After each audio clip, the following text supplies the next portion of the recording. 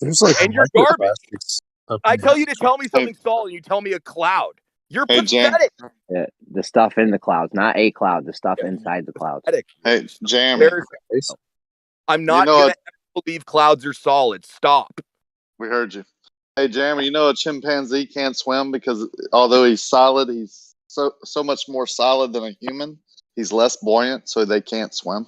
Is that right? Yeah, because the muscles are more dense. I didn't know that, though. I didn't know that they can't swim. I think that the sun and moon are floating because of buoyancy, then. Could no, be. I don't think Could anybody be. thinks that. Absolutely. I'm kind of defending him.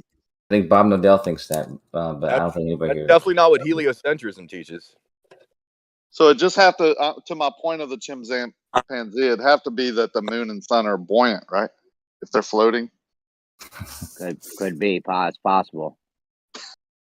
Well, that would assume that they're solid objects, right? Oh no, they're gases or plasma. An object can float because a solid object has to have a certain amount of buoyancy and density in relation to something else that has its own buoyancy and density. So yeah, it would have to be physical. Yeah, so the Bible says that's a light. The Bible says they're not physical. It says they're lights. So what are lights made out of? Determining how the sky works. What is light made out of? I mean, I would. Yeah, when you see a light, it's usually coming from something. Right? I would say it's either. Yeah, well, they say that it's a conversion of the primordial light from Genesis. Okay, so what? There's something physical that's coming from, right? It's being emitted from something or reflected off of something. Or something physical. Yeah, the original primordial light from Genesis. Okay. That's what the sun and moon are. They're not. It's not the actual source. Maybe I can clear something up for you. So the Bible also says the sun will get stricken or pummeled or hit or struck, and when that happens, something's going to happen with the sun's light, and not only the sun but the moon and the stars. So yes, you got chapter and verse on that. Of course I do. Okay. So it's the fourth trumpet in Revelation. Where during the fourth trumpet. Yeah. Trying to get to it. So in Revelation, during the fourth trumpet, and I believe it's in chapter 8, and it's going to be right around the end of the chapter, right before chapter 9 starts with the fifth trumpet. So you have the fourth trumpet, and this is how I've likened it. So Revelation 8. Fourth trumpet, it'll be toward the end of the chapter. Okay? So this is how I've likened it. We have some kind of physical apparatus, and we have some kind of light source. Of course we do. Now, this light source that you speak of, I think is so strong that it's being stepped down. However, when this apparatus is struck, whatever part of it is that is physical, it's going to focus that light beam. And so men get burned not too long after that from the heat of the sun. And so it's kind of like, a magnifying glass just hovering over an ant and trying to get the angle right. What? Revelation 8 what? Chapter 8. If you're in chapter 8, it's toward the end of the chapter. It's the fourth trumpet, right? It's not hard to find. You want me to find it for you? No, I just want you to tell me, but I'll find it. Okay, I'll give it to you right here, okay? It's going to be chapter 8, and it's going to be verse 12. And the fourth angel sounded, and the third part of the sun was smitten. Okay, yeah. This is talking about the fall of governments and nations, man. This is not talking about literal cosmology, dude. You have no idea what you're speaking of, bro. Yeah, I do. Martin Luther would tell you the same thing, dude. This is Protestant historicist eschatology. These heavenly bodies man of all knowledge here. Governments, man. They represent governments. Settle down. He did this at another server. And oh, by the way, I'm not supposed to say anything to him. Settle down, please. Okay, so that's not talking about literal cosmology. That's true. You know what? Someone else was not talking about what we were even talking about, because I don't even know how we got to this. I think you originally asked how we know the sun is further, but I'm trying to forget why you even asked that. If he's speaking of something being physical floating, right? And he believes in the Bible, and he believes in a firmament. Are there things fixed in the firmament? Are there physical things fixed in the firmament above your head? I couldn't say. Is there a light source on the other side that is being focused through in different ways? That's I think that's the traditional Jewish understanding, is that the sun is the converter of the original primordial light, which makes the most sense to me, and it aligns with what Dollard said. So if that makes sense to you, then there's something physical. No, right? it's. Oh, you're saying what the firmament is not physical to you? I don't know the source of primordial light. Is the firmament physical? Yes. Okay. Are there things within the firmament? Not under it, but in it. I don't know. You don't know. Okay, so I would go back to the scripture if that's where your standard is. What is your point, dude? Yeah, my point out is something being struck has to be physical, right? Dude, no, it's talking about the rise and fall of governments. Well, we could go into that, but I don't think you're prepared for a debate about that. So, if you could give me some more background on what this is traditional Protestant historicist eschatology. This is the same thing John Calvin, Martin Luther, John Wycliffe, William Tyndale, all of them would tell you the same thing. It's not talking about cosmology. Okay, so if that's the case, I want you to go through each trumpet when we debate. Tell me what the sea represents, what the rivers. Wait a minute, excuse me. Can someone mute the guy so I can ask him a question? So I want you to tell me what the sea represents, what the fountains and rivers of water represents. I want you to go through each trumpet and tell me what the star wormwood represents, the sun, the moon, the stars. I want you to tell me what all these things represent. And when you do that, and you're talking about the kingdoms, it's not later in the chapter until the kingdoms get struck. Not the sun, moon, and stars, but the kingdoms get struck later in the chapter. And so that's when their kingdom becomes darkened. Now that's later in the chapter. That's not in the fourth trumpet. That's later in the chapter. So that's something you didn't finish your point, man. I mean, you cut yourself off in your way of speaking there. You can't just demand I tutor you for free, dude. Why are you so angry? You're in a room full of a bunch of people that agree with you on the shape of the earth. But why do you have to be so angry? I mean, we agree with you on a lot of things, but come on. Yeah, you called Jeremy a effing retard when he was just trying to make a point. Oh, I didn't hear that. Hey guys, I was speaking of I was speaking of the fourth trumpet and the sun being smitten or struck. The kingdoms don't get darkened or have anything like that until the fifth vial. That's chapter 16, verse 10. The fifth angel poured out his vial upon the seat of the beast, and the kingdom was full of darkness. So him speaking about this represents the kingdoms, and this, no, he has no idea. He's just reading from men from long ago. And so, I mean, it's like getting your news from mainstream media. It's kind of ridiculous.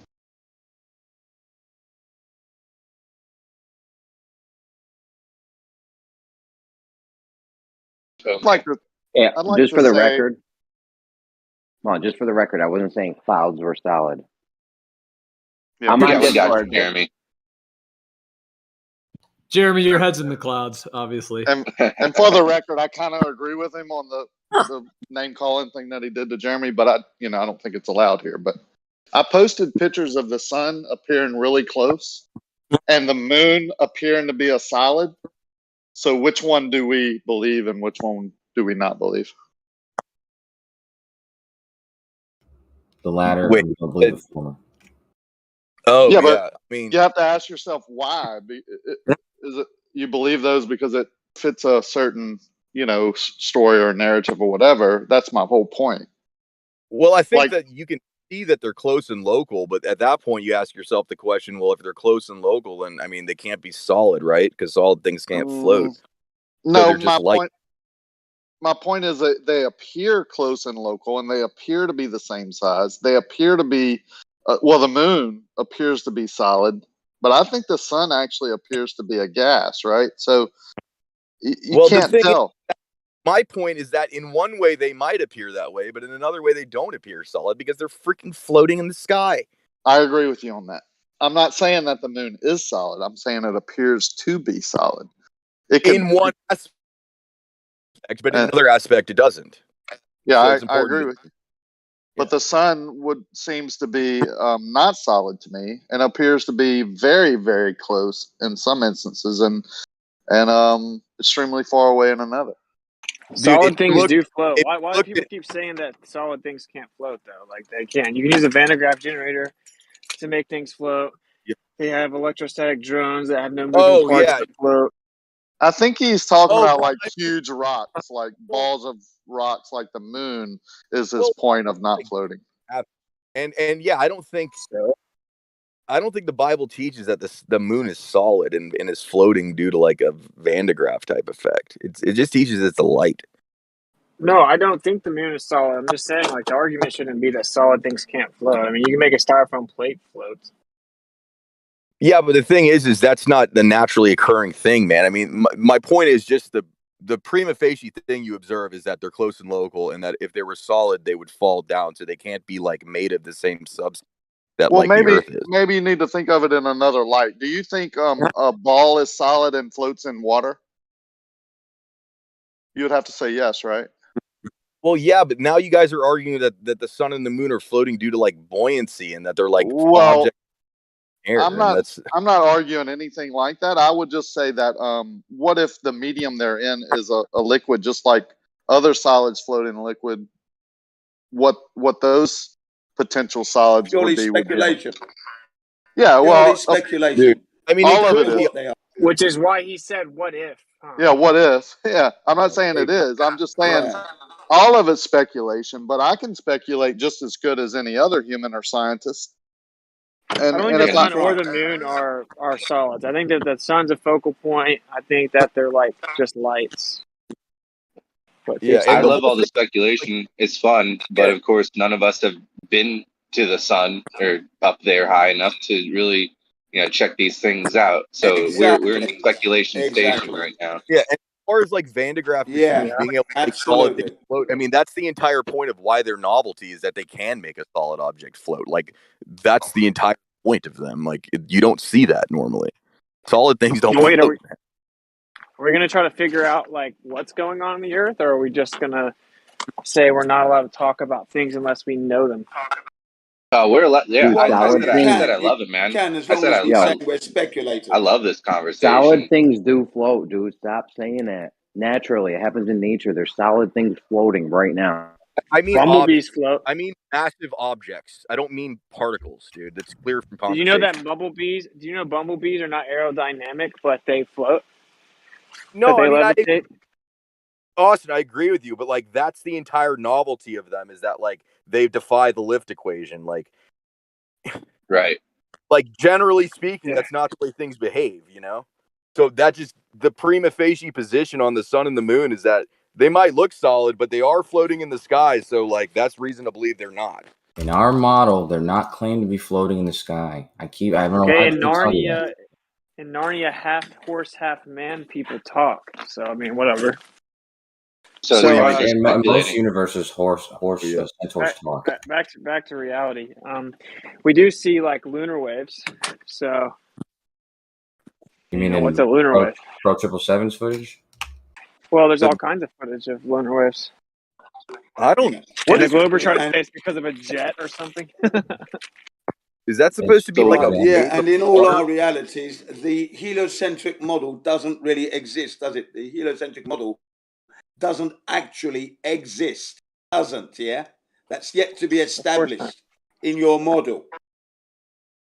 Hey, I got a question. I got a question for everyone. What's your guys' take on the legitimacy of ball lightning? Is that just a folk story, or do you think ball lightning really exists? I thought that was real. I don't know. I've seen some videos. Some people claim that they're faked, but I don't know. I've seen videos on like National Geographic. Of course, that doesn't mean that's real. But why would they fake lightning footage, though? I don't know. It's a special phenomena. The baller said it must be fake because I invoked it one time. Therefore, it must be fake. Yeah, of course. Yeah, maybe to hide the fact that they're using some of that power, perhaps, They're using the ether and the power, and it could all be connected to the lightning. Who knows? They could be playing some kind of shenanigan. That's probably why they're hiding it.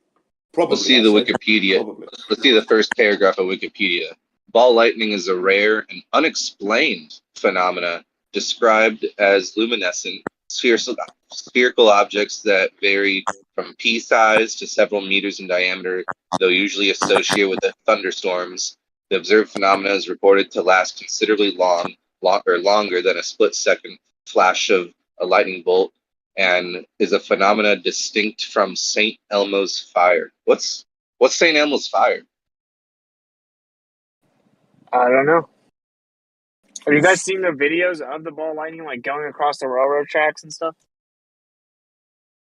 But yeah, they do seem a little cheesy, but that might just be the nature of capturing such a weird phenomena on film. Saint Elmo's fire is a weird phenomenon that happens, I think, on the bow or the front of the ship. It's been documented in a lot of older ship logs and stuff, and it's sort of okay. It's very bizarre. It's like some weird sort of ball lightning type of glowy orb. Yeah, I got it pulled up. This would be described as like fire, as basically plasma coming up from ground to higher elements. So it'll climb farm tools. It says on the Wikipedia here, the first sentence is not to be confused with ball lightning. St. Elmo's fire, also called witch fire or witch's fire, is a weather phenomena in which luminous plasma is created by a corona discharge from a rod-like object, such as a mast of a ship, a spire, a chimney, an animal horn, or an atmospheric electric field. It has also been observed on the leading edges of airplanes, as in the case of British Airways Flight 009. The intensity of the effect of blue or violet glow around an object, often accompanied by a hissing or buzzing sound, is proportional to the strength of the electric field and therefore noticeable primarily during thunderstorms or volcanic eruptions. So it seems it has to do with static. It's also a romantic comedy with Rob Lowe in it. Pretty good movie. No, but it sounds like the distinction between the two is the material versus the ball lightning, which doesn't the evidence that they, or the examples they have, is usually just in free space or in air, open air. Well, when you have static buildup, you have to have a release when it releases a certain point. And I think that's what lightning is mainly made of, or this fireball or whatever. It's just a release. Like off of a wingtip, we put points coming out, and it collects there, and then it releases off. Or like one of those balls you buy, and you put your hand over it, and it sparks, static sparks shoot up. It's just a release of energy. Sorry, man. Apologize. No, go ahead. I was going to say, Kosha, you know anything about the total legitimate science of collecting or harnessing atmospheric electricity? It's pretty much free energy.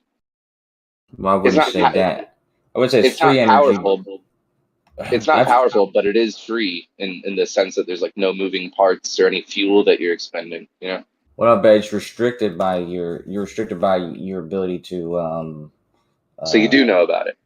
Well, no, but yeah, there's people who've done it successfully, though it's not very much. But I think that you'd be very successful if you used a superconducting, wire. Like if you had some sort of superconducting long wire from the ground to some elevation, then you'd have no resistance in that wire, and you could collect all of it basically without any. Yeah, I think they did that with suspended triangle graphene string. Oh, you've seen this done? That's pretty cool. With a superconducting wire? It was like a graphene impregnated sort of wire. On big towers. No, but I don't even think it takes any special material. I think any object of substantial height can be used to gather atmospheric energy. Yeah, but you'd have to. It's not powerful.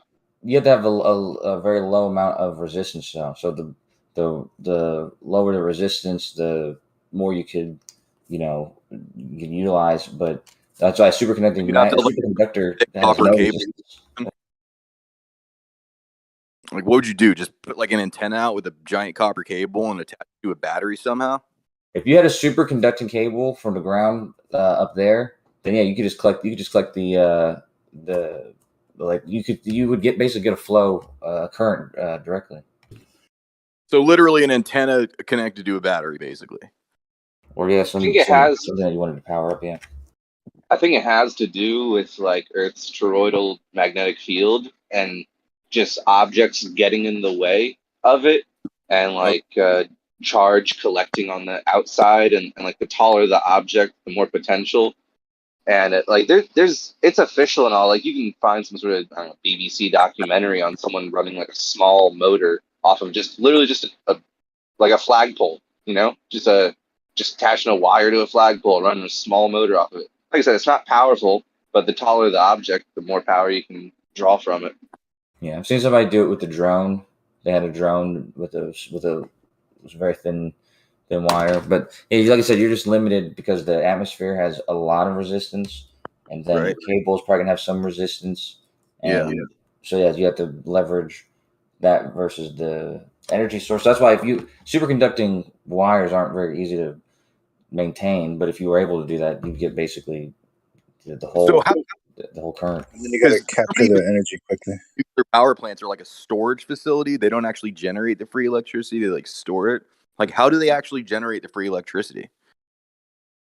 They just heat up the water with the fission. Wait, you talking about nuclear power plants? Steam turbines? The free electricity, right? But like, how do they actually make the free electricity? With they boil water. Wire tension. They boil water, and the rising steam turns a fan blade. Turbine, yeah. But how do they boil the water? They boil the water, with the reaction they got going on with what was it, plutonium rods? Called heat. Or uranium rods. So you guys believe that nuclear power is real? It just doesn't make that. It's just not poisonous. No, it's also poisonous too. Oh, okay. So you don't believe in Galen Windsor and the guy that said he ate the radioactive waste and stuff? I've seen that. Yeah. So you don't think it? No.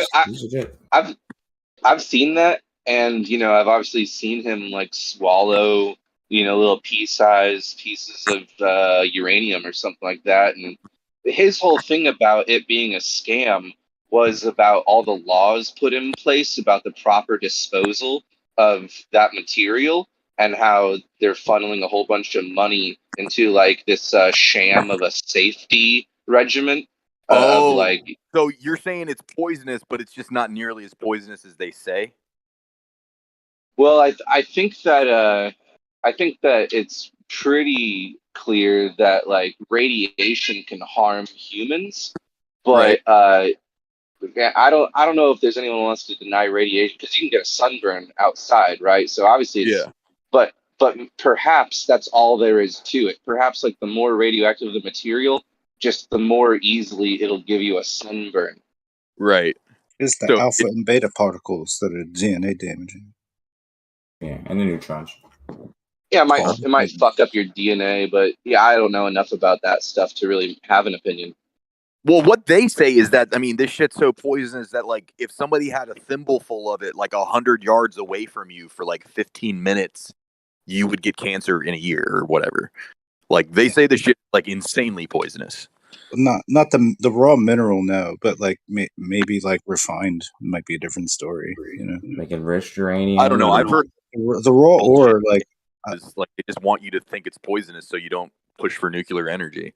The way that they mine uranium is with dynamite, so that they just like find a deposit, fucking plant some explosives in that shit, blow it up, and then cart it out. So like if the dust was that poisonous, I mean, oh, that's a good point. I probably wouldn't have been talking to that guy.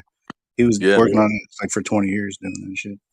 Right. It's radioactive just on its own, but yeah, if you have enriched uranium, which is mainly made up of the isotope, that's much more unstable.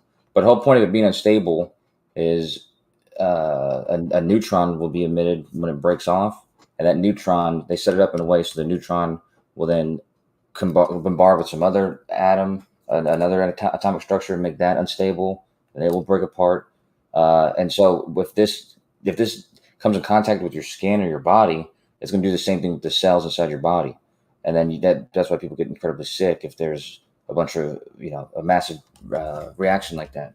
Like a little bit of it, you could be safe. You might be safe, unless you're doing it every single day, like Marie Curie, who did die of cancer or radiation poisoning. You think that's a true story? Yeah, she couldn't find the Curie. Mercury. It's a pretty funny name. Yeah. Oh, yeah.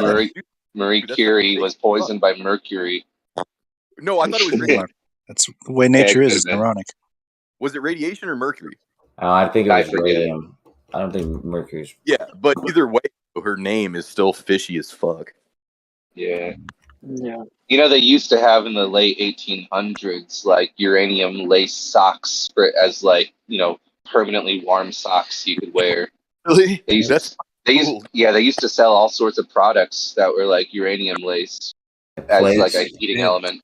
Plug in uranium butt plugs. There was plates that were uranium coated, and what was it? There was nail polish. No, there was like this nail polish shit or something like that. I think that was for the glow. Yeah, I think those things were for like the glow. But maybe it was plutonium, uranium. I don't know which one it was, but some were used as like heating elements, and some were used for like the glow of it. Yeah. You guys want to Well, hear some they're selling a bunch of like products out of China with thorium in them. With this like kind of sham health thing, they call them tachyon-based healing bands and shit like that. They just have like synchronicities. You just said China. Let me read this gravy. Everyone knows Marco Polo as one of the first and most famous Europeans to travel to Asia during the Middle Ages. However, less people know that after he lived in China for 17 years around 1271 AD, he returned with reports of families raising dragons, yoking them to chariots for parades, training them, and having spiritual union with them. Interestingly, the 12 signs of the Chinese zodiac are animals, 11 of which are everyday existent creatures: rat, horse, dog, ox, rabbit, tiger, snake, ram, monkey, rooster, dog, and pig. The 12th is a dragon. Why would the Chinese include the quote-unquote mythological dragon with these common living animals? Austin, you know what the modern atheist establishment says to that? They say that the ancients, in their extremely detailed descriptions of dragons, were just projecting their inward fears of the unknown. Like literally, that's what Carl Sagan, like, you can hear a recording of him talking about it. Like, that's what he says. That's basically what they say about conspiracy dragon skull. Yeah. Maybe from finding dinosaur fossils, maybe. Oh, man. Skull is a dragon. I had a Leave it conversation. up to a baller to just totally walk in and like mess up the gravy. The gravy was just, simmering on the pot. It was getting super tasty. Everyone had their biscuits out. We were pouring the gravy out, and then you just like poured orange juice in it or something. Well, before I spoke, a flat earther had said that it's the fears that it's based off of, projecting their fears. No, he said that's what atheists would say. I said that's what atheists are saying. I'm saying actually what's more common is I think that people claim that they're dinosaur fossils. But it doesn't make sense either. Yeah, that's the way Carl Sagan couches that. Like, they say that it was just them expressing their fears, basically, of the unknown. Like, they're clearly just spreading greed. Right. I mean, he was an explorer, right? We have a game of German and everything. Everyone takes all of his claims about his explorations literal. And he comes back from China and says when he was at China, he saw that they had dragons. And I guess he was just being allegorical all of a sudden. Yeah, exactly. Writing it as if it was literal. You've got to be a bigger conspiracy theorist to be an atheist, dude. And especially with like the flood and everything. But basically, dude, the Indians, the Eastern Indians have stories about finding the dragons dead together with elephants in the jungle sometimes, because the dragon would be strangling the elephant like a boa constrictor. And when the elephant died, sometimes it would keel over and actually crush enough of the dragon to kill it. So they would find them both dead together. So what kind of dragons do you think Marco Polo would have witnessed? Like sort of serpent dragons? What kind of size do you think, if it said anything? salamanders, Komodo dragons, shit with wings. I would say significantly bigger than a human, but like, I mean, if you look at the way that the Chinese depict them, they're like serpent-like. Yeah. I don't really know, man. Yeah, because I've never seen one that looked like it could fly just from the structure of it. Well, there are gliding snakes. There's these snakes. I don't know where they live, but they'll like climb a tree up to the top and they'll jump off and they'll actually slither through the air, and they're so flat that they'll actually glide like a flying squirrel, or like they can't fly, but they could. Yeah. Just look up flying snakes. You'll see videos of them jumping off of the tops of trees and going like hundreds of feet. Okay, so that means if you had a flying snake and then you gave it like little wings, it could be even more efficient in the air. Oh sure, yeah. If it could flap as it slithered through the air, even if it'd go a lot even if further. it didn't have big wings, yeah, it wouldn't even need big wings.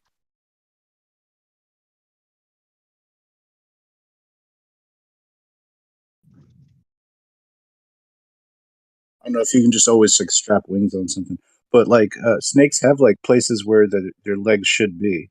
You can look on snakes and you can see it. That's really interesting, man. Yeah, like because you always see the Chinese dragons, their wings are so small, but yeah, if they just had little wings to help, they could be like twice as efficient as a flying snake. Looks like they live in Indonesia.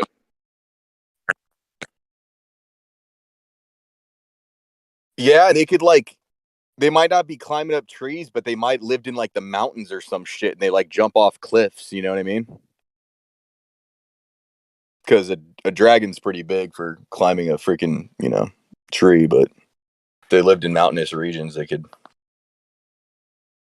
That's interesting. Yeah, I got a 50-second video with a few clips of a gliding snake. There you go. Livestream one text. Nice. Yeah, I'm looking at pictures of them now. They just like you said, they flatten their body out and then slither. Mm-hmm. Yeah, that's pretty amazing. If the space shuttle can glide from the speeds that it was going to the ground, a snake can glide down to the ground from a tree, for sure. Yeah.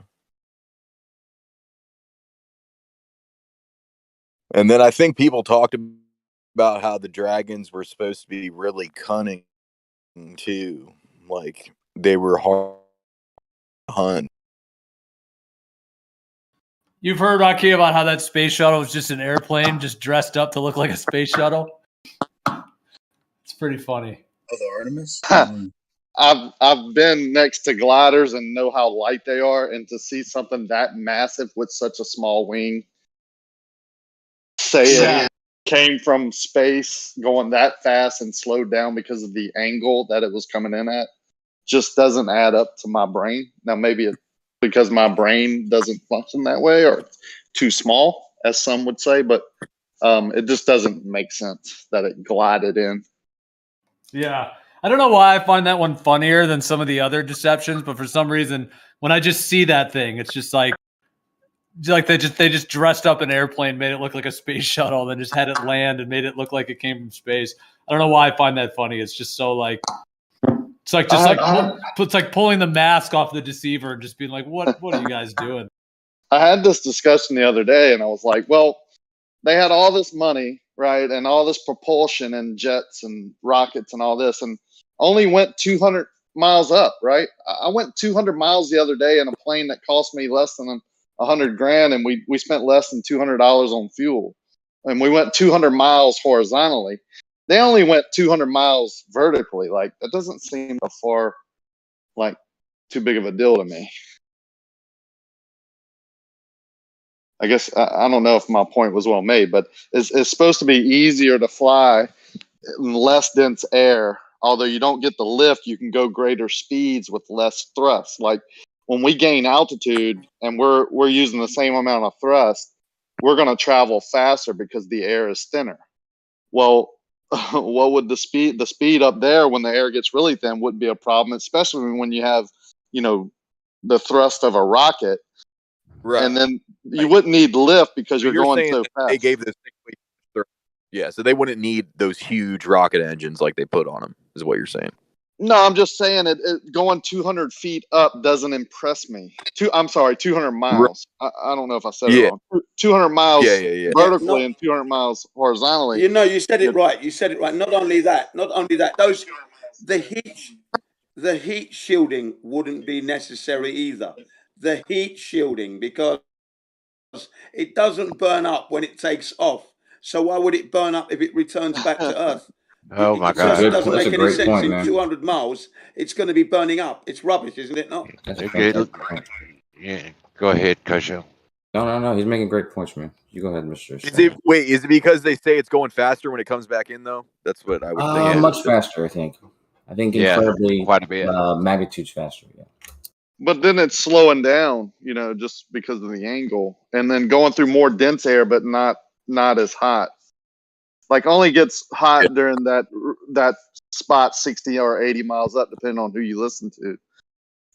Coming back into a more dense atmosphere where they were. How can it just be a point, right? It would be a gradient, right? It would be more dense and more dense coming down. It would still hold the heat. Yeah. I don't know. I mean, slowing down from that speed. Yeah, but not burning up. I mean, not going to burn up, are you? I mean, I don't believe things are burning up. Nothing burns up. I believe in friction. Miles.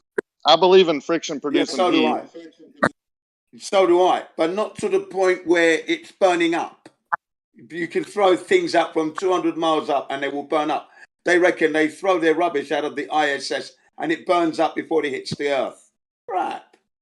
Get out of here with it. 200 things miles. don't that. Yeah. If they're going that fast, in which I believe they could be, I believe objects in a frictionless environment. Possible. Okay, well, let me finish though. I believe if there's a medium that's frictionless, which I believe in a medium such as that, you can reach speeds. And if it is frictionless, you're not going to produce the heat until you come back down into the portion of the medium that has friction, and then you would produce heat then if you're going at those speeds. But being able to slow down just because of an angle like that and glide in is the stretch to me. That's where I Do you believe in space? It's all a stretch. All of it is a stretch for me. All of it. No. I believe space to be some type of superfluid. Oh, so you don't believe in a firmament? No, I definitely believe in a firmament, but I believe that is a super solid. Oh, you think it's like the texts say that there's 7 layers to the firmament. 7 different so there may layers. there may be different densities of superfluid. Well, I know that there's the super dense water that's like kind of the firmament underneath the ocean. Yeah, that's saline, though. I think the superfluid above us would be more of what the helium, the superfluid that they're producing in labs would be. That's where all the helium is going. Okay. That's just my theory. I don't have proof of that. That just makes sense. But it makes sense because if you stir that superfluid, it'll just keep going seemingly. So if you had motion inside of that, it could just go like effectively perpetual. Yeah, if you have they're like making some sort of reaction in the upper sky with this helium they're making or something. No, that's what nature does. But the creator made that. That's what we're living in. We have liquid, water, and then we have different stages of liquid that is basically our air. And then once it reaches a certain pressure and temperature, the helium that's rising up reaches that pressure and temperature, turns into a superfluid. Oh, you're saying the helium actually turns into like the next level of like the firmament, kind of. Correct. And then that fluid, that layer is a certain stages of fluid, and then you have super solid, which is made up of super fluid, but then turns into a more solid state that can hold back matter, but also let certain things through. Well, the Bible says it's like glass, right? Molten looking glass, right? Which like looking glass. Look up helium-3 turns blue and becomes very still and clear. So all gases basically are clear, like they would look like the sky. You'd see through them. You wouldn't see the physical barrier, because it would be clear. Oh, that makes sense. As if it was clear for the watchers. Exactly. Oh yeah, that's a good point. Like it'd have to be clear for them to see us through it, right? Yeah, like the creator probably wouldn't need that, but the watchers were to watch. Like the Watchers are the angels or the Nephilim? Yeah. Well, the Nephilim are the offspring of some of the rebellious watchers. Okay. So some of the Watchers were good? Yes. There's a lot of watchers. There's good and evil and everything is what I think the whole point. But before we get too far off the superfluid, you can have a superconductor and a magnetic track or a magnetic field, and once something gets into that, it would have motion forever. Like it's frictionless. There's nothing going to stop it, and would follow the same track like our sun and moon does and stars. So I think it all kind of adds up and makes sense. I think the sun and the moon are in lower layers than the stars. A lower layer, personally. Yeah. I mean, they seem like they're closer to us than the stars do. Yeah, and of course I don't buy that they're the same at all, right? Like they try to tell us, but I just think the stars are in a higher up level. Right, like the stars are just mini suns or suns that are further away or whatever. Yeah. Hey, is plasma a superconductor? Yes. Because there's a lot of scientists are saying that they think the moon was is plasma. So if that's a superconductor, then you can kind of put two and two together. Yeah, and like I'm interested in the idea that the moon's a plasma. I guess I don't know what it is. So. Who was talking about the free energy earlier about pulling it in from the antennas? Like that was really interesting to me. Do you guys know anything more about that? Yeah, you can look it up on YouTube. Kosho was talking about it. Okay. So wait, come on. Does anyone know if we're just like plasmas are really good conductors, but are they like technically superconductors? I don't know. Doesn't have to be like no resistance at all to be a superconductor. Yeah, no electrical resistance, but yeah, no, they're not superconductors. No, they're just really good conductors. They're not superconductors. Yeah, I didn't think they were.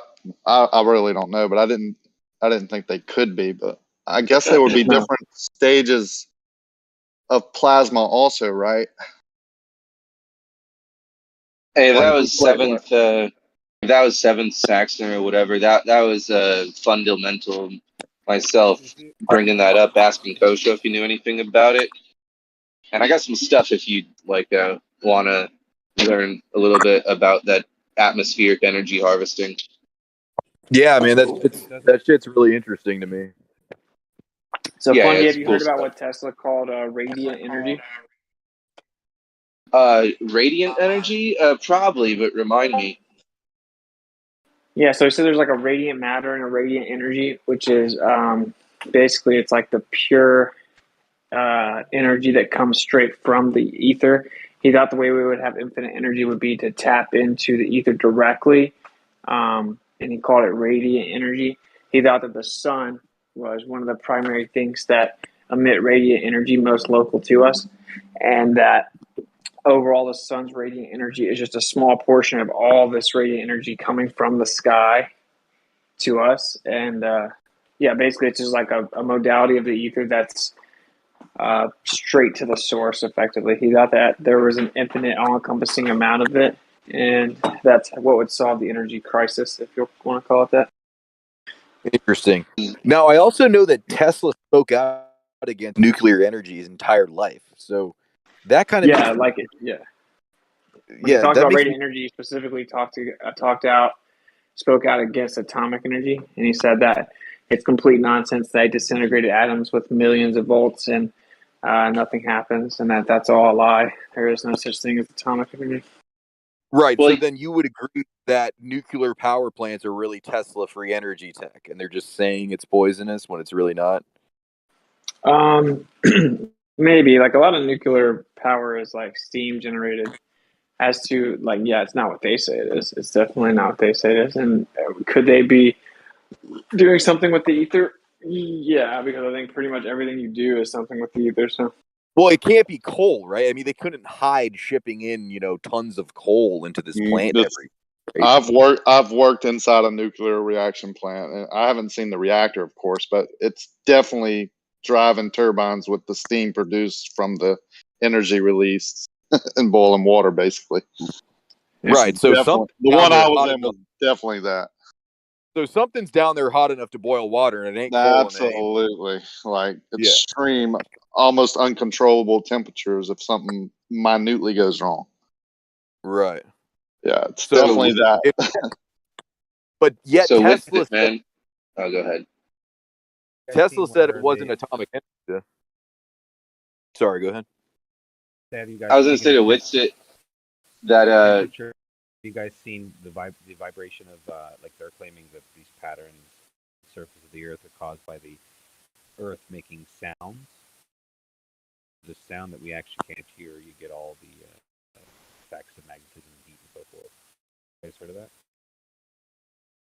What's it called? Like probably Schumann resonance, as far as a lot of people might refer to it by. But that has multiple definitions, I've realized. I understand the Schumann resonance is the idea of the whole Earth hum, but what I'm saying is that there's pockets along the surface of the Earth that produce geometrical patterns. Phenomenons on the surface of the Earth showing these geometrical patterns that could be created by sound frequencies.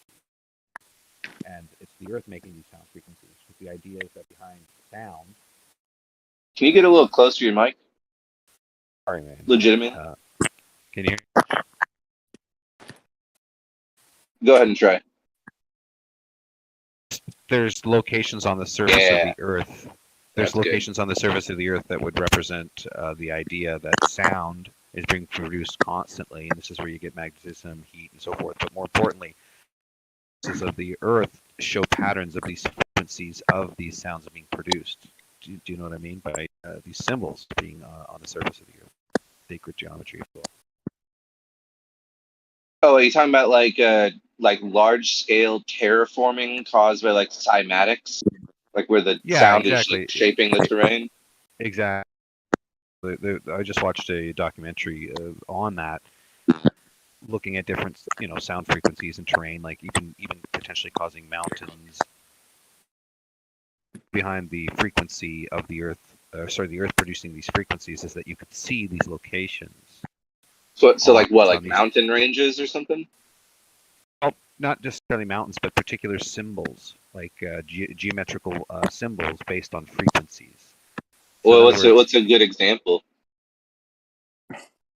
You've seen, like, let's say, sand put on a speaker, and the speaker produces a frequency, and then the geometric symbol is produced. Yeah, totally. But what's a good like geographical feature as an example of this happening? Oh, right. Okay, so that's a good point. Well, I don't actually have anything on any specific location off the top of my head, but if you look at, I think if you go look at ancient artifacts, regarding aerial images that you can look, bird's eye views, if you will, look at these images, I believe that would be a good starting point. Not that are made, obviously, by the surface, but these interesting cells, the idea of sound is producing them. I don't have a particular location or a particular. I'll see if I can go look at the video name. You got to come back with like a Google image, screenshot or something for us. Particular thing, yeah. It's sort of a new thing that I've stumbled upon as far as the surface of the Earth having different complexities to it.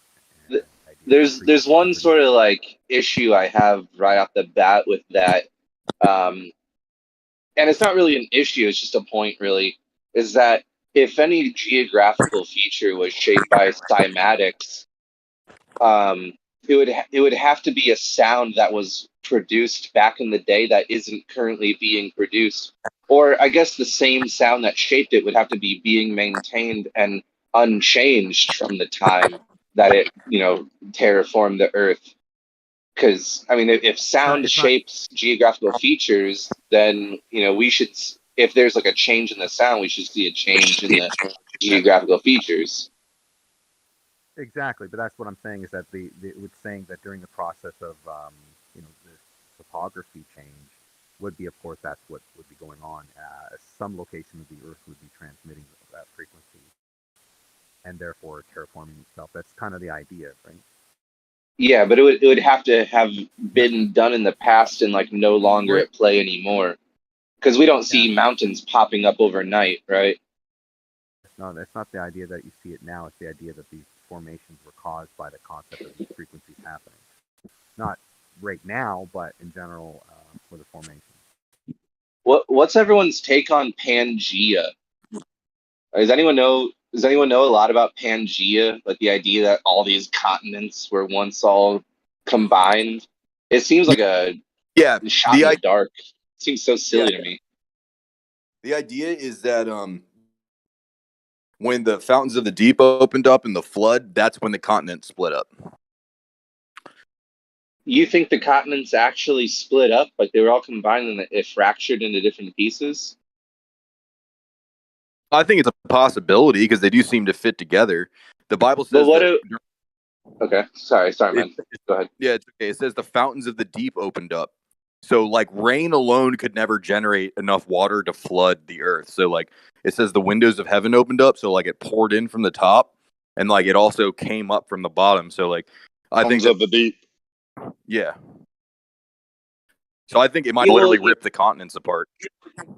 But take it further. Take it further than just saying the Bible said that waters once came and flooded the earth. Though, like we have the coastal underwater archaeology, right? Like all around the world, there's like structures built, 400 feet from the coastline underwater, right? Maybe like 100 foot below the surface of the water. Like, how do you think those got there?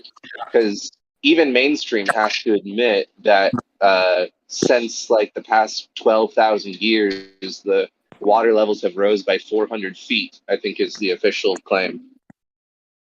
But they would say that came from like the ice of the ice age melting and filling the oceans, right? I would guess so. Sorry, I don't quite totally get your point.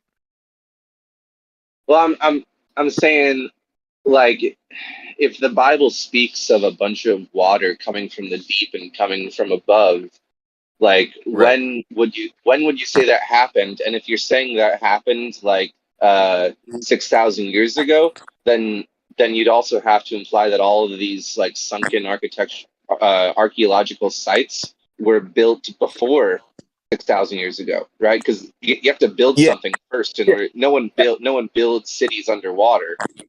Right. Yeah, I think that's the general consensus. I think it's that it was about 4,000 years old, and that like 4,000 years all that stuff was built before then. But like, why is that problematic? Do you think, or?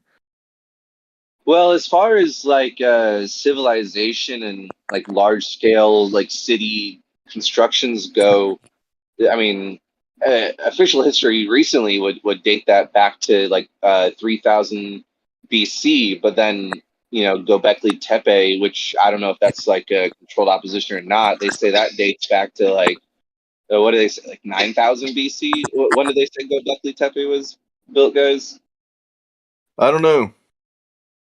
I do know there's a lot of controversy within, geology and stuff like for these reasons, and it was Young, and then I forget the other guy's name, but there was a big debate in like the 1890s or something.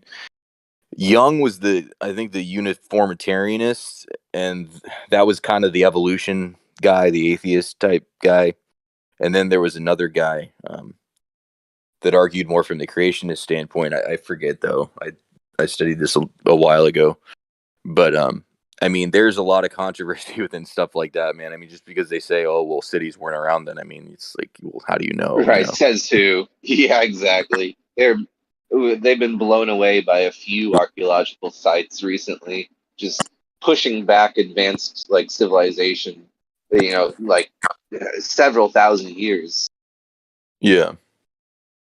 Yeah. So, but I don't know. Like I'm always willing to hear anyone who has a sort of general breakdown of how they like view history. A lot of the history books, that they seem legit what the mainstream says to a certain degree, and there's so much written in detail about like Roman culture that you have to imagine that history can't be too much of a lie, at least back to like around the year like or like the beginning of the millennia or or the beginning of the calendar at 0. I guess, Yeah. but then before that, I think it's really sketchy. But even in between now and 0, it has had so many opportunities for like certain empires to rewrite stuff, especially like the burning of the library and all that. But Right. yeah, history is it's such a trip, man. Yeah, I read this book called The Lost Millennium about how, some people think there's 1,000 extra years.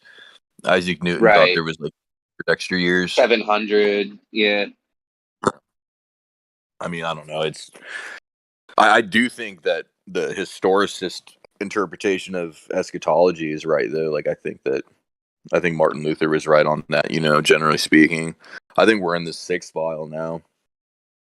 So Even Ken Wheeler was saying, even though it goes against official history, he made a video recently saying that the Egyptians had like an understanding of like axles and wheels in the date of the building of the pyramids, that even though it's officially stated that they didn't have like carts and chariots and wheels. And he also thinks they had concrete and geopolymers that go against the official narrative. When someone like him says that, I tune in, I pay attention, but I don't know. I'm not convinced that the Great Pyramids were built with concrete, even if Ken is very certain that that's the case. Well, he points to like there being like, go ahead. Couldn't you test that pretty easily, whether or not they're built with concrete? Well, he says that there's air bubbles within the stones, and there's also like plant fibers in the stones that point towards supporting his point. But right, but I don't. He didn't actually link to anything in his video claiming this. Why is it so hard to believe that like an ancient Egyptian would have the intelligence to like understand? Hey, if I mix some plant fibers with this mud, it holds up better. I mean, that's not hard to believe. No, it's not. Yeah, they're very advanced people, and yeah, I wouldn't put it past them. It goes against the official narrative, but I have no issue doubting the official narrative. I do that most of the time, almost always. So yeah, they could totally have concrete. It wouldn't bother me at all. I could easily accept that. I mean, yeah, maybe not like Portland cement or something, but I don't know. I mean, some people think that like the ancients had UFOs and like they have all this hidden technology and like they've always had it all. I don't know about that. To me, that's kind of extreme. Yeah. Like, there's one text that I really don't know anything about, but I need to get around to reading. Thing called like the Vedas or the Bhagavad Gita or something like that, like an Indian text where there's stories about like spaceship battles in the sky or whatever people say about it. Sounds like some wild stuff I want to read for myself sometime. Dude, I saw this video on Globebusters of like this flying chariot from like the 70s, dude. It was like a film that was filmed on like one of the first handheld camcorders. It was a dude flying around in like this freaking electromagnetic chariot. Do you think that there is any limitation to invention or science? Like, is anything possible when it comes to technology? I mean, like you're saying, could you like make somebody like a foot taller or like shrink someone down to like microscopic levels like Honey, I Shrunk the Kid? Like, I think there's limits. I don't think I mean, why? I mean, you think about it though.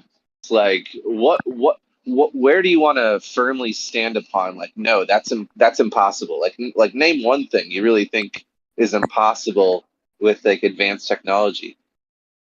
Like shrinking someone, I don't know. Seems possible to me. Perhaps sometime in the future. In a way, it's like kind of like magic, like technology. It's kind of like magic. Oh yeah, we all know the quote, right? Mm-hmm. I forget who it is, but we all know that famous quote about sufficiently advanced technology is indistinguishable from magic. Yeah, it just, I don't know, like, yeah, I think there's limits. Like, some things will never change. Like,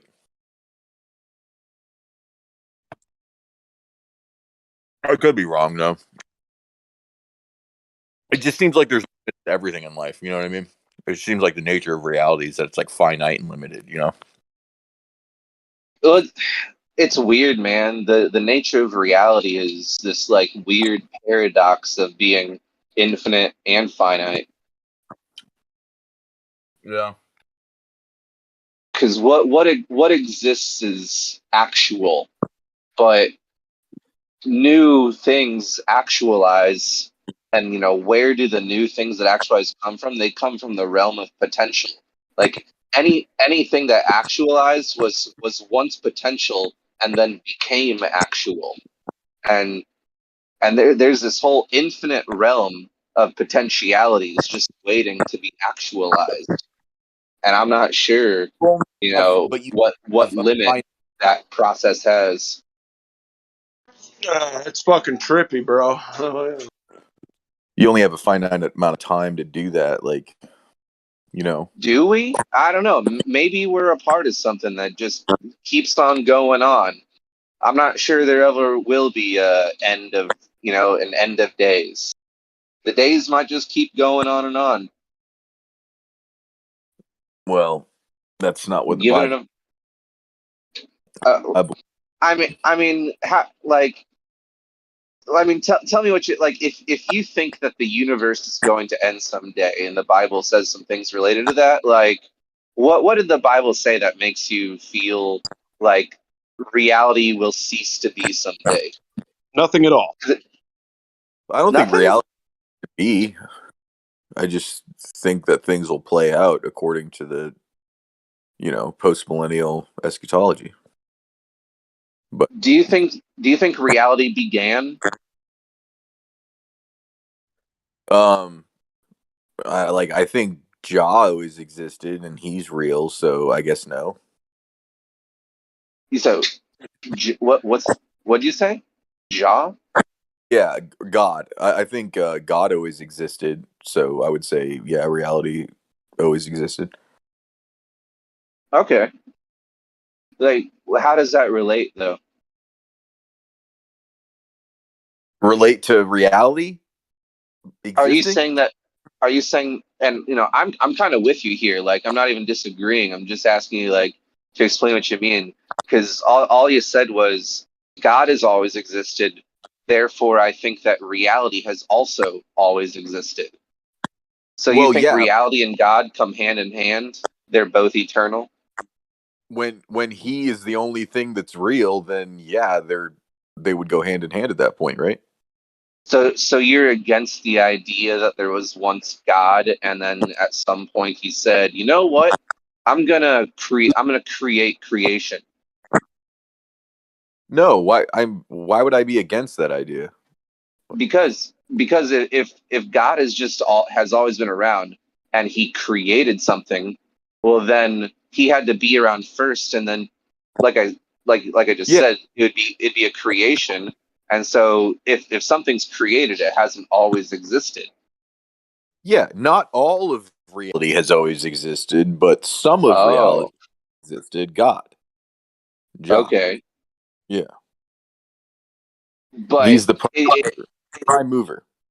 But you're saying it's kind of unfathomable what reality would be before like Genesis. Like reality existed in some way, but you still believe that like let there be the sun and the moon, and let there be animals. Like animals were created and the sun and the moon were created at some point. I believe in creation ex nihilo, or yeah, dude. I mean, I don't understand what's so objectionable about that. It's fine. It's one of the options. I can totally get down with that as a possibility. I also have this thought that reality is something that always has been happening and always will happen. Well, I agree with that. Well, then I I kind of mean as it is now, or like in a similar way to as it is now. Oh yeah, that's just the pagan idea of the endless cycle of death and rebirth. The every new age is begun by the great triplicated fire. I mean, it's just what the people after the flood, it's what the pagans said about the flood. They said it wasn't a judgment. There's no God. There's no law that he has. There's no judgment that's going to come on us for our sin or what you call sin. The flood was just an endless cycle of death and rebirth. So, I mean, that whole idea is basically coming from the people who just don't want to keep God's law. And why would you not want to keep God's law? Well, I'm all cool with living virtuous and stuff, and I think the Bible does a fairly good job of being like a a guidance counselor or whatever, keeping you steer on the right path. But I don't take Genesis seriously enough to be like there really was a being who spoke, and none of these things existed until they were spoken into existence. Are you a flat earther? Yeah, yeah, you can say that. Absolutely. What do you mean I could say that, dude? I mean, well, I why don't would it have take it all. I don't have all. question? I don't have it all figured out, and I think that the truth of it could be a little bit beyond my ability to understand. As far as the ground we all live on, as far as we're allowed to explore, Indonesia over there and me, yeah, I think we're on a flat level compared to each other.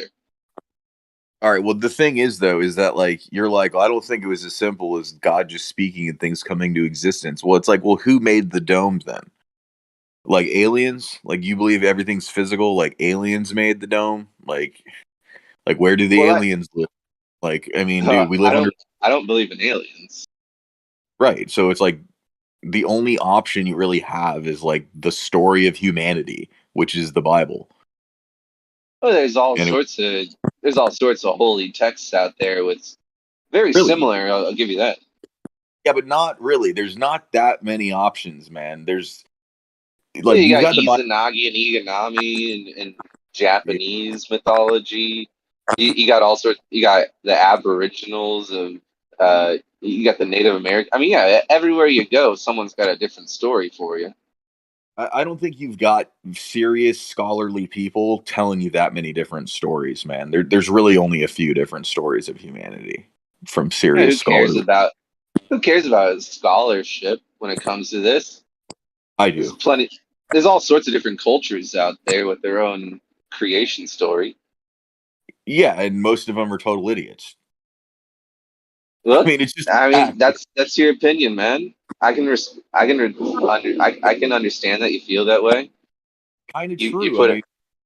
You give a lot of credit to the Bible. I think it's impressive. I think it's one of the more impressive texts out there. Yeah, I mean, there's not that many different options, man. The Jews, the Muslims, and the Christians all acknowledge the Bible is the story of humanity. So to be like, well, the Aborigines thought it was on the back of a turtle, they're just as valid. They're really not just as valid. I don't know. I you ever. There's really more out there than I think you're giving credit to. Piecing together the Proto-Indo-European mythology, there were two brothers and their pet calf traveling the infinite void, and then reality was created when either the calf and one of the twins decided to sacrifice the other twin, and his body was disseminated and spread out to create physical reality, or the two twins got together and sacrificed the bull in order to use its body to create physical reality within the void. So, I'm sorry. You're saying there's two similar stories, and one was in the Bible? No. This is a piece together. This is a hypothetical, piece together creation story of a culture that's long gone that we can only try to guess about. But that's what we piece together about what they believed. But like, who cares what they believe, dude? The entire context of your culture and like your civilization, as you sound like a Western American white guy, is like the Protestant Reformation. Like that's the entire context of like pretty much everything that's going on, man. The globe lie is coming from the Jesuit order of the Roman Catholic Church. Like they have all the observatories. Copernicus was trained by the Jesuits. I mean, Lemaitre was a Jesuit priest. He invented the Big Bang Theory. Like, we know who's lying about the globe. And yeah, of course, man. But I think that naturally instilled in everyone is a desire to ask themselves as a individual and as a collective, like where we come from, where are we at, and where are we going. And I think everyone's had their chance to ask themselves that as an individual and as a collective or culture. And it's their natural curiosities. And you better believe someone's going to come along everywhere there's people naturally asking these questions to try to put them at ease, to make them more focused on getting their work done, because that itching feeling in the back of a normal person's mind, it distracts them from getting their work done. So I'd imagine every cultural leader is like, geez, we need to come up with something in order to get these people like less like daydreamy and like considering all these like existential questions.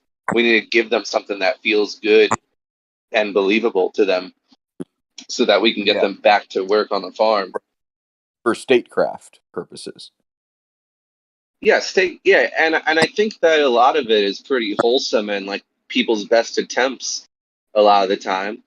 Let me finish my point though. So my point is that the Jesuits have stories. Okay, so they're the ones lying about the globe. Now, the context of how the Jesuits originated was that they're anti-Reformation, so they come about during like Martin Luther's time, and they're basically to counter the Reformation. So what they do now is they burn the Bible in people's minds because they can't burn it physically anymore because you can print too many of them too easily now.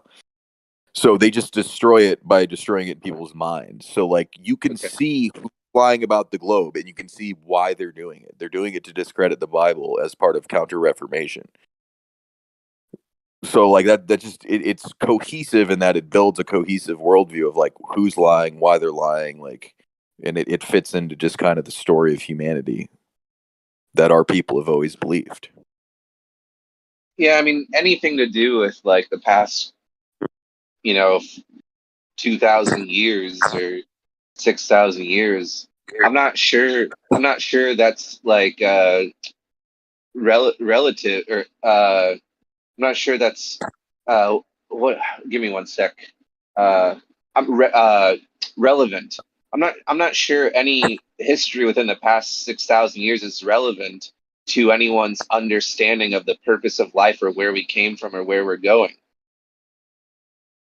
Hey, Funny, can I ask you a question? I want your take on something. So the guy people call Jesus, Yeshua. Yeah. He pretty clearly existed. I don't want to actually talk about that, but anyway. So he was like killed, right? He was killed, That's and then the some people story. claim, yeah. Well, I mean, it's like one of the most historically documented stories ever. I don't know, but so like, just say that's the case. So there are people that claim that they saw him after he died, right? And the first two witnesses are women, and of course, at the time, women were not considered reliable witness testimony. It was inadmissible. So, like, logically speaking, like from like let's make up a fairy tale lie. I don't know why they would put the least credible witnesses as the first ones, right? And then we go a little further and we're like, okay, they said they saw him after he died, but maybe they were just making that up, right? Like they believe in the story, just a made up story, whatever. Then they tracked those people down and they told them to denounce the claim that they saw this guy after he died, or that they were going to painfully torture them and then kill them. And they refused to denounce it, and they died. So I guess my question is, because I talked to like atheist historians, their answer is like, yeah, they must have had group hallucinations at different times or something like that. Like, what do you think about this from like a logical perspective? Do you think that like people would lie then die for the lie? Well, just considering it from a story writing narrative position, that's exactly how I would write a series of events to make them like pull on the right emotional strings, like that, like the story as it's told and documented is exactly how the most talented author would construct his narrative to make it as like juicy as possible. Oh, to me, so like they weren't trying to convince the people at the time. They were writing with enough foresight to deceive people like thousands of years away from then when women's testimony was reliable. Yeah. Well, no, not worrying about how valuable women's testimony will be in the future, but I mean, like I said, like even within that time, anyone like anyone in the next 100 years or whatever, assuming no change happens, that's how an expert storyteller would write his story. Where Okay. I hear what like you're saying. yeah, Like just basically like employing reverse psychology to a very like elegant degree. So like, well, what's interesting to me is like because I was raised that way, and I'm like, wow, this book is fake. But then I ended up kind of looking back into it, and so that really like tripped me up because I couldn't think of a logical, like trying to be honest, I couldn't think of a logical explanation why people would die. It's illogical that they would die for it, and all of them die for it, and none of them turn on it. So I guess for sure the most logical way out would be that they didn't really, that all is just made up. But I went straight to like outside the scriptures to try to figure it out. And so you have the letters from the guy that sentenced him to death, and you have letters to his authority getting approval and relaying the message, and then you have documentation from the soldiers that said that they passed out, and their authorities writing about how they passed out in front of his thing, in front of his grave. And then you go even further back, you have like Egyptian authors writing about the Hebrew people, and he describes them as being capable of magic, and that they knew how to perform magic using like a magical word. And the word that the Hebrew people used to perform this magic, he said that they could turn like water to blood and make a bunch of frogs come out of nowhere and stuff like that. This is like an Egyptian author. He says that the word they used was Yod He Vav in their Hebrew native language, which is, of course, like the the alleged name of the creator. So it's like stuff like that. When I was looking into all the extra biblical things, I'm like, this is crazy. Or like China wrote about him and wrote that during that same time period, unrelated, they documented that it got really dark inexplicably at the same time all the way in China. So I don't know. I think that there may be a little more to it, in my opinion. I think that it requires like a bit of research, and I'll stop modeling after this one last point. Like, because I respect you, like intellectually for sure. Like another thing that I find very interesting is, you know how like with the Earth, they lied about the Earth and we're trying to figure it out, and then they had this misrepresentation of the flat Earth, which is the Flat Earth Society that says we're like a disc in space shooting up, blah blah blah, 9 meters per second squared or whatever. We're like, why would they need to do that if flat Earth was actually just stupid, right? I mean, they would just let you go hear what the flat earthers really think. I think I kind of apply the same logic to this, where it's like the Roman Catholic Church, and they take the books out, they mistranslate them, take the Creator's name out 7,000 times, and then make up all these BS religions that change everything it says. Like, why would they have to create like a flat Earth society version of the scriptures if they wrote the scriptures to deceive us? You know? Yeah, I see what you're saying. Like there is such a thing as convoluted as the scenario must be to make this like even something worthwhile. There is such thing as like a triple agent. Like in history, there have been occurrences of people who are triple agents, and it's like, oh come on. But then to balance that out with like the scheming and the planning and like the psychological like tactics employed by it's like, well, the anti-conspiracy theorists, they always have the best point against a conspiracy theorist when they say like, think about all the people who would have to be in on it, right? I mean, that's one of the cliche arguments against any conspiracy theory, for a good reason, because when you're just trying to be reasonable about any sort of outrageous thing that may or may not be true, but with the potential of being true, one of the easiest things anyone can say is like, well, think about the amount of people who would have to be in on it.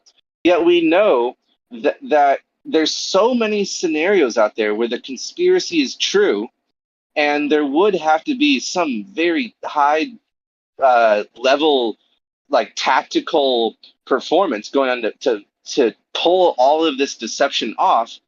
And I like, even though that's that's the Occam's razor approach of saying like, oh, come on, apply Occam's razor, there's no way it's true. I've seen enough, and I don't know how to explain it simply, because it does seem to be like what Matt McKinley said. He calls it a reality breakdown. Like, there's no reasonable, rational way to explain how the conspiracy theory is true, but there's enough evidence out there that says, like, well, it had to be. It's sort of like the whole thing people say about, like, if you, I don't know, like, got footage of your girlfriend cheating on you, and then your response to it is like, yeah, but why would she cheat? Well, if she was with you 24 hours a day, but the footage still existed, that's the position I kind of feel like we find ourselves in most of the time. It's like, there is footage of her cheating on you, yet you know that she's been with you like 24/7 for the past like 5 years. And so there's these two really strong a piece of that, your direct experience, but also this evidence provided to you. I'm kind of throwing it on its head when it comes to like the way these examples are usually used. But like that's how I feel about most conspiracies. It's like the footage is there, and it shows that I've been deceived, but there's no reasonable or rational way for me to explain how that could have ever taken place, because I know she's been with me 24/7 for the past 5 years. So like, you ever realize what like a pickle we find ourselves in? I don't think that there is a rational way of explaining the state of the world and like this situation we find ourselves in. It all seems like reality is less reliable than we all want to give it credit to. Like we all like to believe that reality operates upon laws and that cause and effect is like a constant force at play. But I mean, like reality itself might be some sort of joke. And I know that like pulls the rug underneath any attempt to understand it, which sucks. Which absolutely sucks, and it sounds really unreasonable and like nihilistic in a sense. And I hope that there is a way to resolve it where there is like a proper meaning to life and all. I'll tell you what, man. If this motherfucker's a big joke, that would make so much sense. That would explain just about everything to me. So there you go. I mean, that's what I'm kind of saying, though, that reality itself might be a bit of a joke and a bit of like a Goldilocks scenario where the conspiracy, the conspiracy theory has it's hot enough that it's very reasonable to believe in the conspiracy theory, but it's also cold enough that it's reasonable to believe in the official narrative. And what's the truth? I don't know, some sort of joke of a combination of the two. Or let me just put it this way: reality itself might be employing a divide and conquer technique amongst everyone, where the conspiracy theorists might think because they've done the skeptical, like looking into things, that they feel very like comfortable in their position. And it's not because they have nothing that they're basing their side upon. They've been given everything that makes it justified, absolutely justified, but so has the other side. And it's like reality itself might be pitting everyone against each other, and the only goal of life is to not get dragged into these really polarizing positions that it seems like everything results in. Is like there's almost no big topic that hasn't become extremely polarized, where both sides feel very comfortable. It almost seems like reality itself is pitting people against each other. I don't know, man. Like this world is so weird. I feel like reality itself has a grudge against humans or something. Like it's dividing and conquering us. Not even with humans like around a round table in the shadowy dark room smoking their cigars, right? The Illuminati or whatever. Like there may not be even an actual flesh and blood person behind a lot of these things. I think that reality itself might be one big divide and conquer joke being played on us. Where neither side's wrong. Fundy, I appreciated listening to everything you said, but I feel like I'm what was the ranting, point? sorry. Yeah, it was a lot. I was thinking because I was kind of listening on the part that when Austin asked you that, so I'm just kind of trying to like where were we at with that? Like I appreciate everything else you said there, but where was the convo left? You know, from there, what was that? Yeah, what was that in response to? I guess I was still because I got in the car. Yeah, I I'm got driving. you. I might have missed part of it, but I just sort of yeah, like. Yeah, I got you. See, the thing is, I have doubts in the whole like Jesus narrative, right? But then again, like, how does a book like the Bible exist if it's based on just like deception and a hoax, right? And how could a book like the Bible with so much truth and beauty and power to like elevate people's like spiritual like levels, you know, by like reading it and studying it and like, you know, and loving Jesus, like it's such a I find it to be such an unexplainable situation we find ourselves in, where when you imagine how long the beast system has been around, that something like the Bible is even allowed to exist, right? The only response to that from a Bible lover would be that the Bible is so powerful that as much as the beast system that's been in charge of all this for the past, you know, so many thousand years, that it's just so powerful and true that despite all their attempts to destroy it and confuse the hearts of men about it, that it, you know, it overpowers them and still shines its light through this veil of darkness they wish they could, you know, put over it. And so, Yeah, I mean, a lot of people, whoever they are, they can't eliminate everything. I mean, it's interesting. Like, to what extent can they, scrub or delete, certain texts or books or all of that? It's a big question, but I don't think they can get rid of everything. I mean, there's a lot of ancient texts and things that they but clearly it's have. also like, it's also the most see, it's not that the Bible has found its way like squeaking by in the cracks or whatever. It's the biggest religion. It's in every hotel drawer, right? I mean, it's the most subscribed to belief system in the world. And somehow, if that's the truth, right, that's the pure, straight, awesome, amazing, holy truth, that they suck at their job so much, you know, at destroying people's knowledge of truth. They suck so much, or the Bible is somehow so like magically and lovingly bestowed by God that he like plays like a direct hand in reality to make sure that his one, guidebook to life can never be snuffed out, even though reasonably, like I said, about being rational. If we're being rational about the powers that we all think that the controllers have, there's no way of explaining how the Bible is as popular as it is. Well, okay, it's not the most popular. It's not the most popular religion, actually. So, like, Islam is like over 2 billion people, I think. But of all the people that claim to believe in it, they like say again with flat Earth is a perfect analogy. If the vast majority of people that hear the words flat Earth then go read the Flat Earth Society or the misrepresentations of flat Earth, then that's just as effective as completely hiding and eliminating flat Earth. And they can't fully eliminate the idea of flat Earth.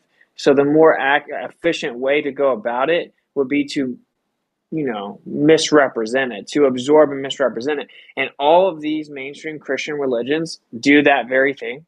They blatantly misrepresent it. They did actually try to scrub Enoch from the face of the earth, like the Roman Catholic Church, like specifically gave that decree, like to remove it from the face of the earth, and it barely squeaked by. So like that doesn't really hold weight to me personally, because like every single Christian denomination misrepresents the scriptures, and they all use the same version that has the creator's name taken out 7,000 times. So for me, that I don't know, that doesn't really Like, I'm just saying, as an overall take on it, it doesn't make a lot of sense. Yeah, for such a concerted effort to be to misrepresent it, wouldn't you just like actually pump out the real version everywhere? And when you keep it, like, think about how much effort would go into writing the Book of Enoch to deceive people. Why would you then like try to remove it from the face of the earth? Like, that would be, you would be like teaching it in elementary school, you know? So it's just like, also it's banned in 52 countries. Like, the Quran's not banned in any countries. Like, the Vedic text isn't banned in any countries. Like, why is the Bible banned or like basically illegal to read in 52 countries in 2022? A religious text is banned. So see, that's exactly the reverse psychology I would employ as a controller, though. Funny. Well, okay, that's why I said you got to go look into it. Personally, I think you have to go look into the extra biblical text and kind of sift it out. I'm not actually saying that we can rely upon like history enough that we can be like, oh, this is or isn't true. I also don't really vibe with the argument that like, oh, well, it's such a beautiful text and helps so many people out, because like I think there are beautiful principles in the Vedic text and many other things outside of the Bible as well. I just think the part that's crazy is like it's insanely like historically accurate, and it has been probably the most attacked thing ever. And so for me, I'm just saying from like an intellectual perspective, I used to kind of take the lazy way out where I'm like, it's just a deception. There are 4,200 religions. It's just man's primitive attempt to explain the inexplicable. No one knows the answers, blah, blah, blah. And then when you re-look into it, it seems a little deeper than that, kind of like flat earth. It's easy to be like, wow, you're stupid, you'd fall off. But then think about it and be like, who knows? It's a little deeper than that. And so then I just kind of did a personal thing. I would never invoke that as evidence. Like, I have anecdotal spiritual experiences, like praying for a wife and opening up the Bible straight to the Lord said, take a wife and stuff like that. But yeah, I was just throwing that out there. I think that there's like a lot of details about it. When people like say stuff like Jesus didn't exist and stuff, I can relate to thinking that. And I think I just like to throw in the ether that maybe it's worth revisiting. You would probably agree in conclusion, right? That hypothetically, if there was some guy that spoke about all this like metaphysical afterlife, spiritual things, and then he was killed and resurrected, like hypothetically, if he like overcame death after speaking about things post-death, it would probably add a lot of credence to his metaphysical claims, right? So like just in a hypothetical, it would be kind of worth looking into. Funny, why do you think that this book is so powerful, especially when it comes to Christianity or people who actually say that they believe in the things that are written? We can literally see that it's not reasonable or necessary to delete this book or even censor it or so forth for the beast system or for the adversary, because as you can see, the adversary has established a religion, for example, heliocentrism, that has been so influential, so deceiving, that even people who call themselves Christian are in defense of defending heliocentrism, even though you would face them with biblical cosmology and with the very words that are written in the first page of that book, that they would go on a rant defending scientism and the things of this world instead of what is written in that book. So what does that mean?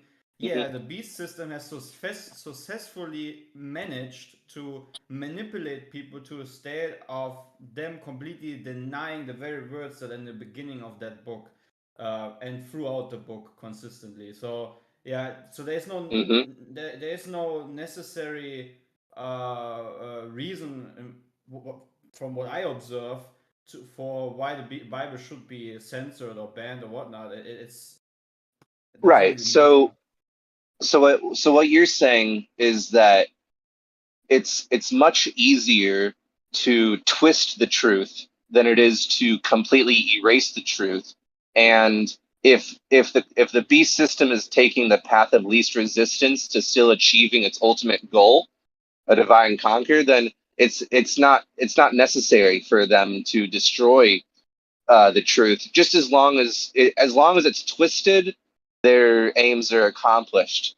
And it might be I can see that, and I understand that every point I've made so far hasn't made a strong case against the idea that the Bible is part of the beast system in the first place. Like I haven't made a strong case for that, even though I partially would be inclined to claim that as my idea that like what it was saying about taking the lazy way out and saying that, all these religions, there's so many, it's just one of 4,000 or whatever, and they're all just a load of shit or something.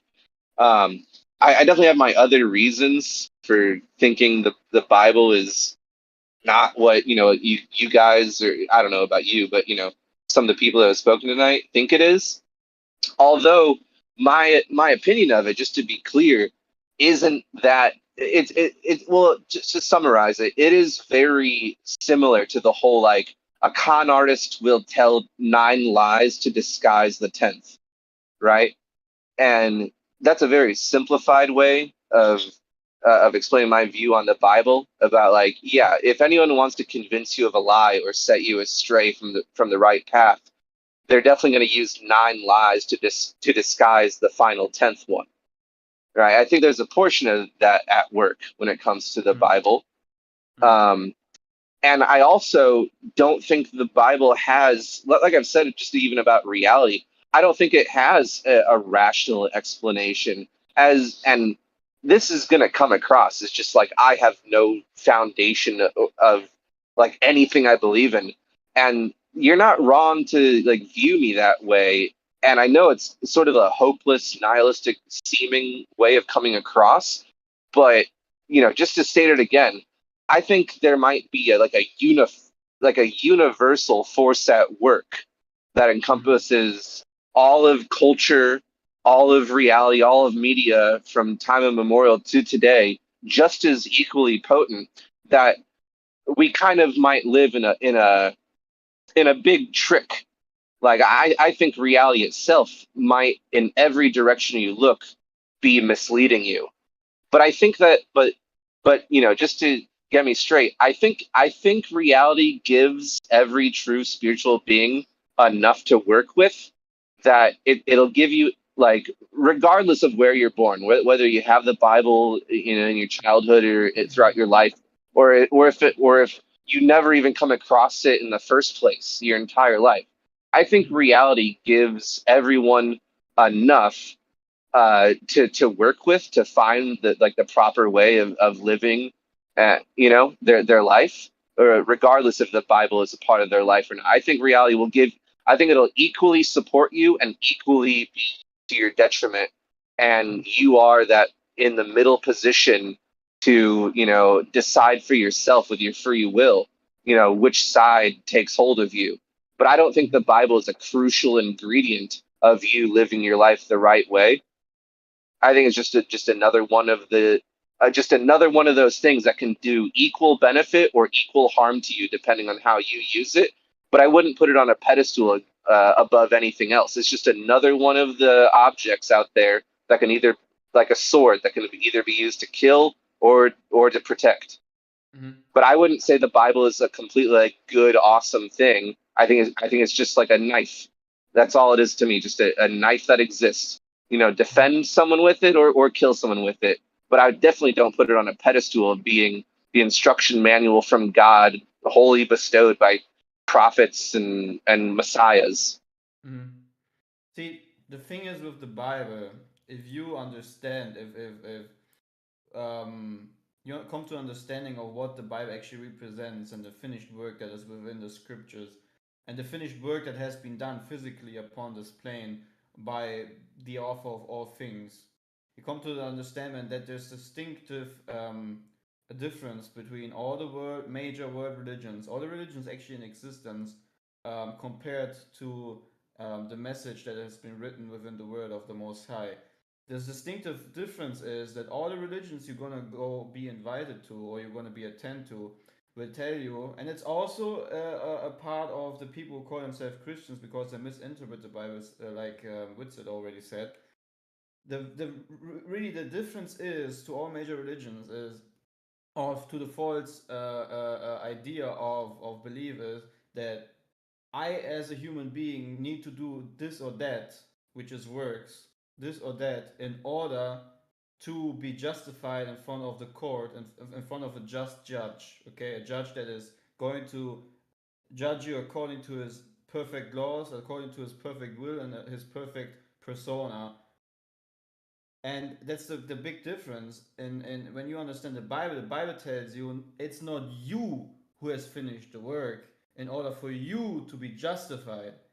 It is the finished work that he has done, the author of all things, in order for you to be justified. As paradox and as silly as foolish this might sound, it is the complete opposite to all major world religions, because they all focus on you doing something. But the scriptures tell you it's not you who is doing something, it is all him who gets the praise and the glory. And he is the author of all things, also the worker of the finished work that leads to salvation. And that's the specific difference that we need to understand. That's really something that also many self-proposed Christians, people who say that believe in the Bible, have not yet understood. That it's not. I think that sounds like a trap. That sounds like a trap to me, and it's the same. I think that's the same trap you find everywhere. But I think no, it sounds like a freedom. Because let me put it. It ultimately gives praise to the one who created all things, including you, and you're just there in his hand, and he can use, and you can be free because you can be sure that whatever happens in your life, whatever he's doing, is through his hand. If you give over your life into his hand, you to pick up the cross and you follow him, there's nothing that can happen to you. You're fully his. So let me put it this. His finished work, which is a part of being you. If that makes okay. sense. Yeah, and that's an option, and I think it's I think to a partial degree that's a reasonable way of approaching like a world and spiritual view, and I got mad respect for that to possibly be the truth, and but I want to compare it real quick and tell you where I see a similarity that's like a bit of a trap in these two spiritual views I want to compare to each other. So you're familiar with like karma and Buddhism, probably, right? And like reincarnation. Mm-hmm. So a trap that I notice in the whole reincarnation thing and achieving nirvana is that, you know, if you've done any wrongness, you know, if you've done any sort of seriously like wrong deeds in life, you're gonna reincarnate and you're gonna pay for it in your next life. Right? Like if you do something like when you're 89 years old and you die when you're 90 and you haven't had enough time in the past year before your death to like make what do you call it? You know, recompense or whatever for your, you know, bad karma when you were 89, you die at 90. Well, you know, Buddhism's going to tell you, all right, you're going to come back and you're going to be in some sort of position that you have the opportunity to, you know, make up for these wrong things you did. But, you know, you can understand that no human has ever lived their entire life and said, I did nothing wrong, right? So if you follow a Buddhist belief of reincarnation, your like self-opinion, your view of yourself, according to the belief system, there's not a single Buddhist who feels like he deserves nirvana. Every Buddhist was there and witnessed, just like Santa Claus, you know, just like Santa Claus knows every deed you've done or whatever.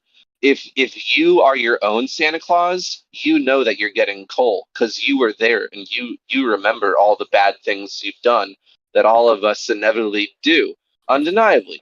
And so there's not a single Buddhist who thinks he gets to escape reality. But what if you have the ability in yourself that your view of your life might actually play a role. I'm not saying it's the complete deciding factor, but what if your belief about what you deserve or your thoughts going into death about yourself actually do have any role to play in what happens after you die?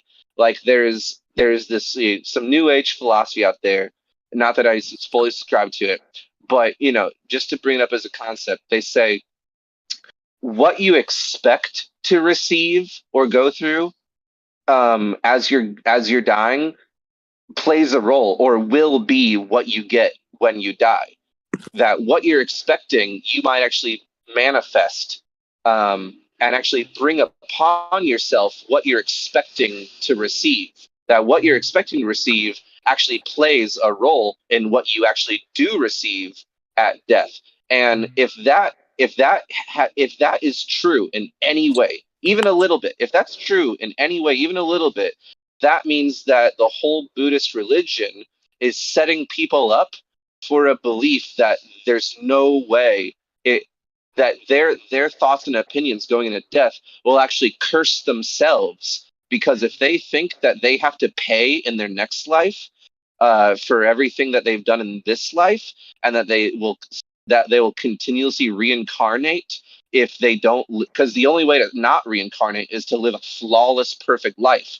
That means they'd be condemning themselves to an endless cycle of samsara. Now, the thing about the Bible is that if you give away your power to Jesus, some putting man before God, it's the same trap. That if you say, I'm awful, I could never deserve peace. Me alone, me as a human alone, I could never deserve entry into heaven, and I could never deserve a peaceful afterlife after I die, because it takes another man's death. It takes the power of another flesh and blood man in order for me to gain allowance, because I don't deserve it.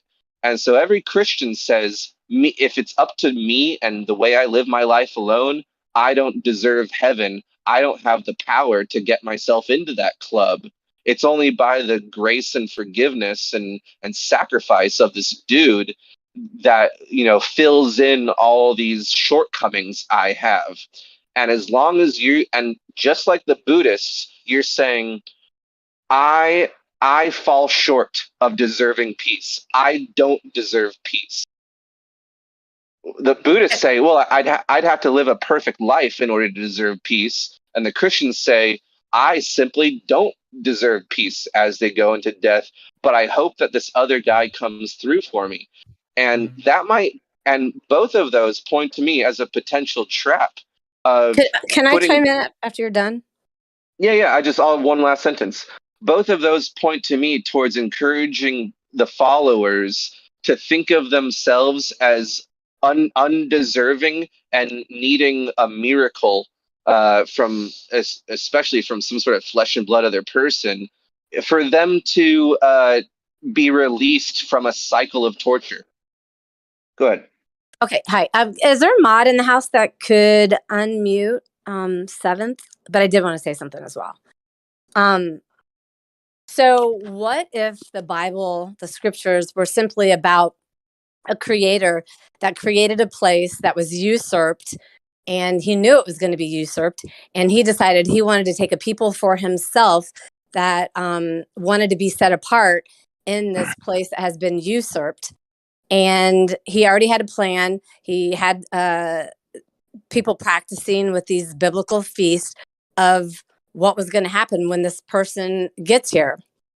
I mean, it's really kind of simple, because maybe the Bible really isn't for everybody, but it is for people that, believe this place was created and care enough to look into it and, to consider it an instructional book on how to be set apart in a world that's kind of rebellious and that wants to do their own thing, and that, okay, it's created. You know what I'm saying? So it could be.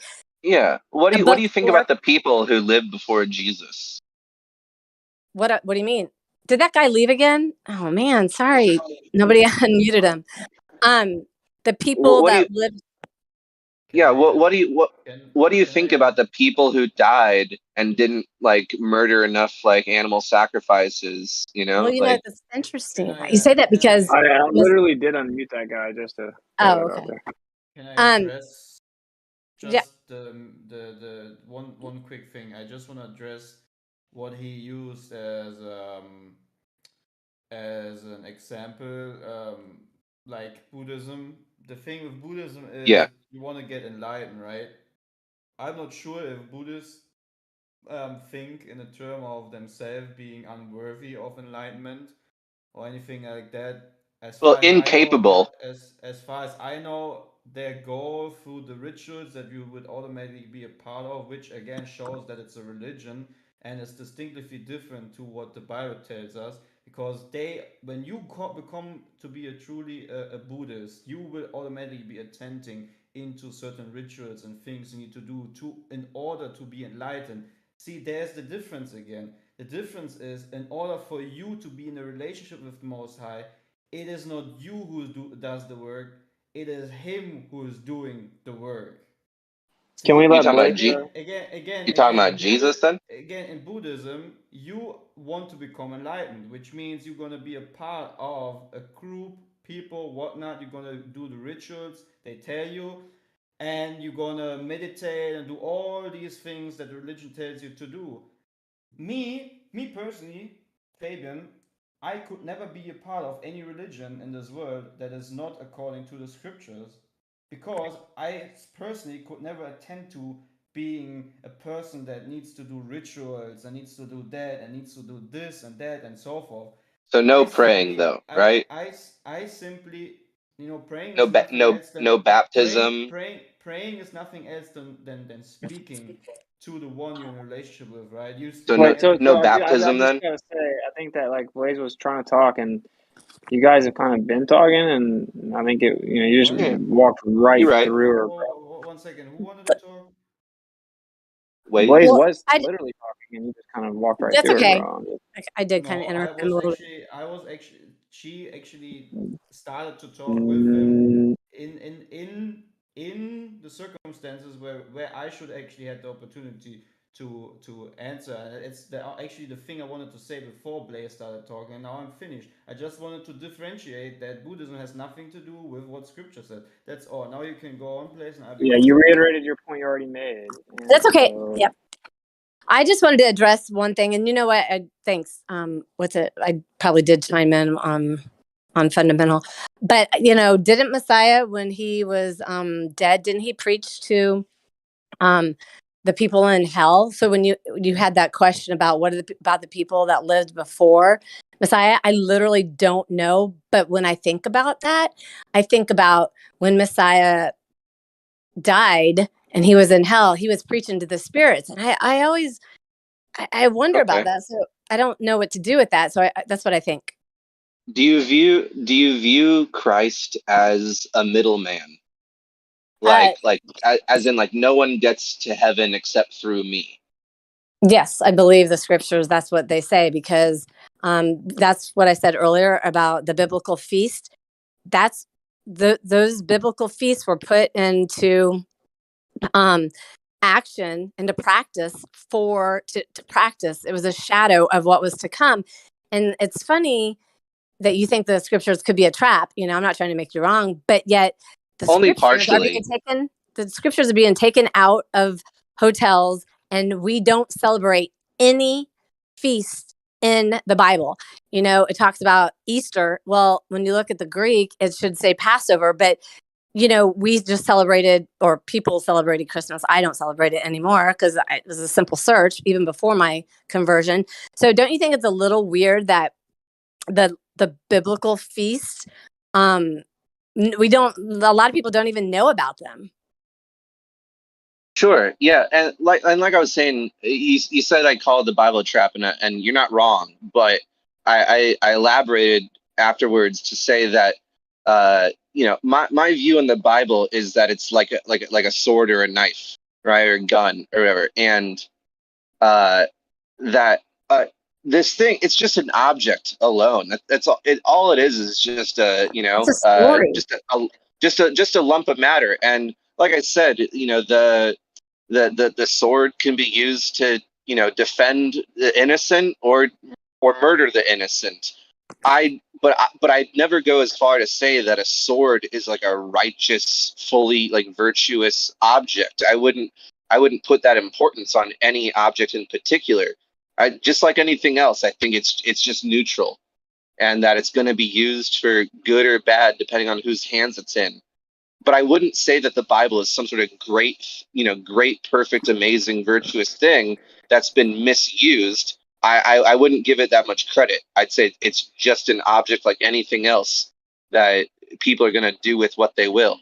Well, I mean, I can agree with you on the last part, but it's a beautiful It's book also horrible, story. you know, but it's Well, equally horrible and beautiful in my opinion. Well, I mean, here's the thing, I mean, you're king of your house, and he created it. I don't know many other books that people claim to create, the whole world and the sea and the creatures and the trees and the sun and the moon. And I don't see any other book doing that and expressing that they did create it. So it's They're out there. Story with 40 different authors over how many different centuries, Okay. Well, I think that's a valid point there. In that aspect, I think the Bible stands apart. But have you ever heard of the documentary hypothesis as like the attempt to like explain like who authored the Bible? I'm sorry, I missed that part. There's a theory out there called the documentary hypothesis, and it was basically like the main attempt, like scholarly, to explain. It was a popular one. There's been some few like adjustments made and critiques where there's two other terms it goes by, and the two like different branches of philosophy of viewing like from an academic perspective, like who wrote the Bible, right? And the academic perspective is that it was really a collective work of different like schools of effort, not like individual authors. I think the term for a book that was written by someone or some people else, but then given like a name on the cover that says like written by John or something like that, is called a pseudepigrapha. And I tend to agree with that the Bible is a pseudepigrapha text where there were teams of people who came together to write these words, and that just an author's name was placed on it. And this is the case for almost everyone would agree that when it comes to the apocryphal books, that all of them are pseudepigrapha texts, where like Enoch didn't actually write the book of Enoch, but a school and a group of people came together to write this, and then assigned like a special sounding name to it as the author. Yeah, I mean, I'm okay with them not writing the scriptures, but it's one of those things that you got to be open to it. And for me, I was at my wit's end. I mean, I just cried out. I was like, if there's so much evil, there has to be good. And that's just been my journey. It's called the living word for a reason. So when you're in a different place, and I understand that not a lot of people are drawn to it right now, but that doesn't mean that they won't. Or, like I said earlier, with each event that they cause 9/11 or the last 3 years, more and more people wake up and go, whoa, wait a second, let me look a little deeper into that. The deception closes in on people. So it's an individual thing, and nobody gets to the to Messiah unless Father draws them.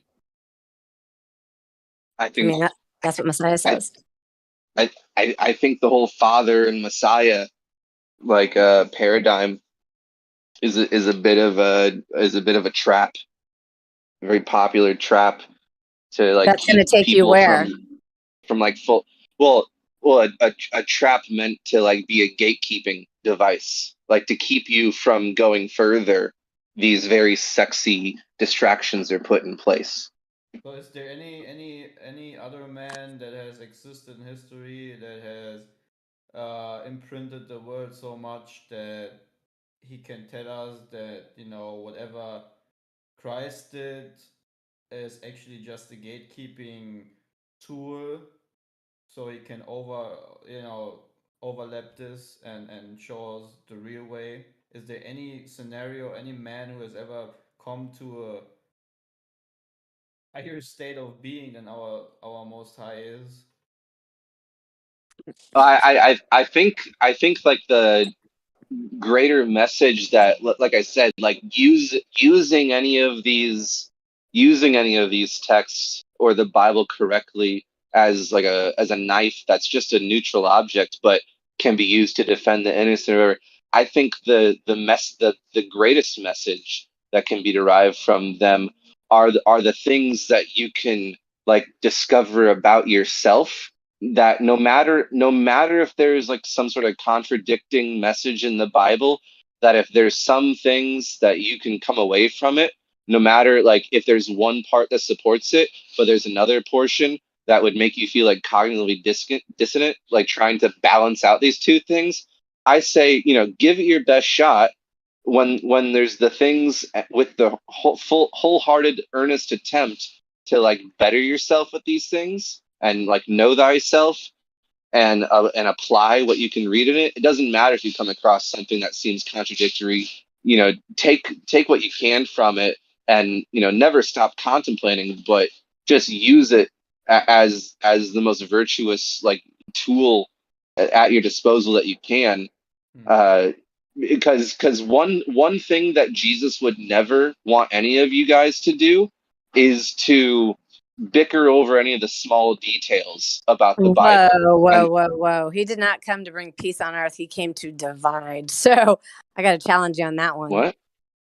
He says he did not come to bring peace on earth. He came to divide. You're either with him or you're not. Or I mean, sometimes it takes them a little longer, but he came to divide us. He says it. He literally says. He literally said he came to divide. See, these are the things that would be fun to talk about, but I feel like worrying about that detail and not just using the Bible for all it can benefit me by.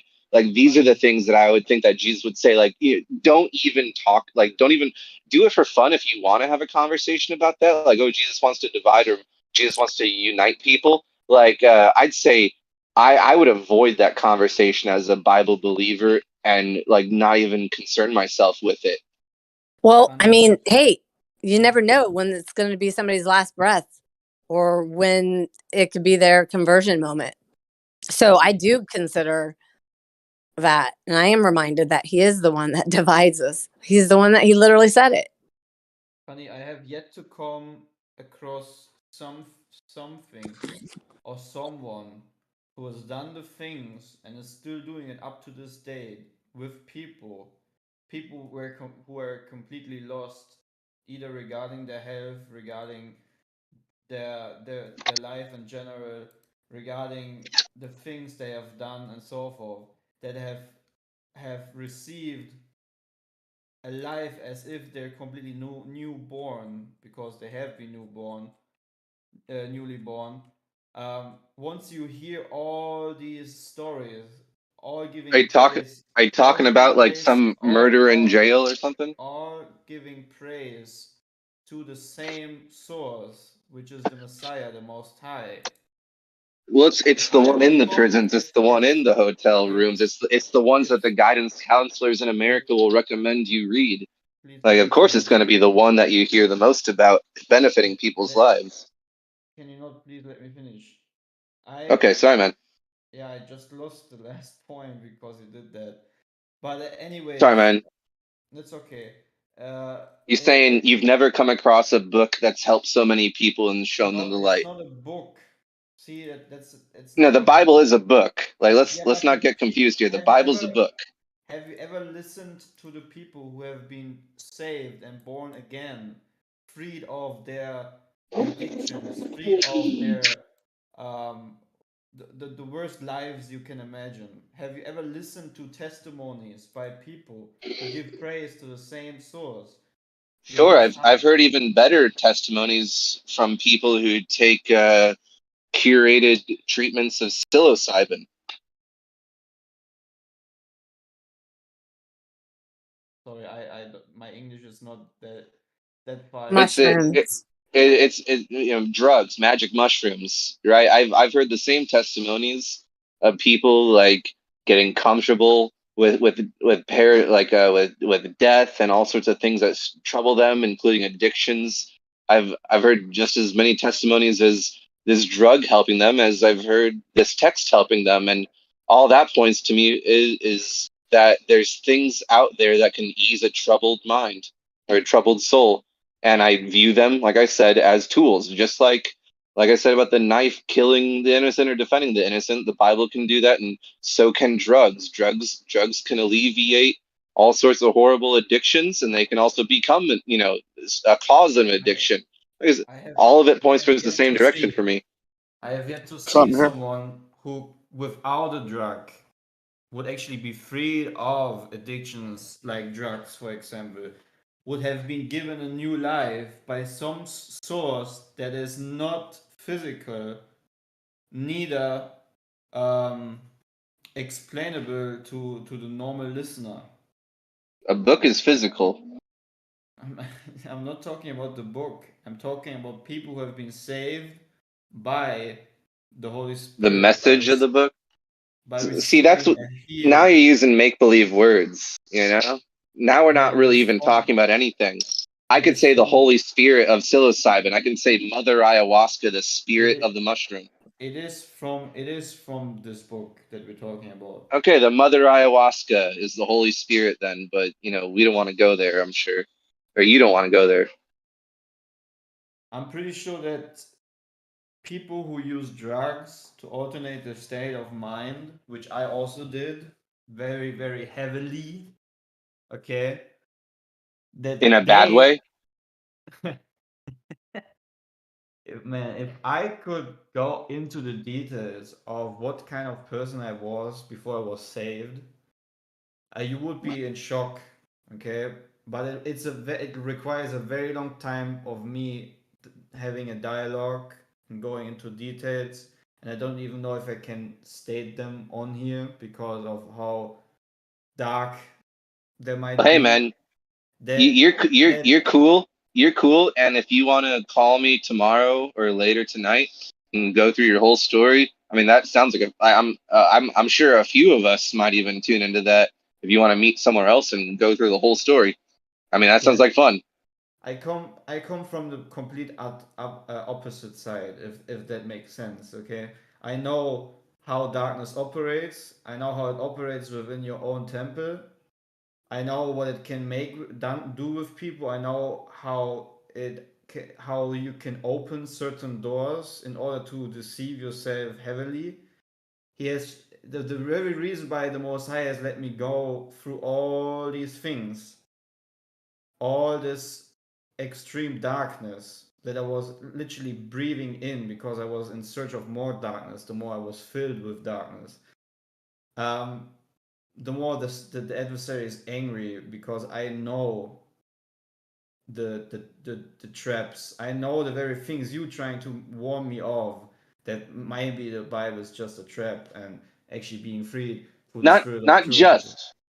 I just remind you, don't quote me as saying the Bible is a purely evil thing. Like I said, it's only neutral in my opinion. I didn't say that. I'm just saying. Well, you said just a trap, and that's not my opinion. Okay, just to reiterate. So then I misunderstood the part of your dialogue before. But I'm just saying that I come from the side that is like the opposite to all of this. I don't come out of a religious family, and if the thing is, see, even though the very people in my family have seen this transformation from a guy that was the complete opposite to what he is now, still, even within my family members, there's no one that says, "Wow, praise the Most High" or anything like that, because essentially it fulfills Scripture. It says that people are blind, that they cannot see the things of the Spirit. It's kind of, it is kind of, yeah, how should I say it? It is kind of, maybe kind of paradox, or easy to say it like this, but it is just what it is. The same way as when I start talking about these things, if I would like deeply go into scripture, the very reason how some people react to this is fulfilling the very things that have been written about the times we live in now and how people would react to it and so forth. They're just fulfilling what has been prophesied in these scriptures. So it would be actually weird if I would talk about the Bible or the things that the Spirit of Truth has done in my life, and you would just say, "Yeah, I understand. Yeah, that makes sense. Yeah, that's totally believable." That would go against the very things that have been laid out in Scripture about how people would actually react to preaching the Scriptures or the things that are possible through the Spirit. Because the world is essentially blind to it. They can't see the things of the Most High. They can't see it if they have not yet given insight. I mean, all right, what happens when I search something like population of every religion? You know, like what should I Google to get an estimate on like the members of each particular religious faith? Like top 5 most popular religions.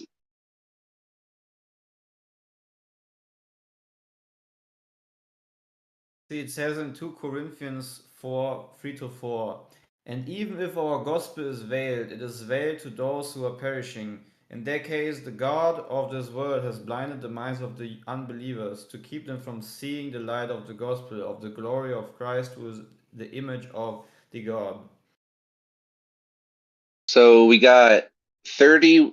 This is just Wikipedia here. It says 31% Christian, 24% Islam, 16% non-religious, 15% Hindu, 6% Buddhist, 5% folk religions, 0.3% Sikhism, 0.2 Judaism. And as far as Abrahamic goes, that's over 50% underneath the same God. But of course, still the leader, which is some, breakdown to Catholicism and Mormon and Christian, whatever that means, 31%. But what I'm trying to point out here is, okay, no matter how much I would talk about scriptures, about my faith, my belief that I have, it says clearly that the natural person does not accept the things of the Spirit of God, for they are fully to him, and he is not able to understand them because they are spiritually discerned. The very scriptures that I believe in are predicting us that the natural person does not accept the things of the Spirit. That's a very easy line to write. If I wrote a holy text, I would write the exact same thing. But I understand you can't handle the truth. See, I understand it because I was saved. I was born again. I was completely blind to this. If you would have asked me before I was saved, I would have it's said tough this love. I would say people who ever believe in the Bible must be completely retarded. They're completely keeping themselves off. Man, I would have been the most hated you don't got to go that person. far. Yeah, but I would have. Dude, I was never that far. I mean, yeah, but I was that far. I was the opposite. Like I well, said, that's your fault, man. I mean, that's on you. I mean, that has nothing to do with. Praise to the Most High that he used me to go from that side over to him to even more glorify him, because now I can expose the mechanisms of the dark Praise side. God. Praise God. Amen. It's not me who's doing these things. See, I know you guys are coming from a good place. Yeah. I mean, it's a beautiful thing that I know is like intentional behind those statements. Praise God, but then it comes attached with like this larger description and view you have of what you're referring to. And I don't think that really pans out in any sort of good way ultimately. I say God. I'm not talking about like a Trinity in a sky vacuum. Well, why not, right? I mean, that's what a lot of people in here would say, and they Bible really doesn't just teach that.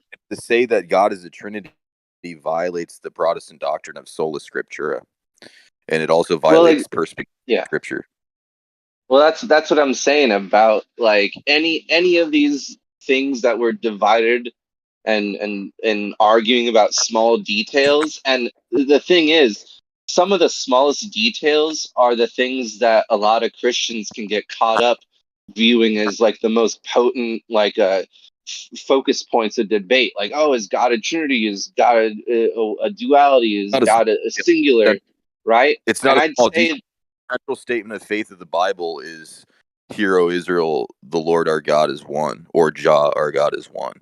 That's the central statement of faith of both the Old and New yeah, Testaments. but you know, a lot of people on here would love to comment though with scriptures that attest or, go against that, right? Oh yeah, the Christians will say I'm not saved because I don't believe in the Trinity. A lot of them will. Right. But Don't you view that as a waste of time to discuss though? Like, isn't that one of the things that's going to pull us away from doing the good work?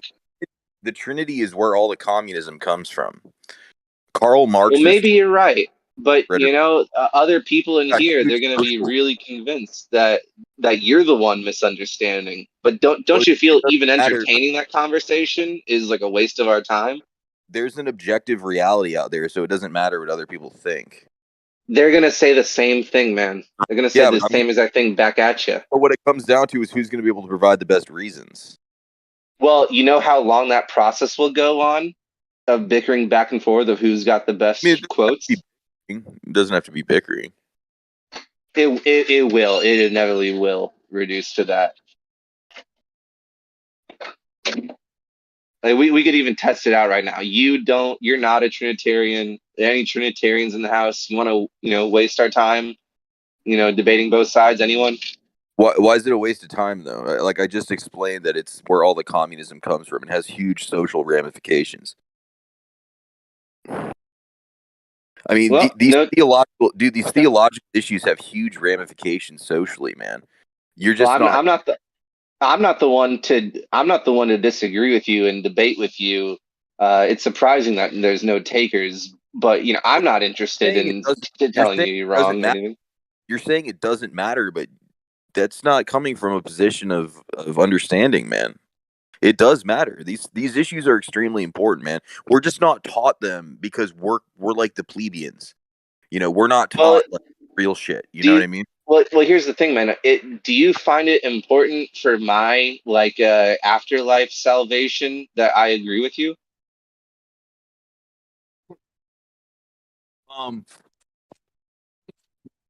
Like I don't believe it's necessary to have a position. Understand like you think? I don't think you have to believe or not believe in the Trinity to be saved. It's just that it's heresy, it is like severe heresy, but you can still be saved if you just believe in Jesus. Oh, okay. Okay, but that's where you stand though. It's the traditional like Protestant view, dude, that you're saved just by faith, sola fide. And what does that imply? So like the full story just put into words real quick, right, would be like, I believe that there was this really great dude who died, and as long as I believe this really great dude died, I get to enter heaven after death. So kind of basically the idea is that you've transgressed God's law, Jah's law, and that even you yourself. What's that? Let me. I was going to add on to that. Yourself, you've done wrong things. So, like, even by my own standards, by my own standards, yeah. I think I've messed up sometimes. Yeah, we all know we're moral failures on a certain level, and we all know that like there's just something intrinsically kind of wrong there, and just kind of wrong with other people. Like we know that there's sin in the world. Just growing up, we know that. So a lot of cultures know that, and then they have explanations and religious explanations. Anyways, the point is that we've all sinned. We all can recognize that. So the plan, the way Jah made that right is through a principle of substitutionary atonement. So basically, somebody else is paying your debt for you. So something doesn't that else. seem kind of messed up? Like, why? How can someone else pay for my mistakes? Doesn't that seem unfair? It's not. You could say it's not fair, but it's just. I mean, somebody can I don't pay even for view your. it as just. Like someone else going to prison for my crime, like that doesn't make any sense. The scale is balanced, so you could say it's just. But regardless, at the end of the day, the question is fundamentally not whether or not you accept that as an atonement. It's whether or not the judge accepts that. So the judge does accept that. So basically, Jesus Christ died for your That sins. sounds like it sounds like a dumb judge, though. Like I'm not even trying to take a jab at you or anything. There's no other way. There's no other way, though. But I really mean that. Paid for. Well, there's no other way. That seems a little hasty, man. It seems a little hasty to say that the only. I mean, geez, who the hell is screaming? That hurt my ears. But honestly, man, it seems like a really weird, twisted, like version of a worldview to say that I made mistakes, therefore some good dude is punished for me being bad. Okay, first off, the good dude in this analogy, he's volunteering for this. Okay, so he's willing to do it. He's not being forced to do it. He's doing it to save you, and it doesn't matter, dude. Fundamentally, it doesn't matter whether or not you think the judge is dumb. That's just the situation. That's like the battlefield situation, so to speak. That's like the sit rep I'm giving you. I'm not telling you like you should necessarily accept it. I'm just saying that's kind of the way it is. Like he does accept. That's a hard faith system for me to buy into, though. That some judge is going to allow some good dude to go to prison for my crimes. Like that just sounds like a really hard pill to swallow as a belief system. Well, maybe that creator just needed one person to walk out his instructions perfectly, and that's why he's so righteous and merciful. Well, first of all, the creator doesn't need anything. You're saying God is lacking, God is wanting? That doesn't make any sense. If you take like a fireman, let's say, and he kills somebody in a DUI, and then the next day he goes and saves like 3 people. Don't tell me that's God. Don't tell me God is a accidentally murderous firefighter that he murdered. Does the fireman still have to pay for the person he killed in DUI, even though he saved 3 people's lives? I mean, who is the firefighter in this example? I'm not following. The firefighter would be like the human man, like any man.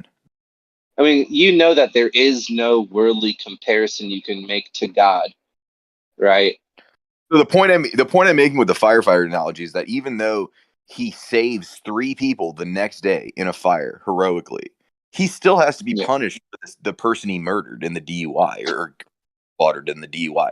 So just because, like, the point is there's no other way for you to get eternal life, dude, for you to live, other than for somebody to pay for your sin, because you can't make up for your sins by doing good works in the future. You have to be punished for those. So that's the only way you can live. So the good dude in this analogy understands it's the only way you can live. So if the judge accepts it, then it's just good that the judge will accept it, and it's good news. Well, I come from the philosophy, which seems pretty undeniable, that what we do echoes in eternity, and that every action we take leaves a permanent scar on reality.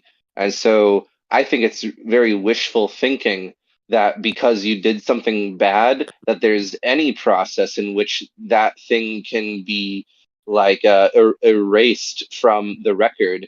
Because if you do something bad, that's on you, but that's also on reality, and there's no takebacks. And maybe that's a little bit of a hard pill.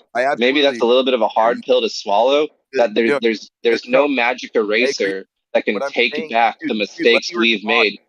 And well, hey, I'm not monologuing. This is actually this is pretty short so far. I just think it's a hard pill, maybe for everyone to swallow. That when you've done something bad in reality, reality is permanently a worse place because of your actions. Dude. And there's no Superman. You've already said this 2 times. There's no Superman that has the ability to erase I'm trying to history. respond to you. You've made this point 3 And times. that's it.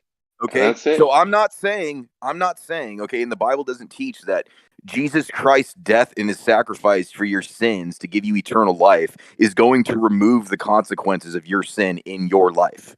That's not how it works. And I understand. The next generations is what I'm saying, that they'll suffer for your mistakes. I can't get a word in edgewise. I understand that objection you're making because a lot of people do kind of like imply that, but that's not how it works. Like if somebody murders somebody else and then they get saved, that's great, but they should still be put to death. You know what I mean? So like you're right, it does bar reality, but fundamentally at Judgment Day, you can still get eternal life. That's the question. Yeah, I don't think that there's any reasonable like belief system that could argue like really, and like except for like just banking on people's like insecurities of their inability to face that all the mistakes and harm and pain they've caused, those will always be around, and there is nothing that can take that away or forgive them in any sense. That these are things that you, and not only you, but everyone else and your children and your children's children will live in the world that you've made worse by your actions. Yeah, that's absolutely. Bible teaches that your children will be punished for your sins to a certain extent. I agree with that entirely. Yeah, and there is an element within Christianity that pretends like just because you got saved that like now like your actions don't affect reality and shit, and like you're absolutely right in saying no, they definitely do. You know, but I think but the thing that you can do good deeds too. You know, that's the thing about it, is that at any point you can become a better person. Yeah, you can choose and you can do the right thing just because it feels good to do the right thing.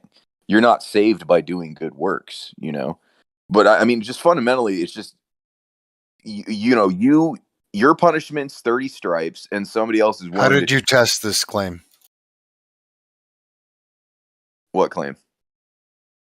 That you're saved because of this ideology. How did I test it? Dude, it's not a scientific claim. Oh, okay. It's not. I mean, that's fair, but I mean, just being grounded in reality, as far as just like thoughtful, considerate people just evaluating their lives. They say, I made a mistake, and that had an impact on reality, and everyone else who is alive and will ever live will have to deal with the consequences of my actions. But not to be pessimistic of it, everyone in the future and contemporary to you will also benefit from your good deeds. And to me, that's as far as morality. Far as morality ever has to go. Just understanding the universal impact of the positive influence and the negative influence you will have as a very powerful force of nature in this world. And that's the only thing I think people need to take seriously, that everything you do echoes in eternity. And there's no need to concern yourself with deserving or getting rewarded after death. Dude, you really should just be like less like self-centered and be considerate of like everyone else and your children in the future. Dude, you can't just dismiss the last like hundreds of years of like Reformation and like the context that all of this is occurring in. Okay, what am I dismissing? You're like dismissing the entire Protestant Reformation. You're being like, that's as far as morality needs to go. The Bible doesn't matter. The Bible does matter, dude. The Bible's the central book of like the entire conflict within Western civilization the last 500 years. Your government is actively lying to you to discredit the Bible through NASA. Yeah, to be more clear, they pretty much lie about everything, though.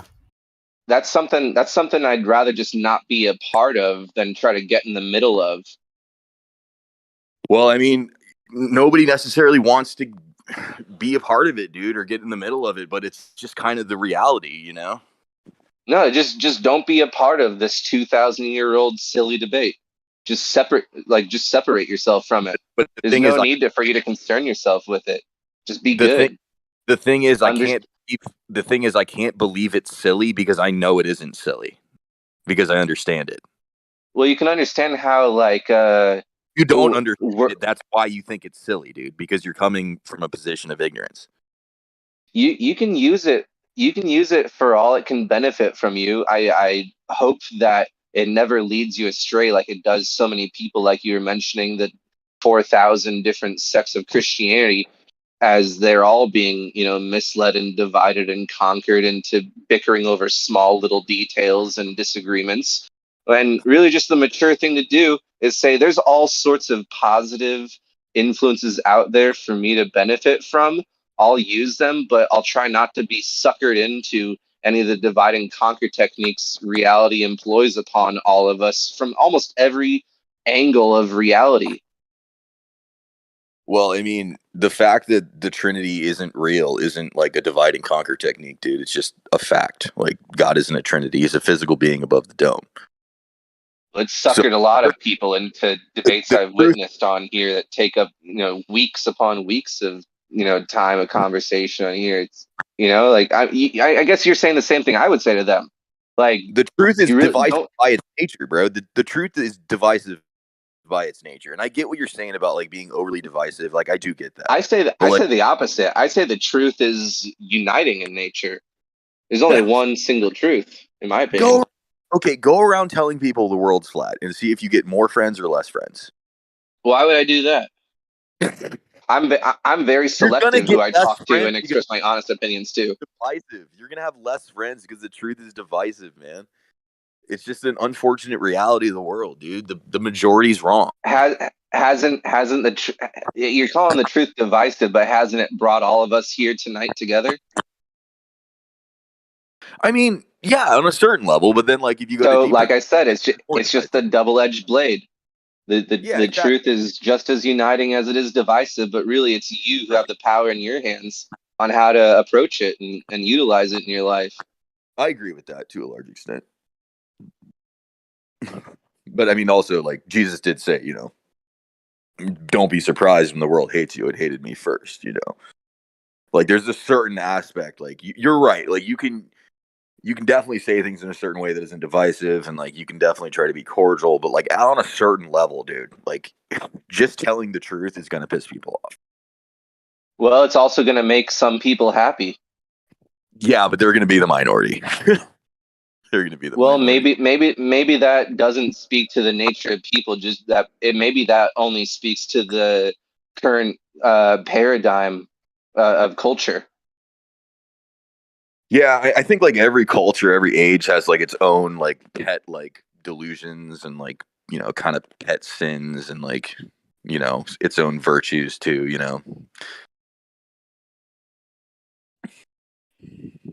All I know is that I have within me, I don't know where it came from, partially instilled by my parents too, but also I think something intrinsic within my own like spiritual essence that gives me a semi pre-programmed calibrated like compass of right and wrong. And I don't think people who grew up without the Bible lack a similar orientation to their moral compass. I think that it's something just within humans, just intrinsically. And I think the Bible can help you calibrate your compass if you utilize it. I think you can utilize the Bible correctly to refine the calibration of your compass. But I wouldn't think that anyone's cursed to hell or has a miscalibrated compass just because they grew up without the Bible. I think they have just as much of a chance as me. There's no hell in the Bible as far as like an eternal conscious torment, man. That's all like Roman Catholic hooey. It's from the Greeks, man. It's the soul in the Bible is like the enlivening force. So your thinking process comes from your brain, not your soul. And like your brain's enlivened by your soul, but like your soul isn't a soul in the context of like the Greek soul where like your body is just like kind of the illusion, and like your soul's the real you, and like it's your Well, conscious. I'd say both are equally true. Your mind is where the thinking comes in, where you make your decisions. Well, It's not physical. It's not your brain. You don't make up your brain. You do make up your mind, however. Well, You can't without your brain. I think I'm both I think, you know, what I call myself is like a consubstantial, like combination mixture of my body and my soul. I wouldn't say I'm one or the other. I'd say I'm a hybrid of both playing their part. You know, I'm a dance. Takes two to tango. You're a living soul. So when you have this Mutually invisible, exclusive. when you have the invisible part in you, if we go back to the very beginning, man was formed out of the dust, this vessel, and then the spirit or the ruach was blown into his nostrils, and he became a living soul. So when the spirit leaves the vessel, that's a spirit and that's a vessel, or the body and the spirit. But when they're both together in harmony, that's a living soul. Yeah, exactly. But the disembodied part, that isn't conscious. That's just a life force. So the whole idea that you're going to be burned alive consciously in hell, that comes from the idea that the disembodied part is consciousness, which is a Greek idea. So like, that's not. Sorry. Go ahead.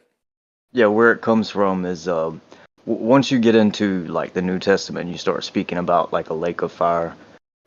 If you go back and you'll understand, even in Mark, I believe it's Mark 9, somewhere around there, he speaks of this fire where the worm dieth not and the fire is not quenched, right? The fire is forever burning. So punishment itself is never going to be abated. Well, here's the point. So there is, when you look in the Old Testament, and it's in Isaiah, he speaks of the millennial reign, and he says, all nations will come before me in Jerusalem to worship at the new moons and the Feast of Tabernacles, so on and so forth. And then in verse 24 of Isaiah 66, he says, they'll go forth after they have done this, and they'll look upon the dead carcasses, so carcasses of men who have transgressed against Yah, where the worm dieth not and the fire is not quenched. So it's basically a reminder to look upon these carcasses where the fire is not quenched and the worm dieth not. It's basically like a trash heap. So Right. Yeah, it's a physical death. It's a physical resurrection. So like, back to what the gentleman asked me earlier about, like, you know, how can God just send people to hell when like they didn't even grow up with the Bible? It's like, well, he's not like torturing people alive forever underground, number one. Like, he's not a torture artist. Like, that's really important, because that's like the false like Catholic Trinity God is like the torture artist. The God of the Bible like doesn't do that. He annihilates people.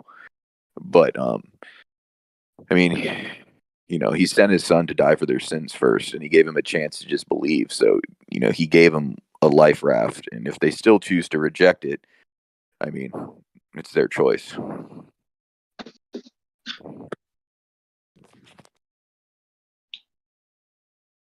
In my opinion, we all find ourselves here together, and that at least seems really undeniable and a very shared opinion that, I mean, I don't expect anyone to disagree with. Like, you know, here we are, and that's one thing I feel like we can all agree on. Like, here we are, all birthed from our mothers, you know, assuming we all come from like the mating of our fathers and mothers, and we're born out of her, and we assume like that's how it's happened, you know, through all of our ancestry, and just, you know, humans just begetting other humans, and all of us being just as ignorant as even to, you know, as you and I are today, saying like, you know, what are we truly involved in here? You know, what is this that we're playing our part inside of? And, you know, that leads, like I summarized earlier, into like the main three philosophical questions of like, you know, where do we come from, where are we, and where are we going?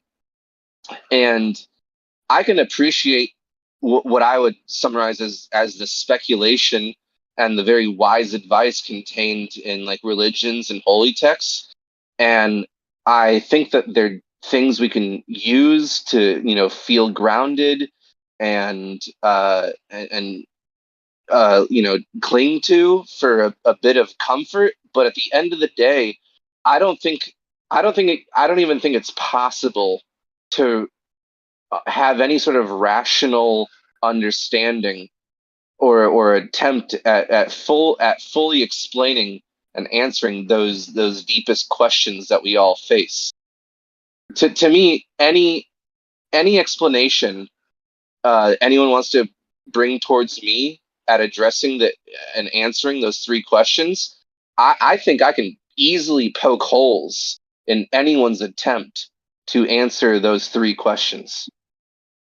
I don't even think it's hard to poke holes in anyone's attempt to answer the three big questions. Where we come from, where are we, and where are we going? Where do we come from? I mean, dude, I'm gonna go with the Bible. It's like the story. Yeah, and I think I can easily poke a hole in whatever answer you provide. But then it's like the problem with that is that you're left just like not knowing. No man's land. Yeah, but the thing. Okay, but this is the thing, though, man. It's not that you don't know because you can't know. You don't know because you don't want to know. That's what I think. First off, that's what I think about agnostics. I think you guys don't want to know because I don't think you want the responsibility of knowing, and the pain. I can take it. I can take it. But like I can take it. But go ahead and try, and I think I can just easily poke a hole in anything you say. I mean, the Christians, the Muslims, and the Jews all accept the Old Testament as the story of humanity, dude. I mean, it's kind of like what's been accepted in our cultures for the last, hundreds of years. So to me, like, you have the burden of proof, not me. Like, my position is like prima facie, dude. Yeah, I don't think so, man. That's like an appeal to authority or appeal to popularity. And the easy way to poke a hole in that is that what's popular is not like ergo true. Oh, it's a popular idea, therefore it's true. Yeah, that's ridiculous to think that a popular idea is true. Or if you want to go ancient, oh, it's an ancient idea, therefore it's true. That also doesn't make any sort of reasonable sense. No. But see, I'm not making the argument that it's true, dude. It's just the starting point. I'm not saying it's true, but like, I mean, what else? Who else made? It's only a starting point in Western culture, man. Okay, who else made the dome then? Basically, is what I'm saying, dude. Like, our book says it was Jah. Like we've always been saying it was Jah for thousands of years, dude. This really old book. It's like the most accurate with all the different kings' names. Okay, so like we know there's a dome because we're breathing in air pressure. So, you're saying you don't know if Jah made the dome. I'm saying Jah made the dome. We've known this. It's been written down. It's like the story of humanity. It's like the starting point. I have a question. Sure. Yeah, I get it.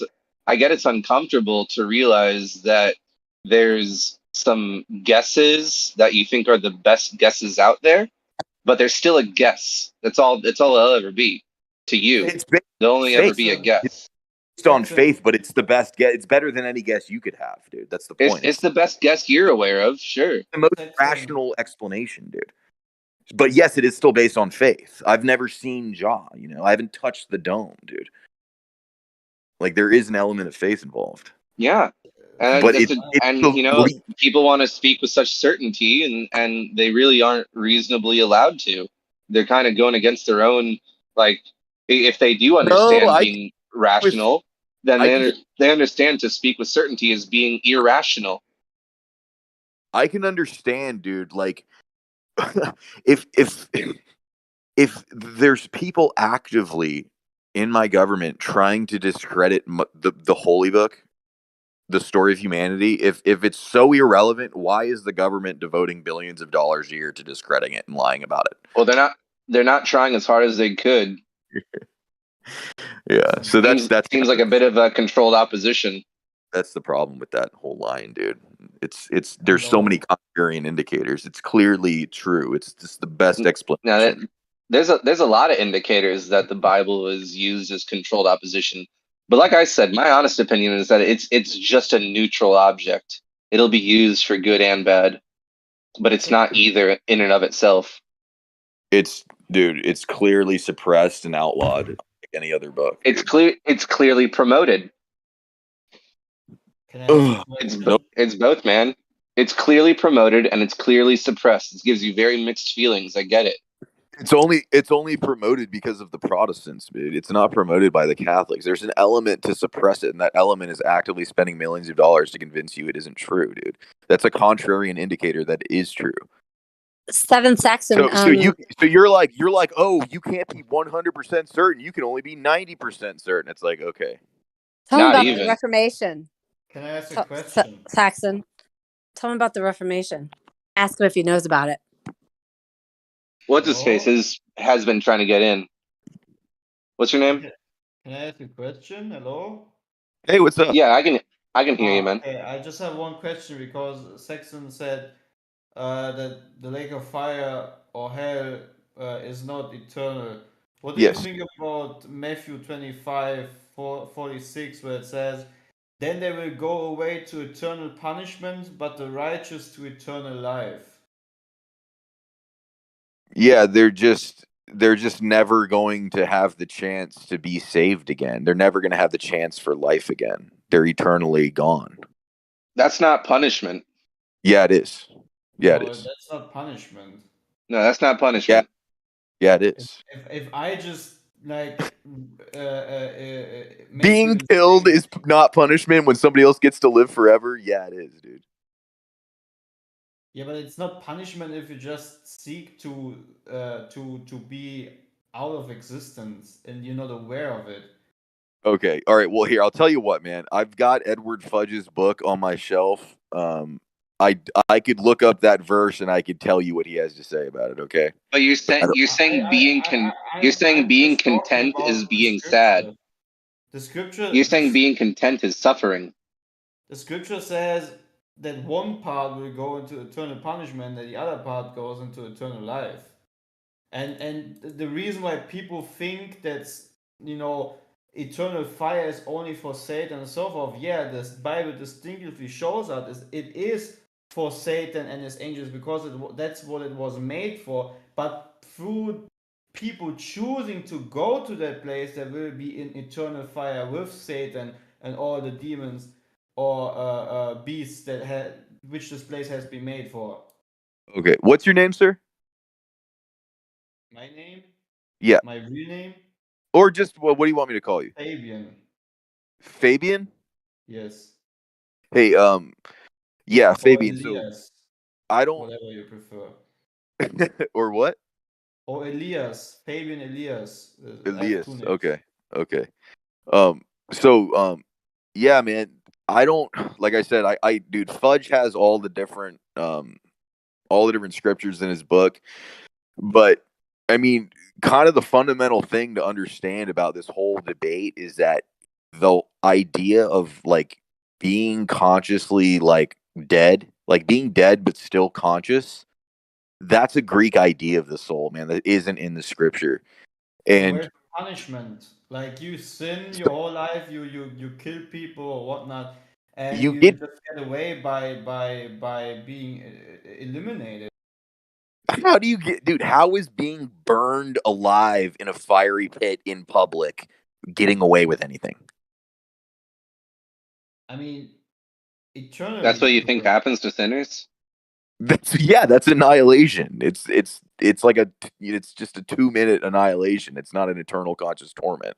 That's what the Bible teaches. What like Messianic Jews and like Seventh-day Adventists and like people who take the Bible seriously believe.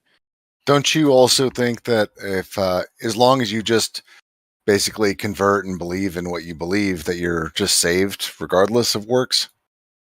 So if you tell Jesus definitely taught that we're saved just by faith in him, and Paul made it clear that we're saved from what?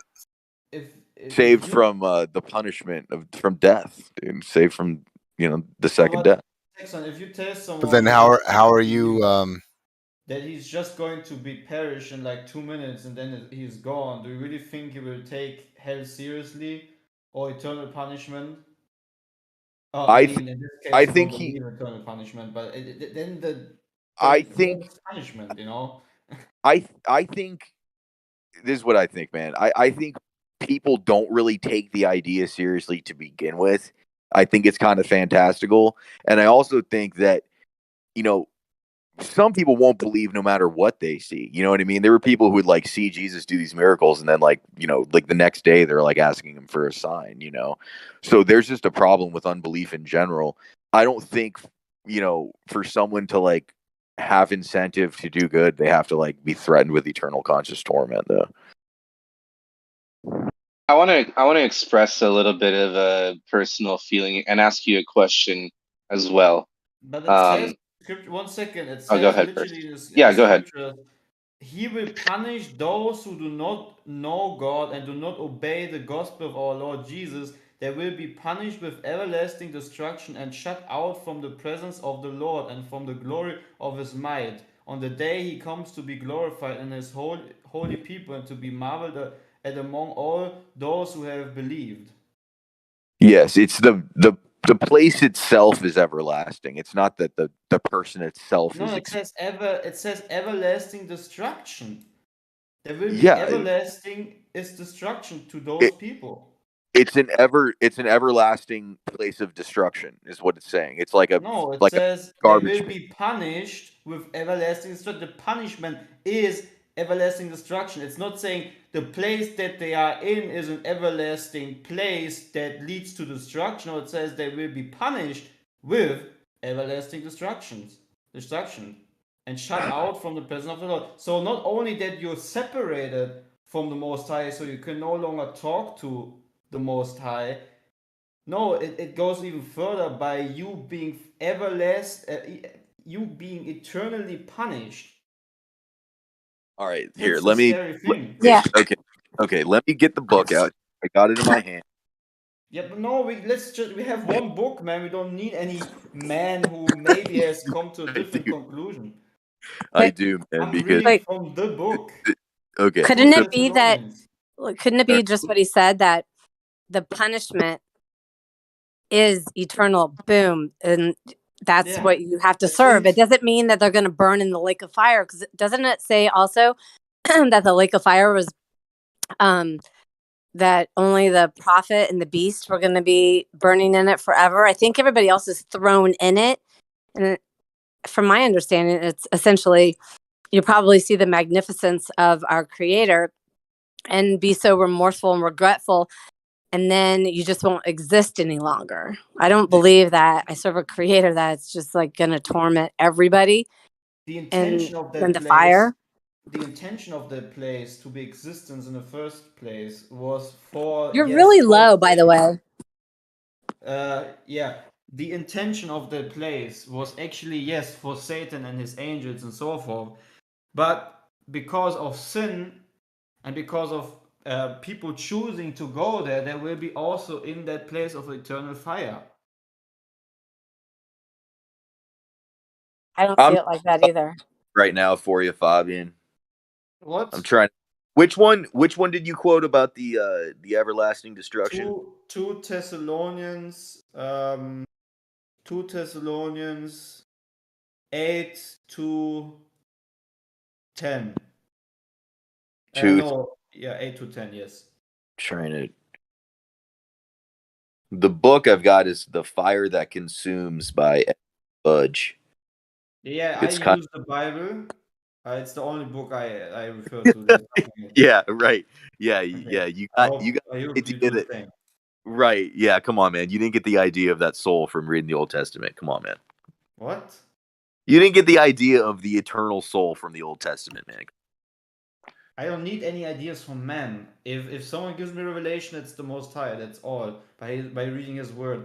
That's why I actually don't go to these books, because I know that they play around with the very thing that the Most High should do by giving you revelation about Him, and not the other way around, just going to some people who claim to have revelation, and then they just maybe even go far as perverting you and leading you off something, instead of actually the real source, which is the Most High, giving you true revelation, and it's for Right. you.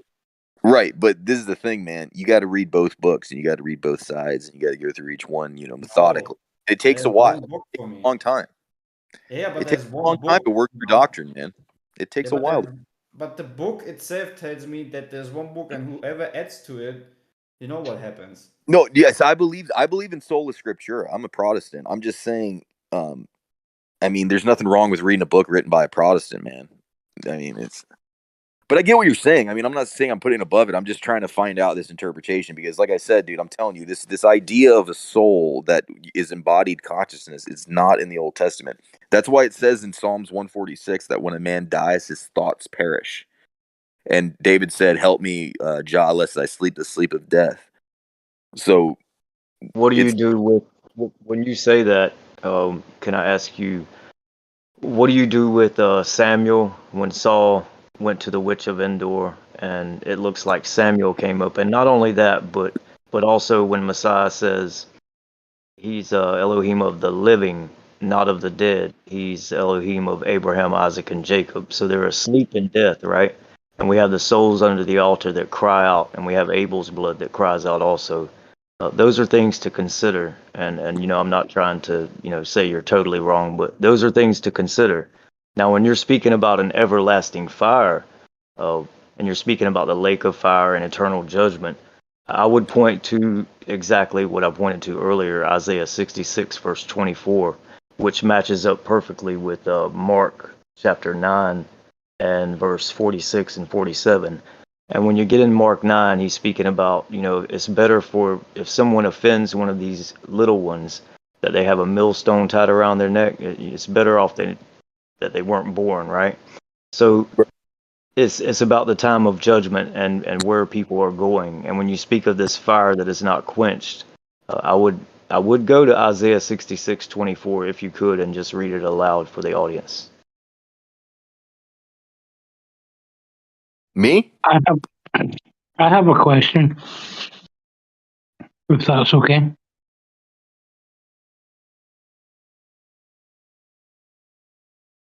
Yeah. Go ahead. Yeah, I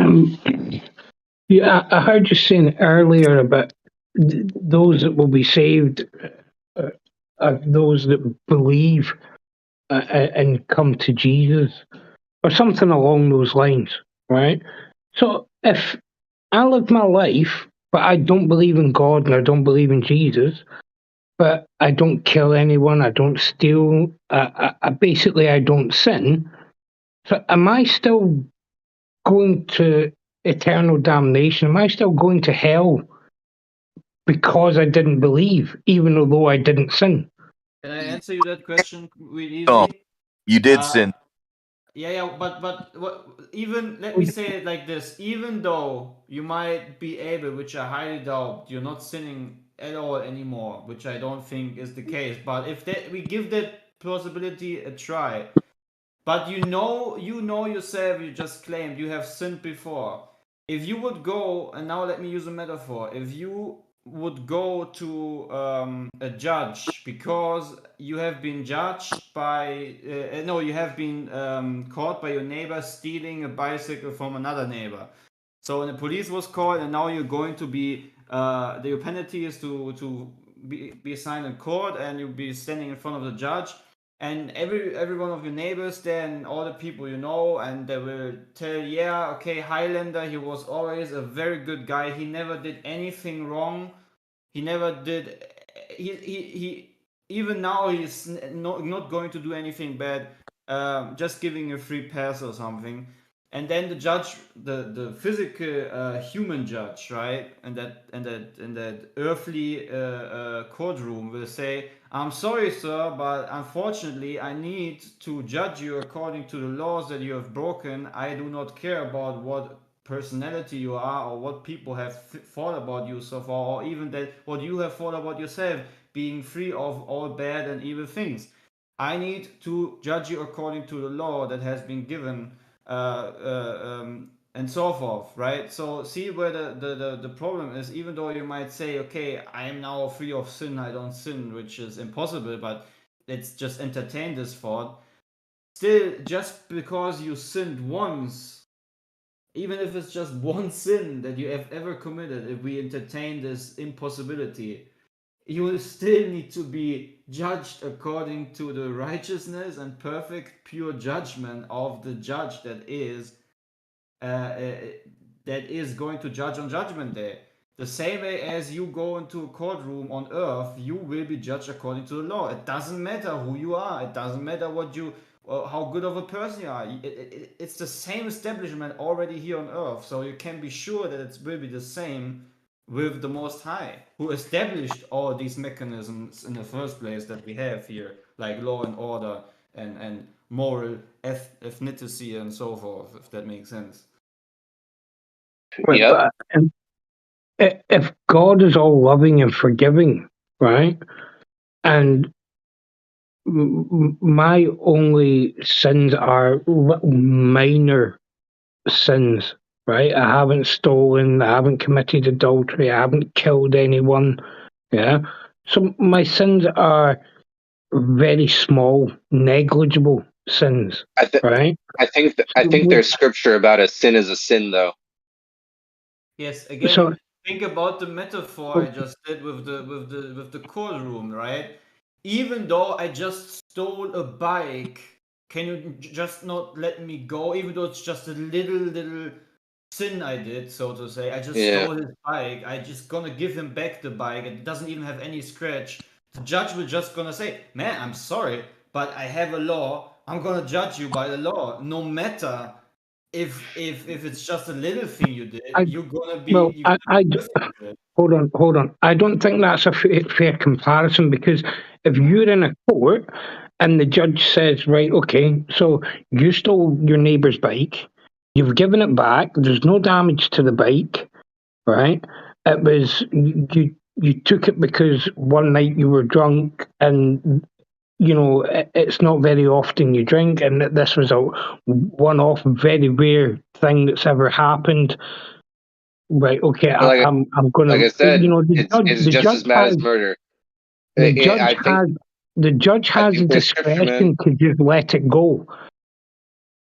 Yeah, that's a worldly judge inside of your culture, where in the scripture, and I'm not a big Bible guy or anything, but I'm pretty sure in the scripture it says a sin is a sin, and they're all equally sinful. If it's a sin, it's a sin.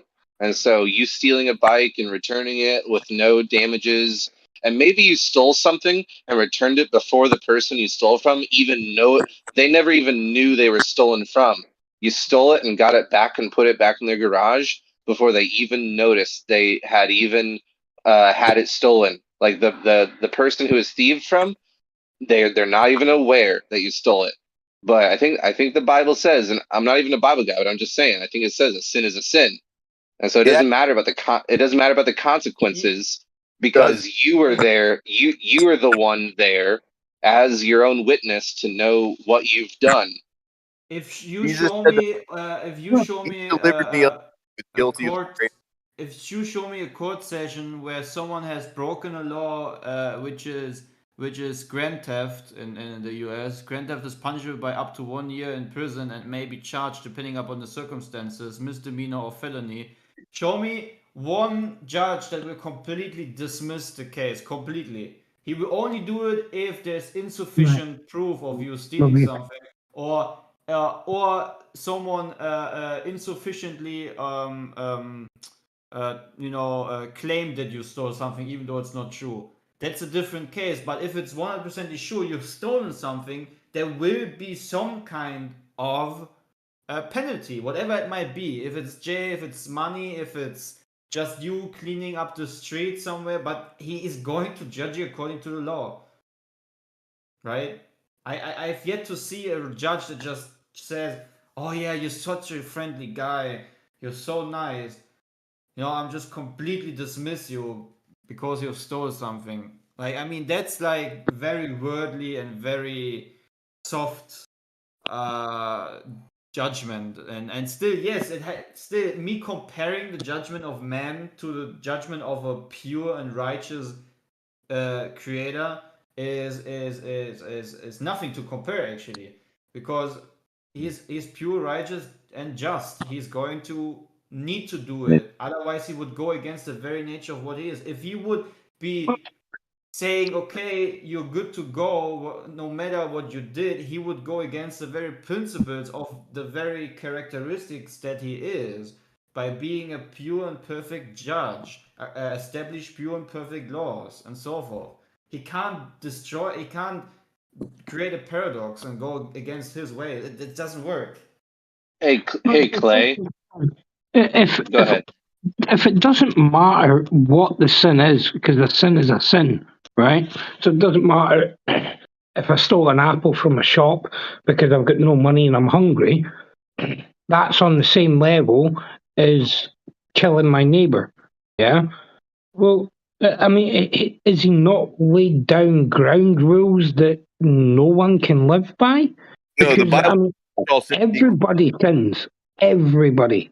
You delivered me unto you is guilty of the greater sin. And then in the Old Testament, there's worse punishments for some sins over others. So some sin is worse than others. But what it says is that if you're going to be justified by the law, then you have to keep the whole thing. So Paul says that in, I think Romans, I don't know.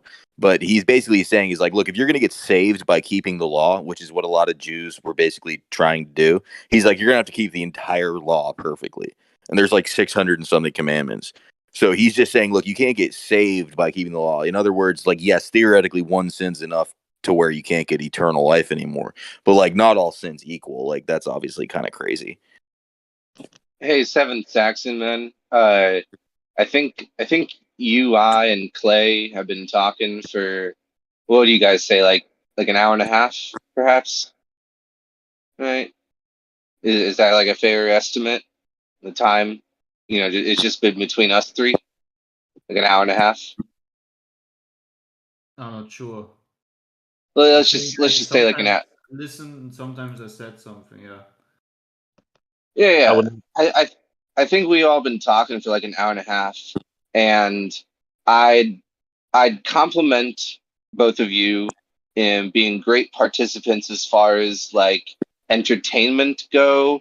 And I'd also only summarize myself as like that's really all I provided. Maybe some entertainment to you fellows and the audience. But this is the sentiment I think I'd go away with tonight. If I weren't to make this like what I'd think to myself after our conversation tonight, or maybe what someone who's been listening to us this whole time might go away with.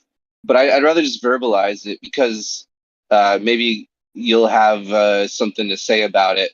But really, the sentiment I'd go away with tonight after talking to you guys on some really deep stuff, and it's fun, like entertainment wise. You know, I've enjoyed myself talking to you guys, and I appreciate your feedback. But there is this part of me that says, what the hell have we accomplished in the past 2 hours or whatever of conversating about these topics? And maybe there's a listener who has been chatting and you know felt some sort of positive impact on you know their way of thinking about things, listening to either you or me or whoever's you know representing different sides. But I kind of hate to admit that I don't think anything meaningful was accomplished in the past several hours, and I want to reflect on this and try to avoid it because as much as it's been a great pastime talking to you guys, and I appreciate the company and the great back and forth, I just feel like pretty much nothing was accomplished at all tonight. Do you and I'll stick around before I go, but like you know the back and forth you had with me and Clay and yourself and everything you said, like do you feel anything productive was really had out tonight?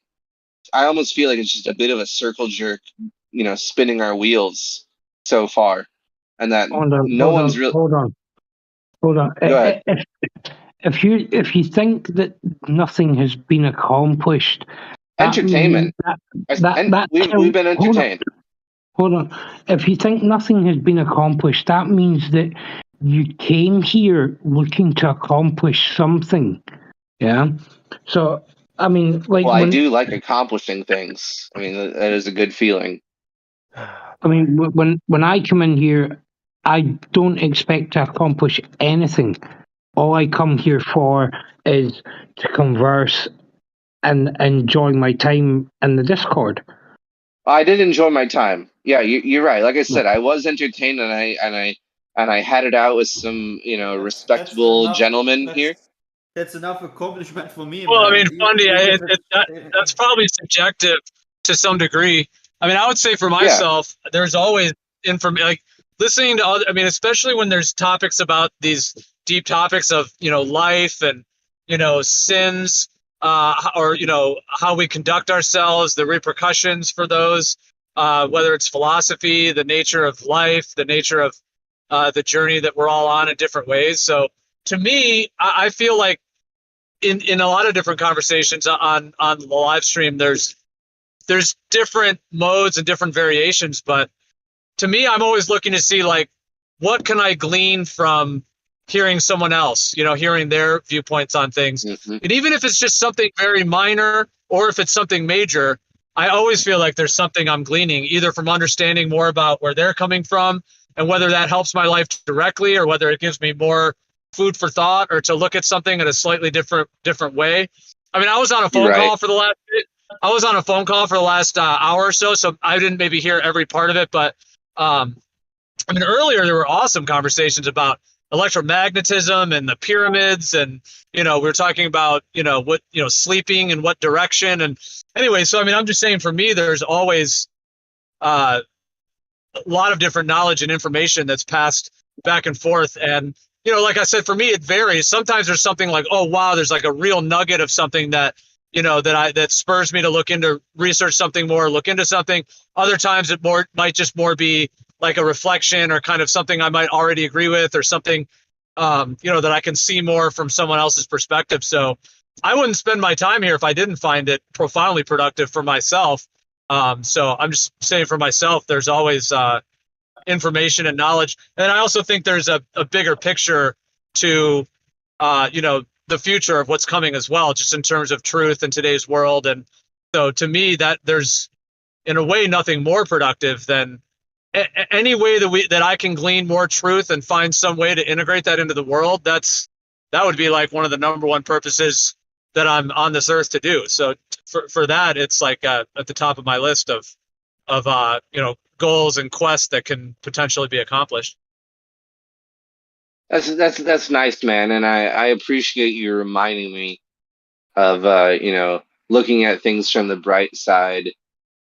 I guess I was in my comments, I'm fixating a little bit on the concept that the familiarity of the things that are discussed, that it's really no one to blame but myself, finding myself kind of involved in the same topics that I'll go with the bright side here. I got to know better two very respectable individual gentlemen tonight.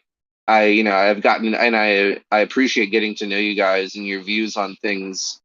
It's been a good time spending the night with you, talking.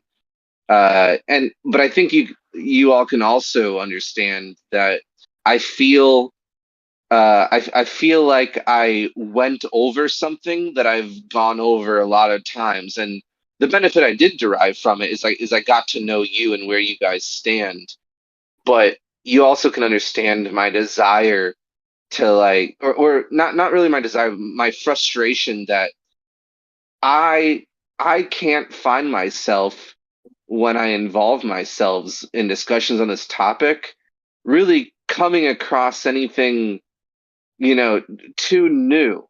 It seems like a lot of us in this community are very much so on the same page, and I guess if I'm looking for something new, I'm going to have to leave and come back, and maybe it's up to me to be the person to take what I've gathered from listening to everyone, leave, try to answer some of the questions that I'm stuck with in my life on these topics, maybe come back with some real revolutionary concepts that I learned by, like, seeking because what I'm left with here is the same answers I have already had for a while, but I'm also left with a lot of questions. And so, maybe it's my responsibility to leave here for a little while, try to find the answers to the questions I have based on my previous experiences here, and come back with those answers to progress the conversation. Yeah, I mean, there's different ways to view that in community. I mean, that can be viewed in a lot of contexts in terms of that. Like, that's really the hero's journey in a sense. And it kind of goes to a deeper question of, like, community versus individuality. Like, can we accomplish everything in community, or is there actually a deeper way in which, if we all go out and do our own hero's journey and then bring something back to the community rather than only being in community? So yeah, that kind of brings a deep question in terms of that, because to have, like, some situation, like, as people refer to it as an echo chamber, like, let's say you have 5 friends and you all agree on most things, to just stay within that, it could perhaps start to get stale in a way. But if each of those 5 people are going off and either doing their own inner journeys or inner, questing, whatever that may be, or connecting with other communities, whatever that may be, and then bringing something back, to that group.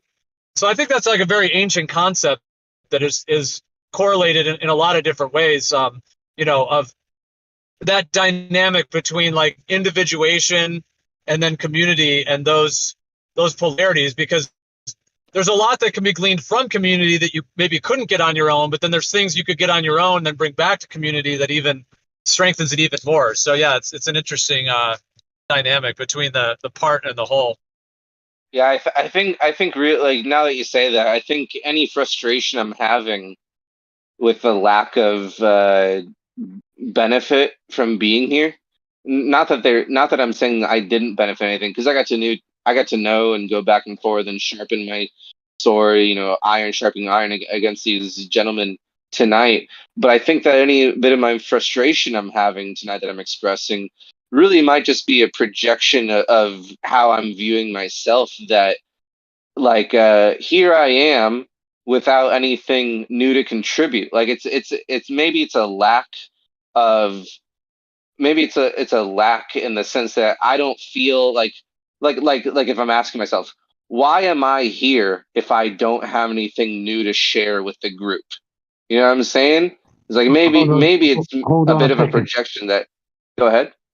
Hold on. If you're struggling to find answers to your questions, is it not maybe that you're asking the wrong questions? Sure, but also I don't like, since the last time I was here, I don't really feel like I have anything new to share with the audience. It's like, yeah, Well, do you? I love. Yeah. Go ahead, man. Sorry. No, that's it. That's all. Well, I was just gonna say, like, just in a general thought, like, the balance between talking versus listening. I was just throwing that out there, like, how, there's that dynamic too, like, how much, because to take in anything new, it's not really, I'm not trying to really say one thing or other about it, but I was just like, just that open query, like, how much one was, talking versus listening, and that dynamic as well. Like, are you only trying to output information, or are you also wanting to glean, from others and then bounce off others in that way? Like, more of the difference between, like, presenting something, or, like, doing a presentation, where everyone's listening, versus kind of being more inquisitive to try to glean things from others. Just that general dynamic. Also, maybe hold on. Also, maybe the way you're viewing it may be wrong, because, like, you're saying that when you come here, you feel like you've got nothing new to offer anyone, but there's a lot of people here that come and they don't talk, they listen. And maybe it's you're coming here and you may not feel like you've got anything new to offer us that converse with you, but the people that are listening, right, that may not, the information that you're, putting across may not be new to us, but it could be new to them. Right. Do you understand what I'm saying? Yeah. Maybe going over things that we've gone over 1,000 times amongst each other. Maybe there's a new member of the audience who would greatly benefit from hearing us discuss these things. Well, there could definitely be a benefit to others. Well, if there was an audience right now of 5,000 people that were all pretty new of this, then if you were talking about the same things, but if none of them have heard any of that before, then to them it's like all brand new information. Whereas to you, it feels like the same old thing. I mean, I think like that happens with like comedians and musicians where, they go out and play the same song every night, or they do the same jokes, as a comedian. But I think they probably find a way to put a little inflection on it. But the people that are listening, it's like brand new to them as well. So that could be a factor just in terms of whatever, mode in terms of that. Yeah, I think my comments were a little bit like selfish in their mindset, because like and it's only because of my own it's only because of me volunteering myself to these experiences. And I appreciate what you guys said. It's definitely set me straight, because I can always come here and listen, instead of be outputting. And also, like I'm being a little self-centered, maybe, if I think that what I'm involved in has to, benefit myself with ignoring what benefit it could be to an audience listening to someone who's been around the block talk about something with someone else, especially if a disagreement is going on. I think it all comes down to like projecting insecurities I have with myself, that I think what I really feel is that I don't know where to look, where I think there's the chance I'll find like that next like mind-blowing rabbit hole. You know what I mean? Like I've had my mind blown so many times and gotten to the bottom of those rabbit holes that I feel like a wanting for something to come along and play that same role. But I don't know. Maybe I'm just getting a little desensitized or something. Or I don't really. I mean, you guys get it, right? Like what's out there that's gonna take me further? I'll just have to kind of wait and see, and maybe I'm getting a little bit impatient. I think I'm just getting a little impatient, expecting something to come, a little sooner than it will naturally. There's no rushing reality. It comes at its own pace, I suppose. Well, I definitely hear what you're saying with that. I mean, it could even go deeper into like the quandary of the creator. Like, is the creator creating all this because it is bored on some level? Like, if the creator is just infinite light, infinite everything, it might, we've talked about that. Like, is the creator creating out of some boredom? Like, oh man, this is just infinite time of just infinite light, infinite love, infinite everything. This is kind of boring. So what's it like to be limited? What's it like to be a human and to be in a physical body that you're aching, or that you're going to die, or that there's limitation? Or so, I mean, that's like even on a higher philosophical level of creation itself, and whether the creator is doing all this for variety, to have all these different lifetimes, and, everyone has their own, dogs and cats and pets and relationships, and even thinking of like people that have multiple lovers throughout a lifetime. Like most people have multiple, like a girlfriend, of maybe a couple, marriages, whatever it may be. When you think about it from the creator's perspective, like is that part of why it's doing that, is to have like multiple different experiences and different sort of lovers and different phases of life? I mean, that goes into all that as well, but I just think it's like there's like a component of the polarity between like novelty, something that's like new and exciting and fresh and blowing your mind, versus like stagnation, where something just feels stagnant and kind of, same old, same old. And it seems like that's a polarity that us as humans go through all the time. Like some people feel excited with a new relationship. Some people feel really stagnant and bored with a relationship. And then they think, okay, is there some way to spice it up, or is it time to change it up?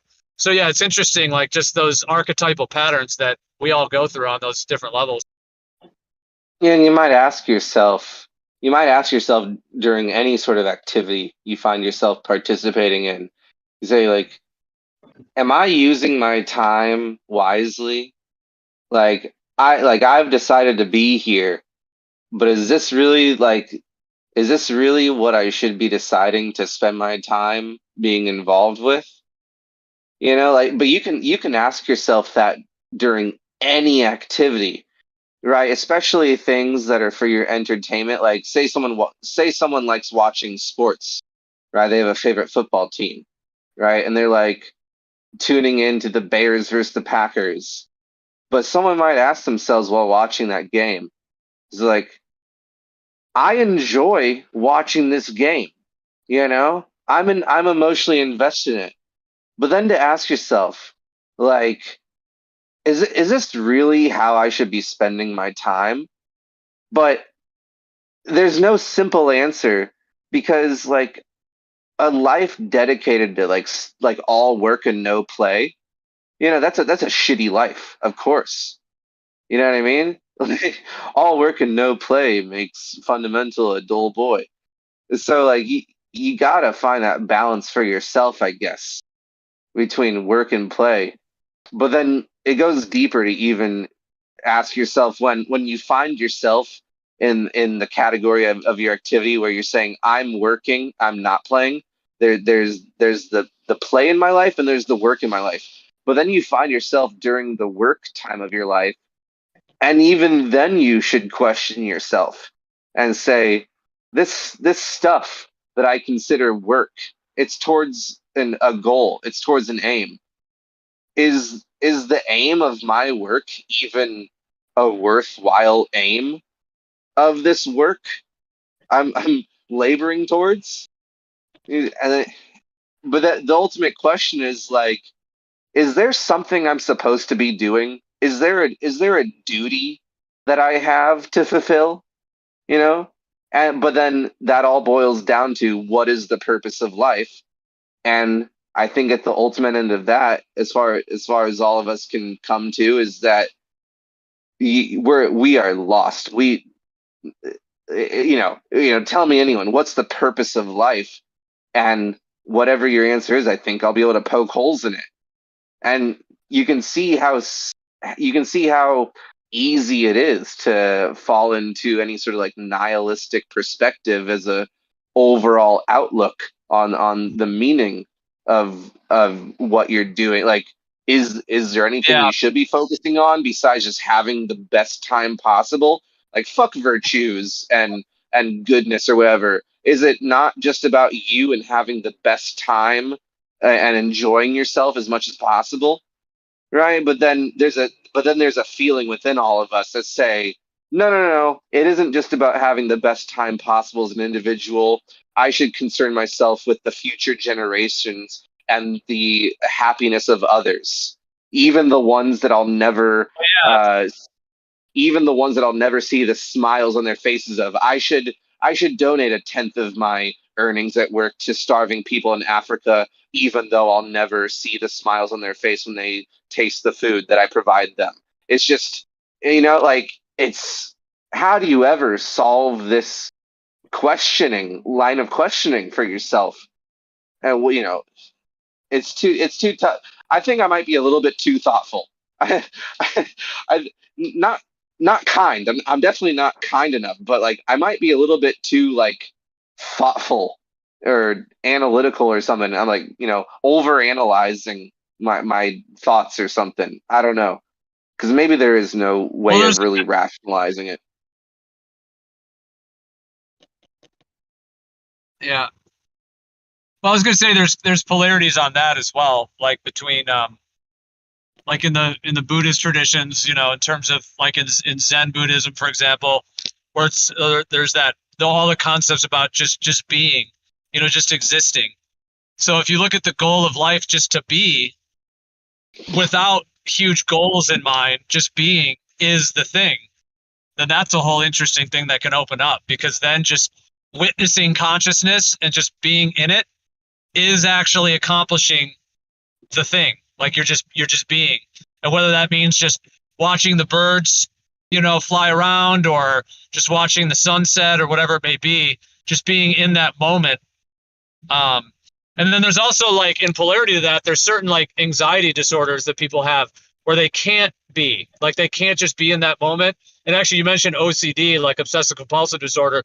That's one of them that tends to take people out of the moment and gets them fixated on various, like, fears or different things like that, where they're fixated on the past or the future, always wanting to be somewhere different than where they're at.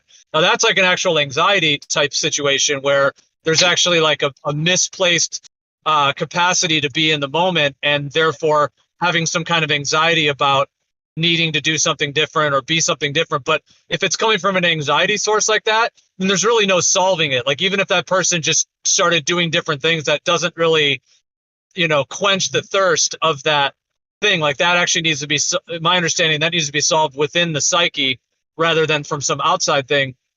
But then in addition to that, I was going to say there's also, like, outside of just being in the moment, there's also like a goal-oriented type of consciousness where the whole thing is to have a goal and to accomplish a goal. And then that's the thing. So in that state, like, just to be is not really accomplishing it, because, you have to actually be accomplishing, Right. Like an athlete or somebody who wants to help the world or help, starving children or whatever it may be. If you have some goal like that, then that then becomes the goal, is to actually take that action. So it's interesting how many kind of dynamics and polarities with all those factors. Right. And I think this is where, like, the Bible comes into play, where it seems just so shaky to, like, anchor yourself to anything besides the type of thing that steps forward and says, I will be your anchor. Like, it's the most comforting thing, where you're looking for something to anchor yourself towards, and something steps forward and says, I shall be your anchor. Because, like, I don't know, just the directionlessness of just being left to your own devices and saying, all right, I'm alive. And what should I do? And maybe there's, like, a really good reason, religions exist. And not even for just some like comforting factor. Like, maybe religions exist because they kind of, like, have to. Like, they're not just there to like put people's nerves at ease, but that it's just like a maybe religion is sort of like baked into the equation of life. Like, it's here because it has to be. Like, I don't really know how to express what I'm saying here, but Well, yeah, I mean, there's like a definition of spirituality, which, in terms of, like, the idea of spirituality of being, that inner desire just to figure oneself out, basically to understand what the nature of life is, and then, one's own being, and is there a higher consciousness beyond one's being, and then, like that word teleological, which essentially is like a goal oriented. So is there a goal on the spiritual path? Is there a goal on the, physical, like in one's work or in one's relationships and all of that? I'm going to wrap it up there, but I know that you and I have been going back and forth a lot. I think one thing that happens in these chats is that sometimes when two people are going back and forth, it's like no one else can get in. So I just wanted to mute myself and say, if anyone wants to jump in, because I know sometimes it's hard to jump in if two people keep going back and forth. But yeah, that is an interesting component, just between having a goal or just being in the moment, and then the spiritual. Because, like, some people are on a spiritual path, like they're on a quest, but to someone else, they're like, there's no spiritual quest. So it's like one man's trash is another man's treasure. So to one person, they could be on this spiritual quest that's so meaningful, and they're doing whatever they're doing, and whatever it may be, and that's like their whole, life's passion and all that. But somebody else could just be like, there's no spiritual quest to be had. There's no path. So it's like to one person, it's like the most important thing in the world, and to someone else, they just shrug it off. So it is fascinating how much difference there is, variation within that. Yeah, I think that sums it up well.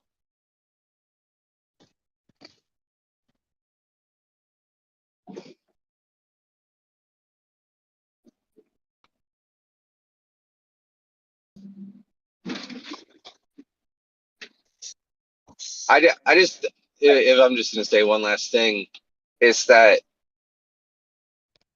I feel like everyone, unfortunately, but also I think that there's really no better way for it to be.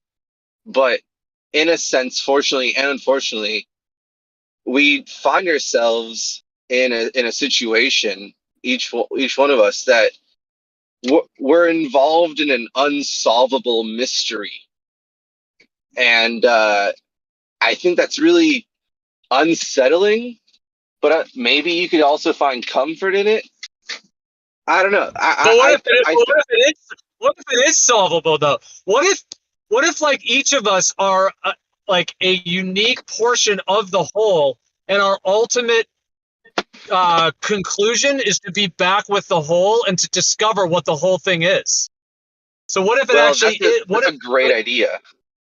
It's a great idea. Unfortunately, even that is just one aspect of the undeniably, we're in a mystery because there's no like game master that we can approach with what you just said. Like, there's no guy we can go up to who has the answer, like the teacher has the rubric, or the version of the textbook with all the answers circled correctly, right? Like in a classroom, all the students have this quiz, and the teacher has the same quiz, but all the answers are circled in red, like it's like pre-written, like which answers are correct. And at the end of and after you're done taking the quiz, you can go up to the teacher and say, okay, like this is what I said, what's the truth? And she can compare it to her book that has all the correct answers circled in it. Unfortunately, there is no teacher here.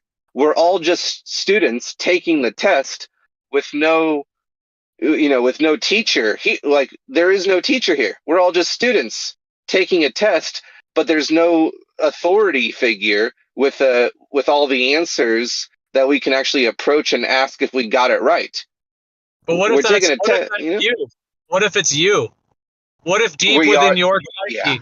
What if deep within your psyche you have all of the answers ultimately? Well, see, a lot of people view it as like the idea of self-exploration or like a self-quest.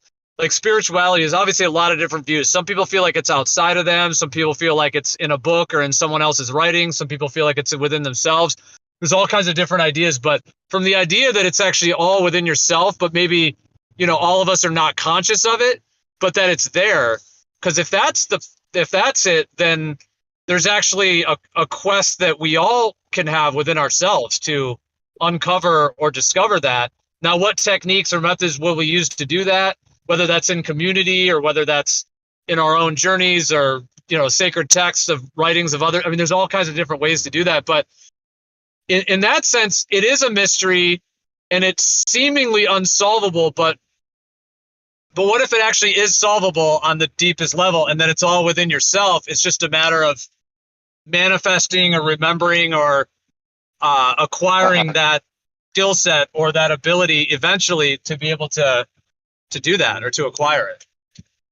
Well, if I'm the one not only taking the test, but I'm also the same one that has an understanding of the answers to that test, then we all know the only technique or tool at our disposal to like get in touch with that is like honesty, right?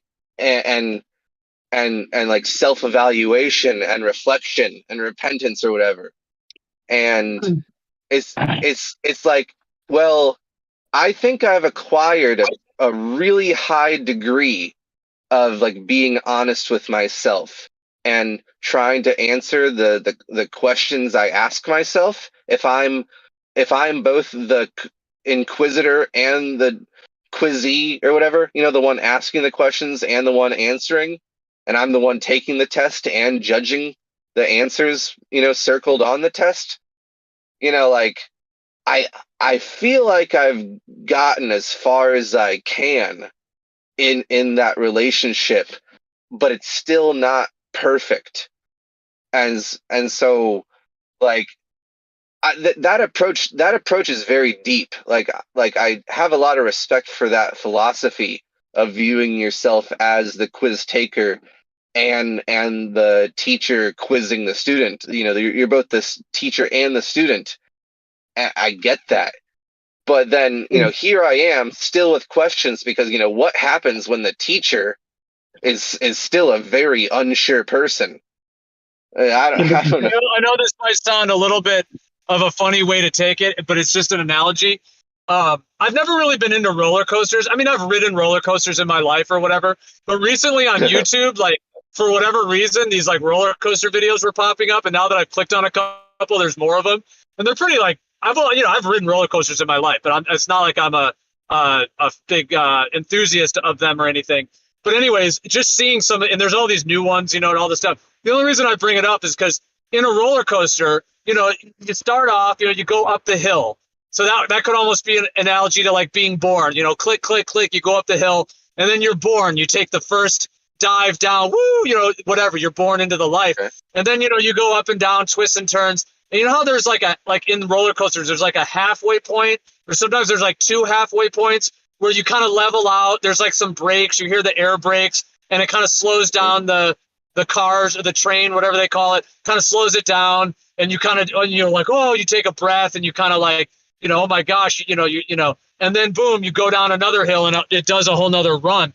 So I was just thinking the way you said that, it's like just that idea where it's like there's phases in life, and it's like sometimes you're in a little pause off area where like maybe there is stagnation, there's nothing new or whatever it may be, but perhaps there's another dive that you're about to, to take. And it just makes me think of the way you were saying with like, being the one who created the knowledge, created the answers on the test, and created the test, and created you that has limited knowledge of the test and the answers.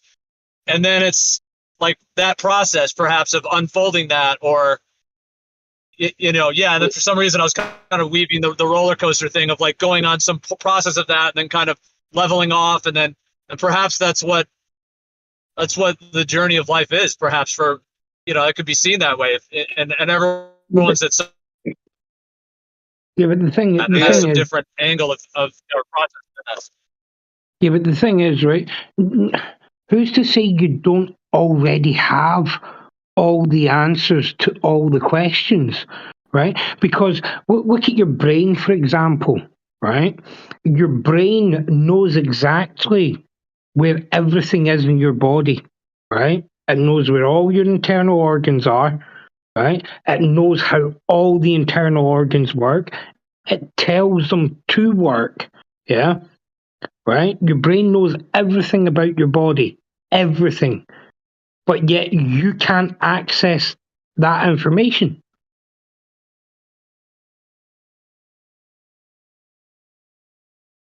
Do you understand what I'm saying? Yeah, that's a good point.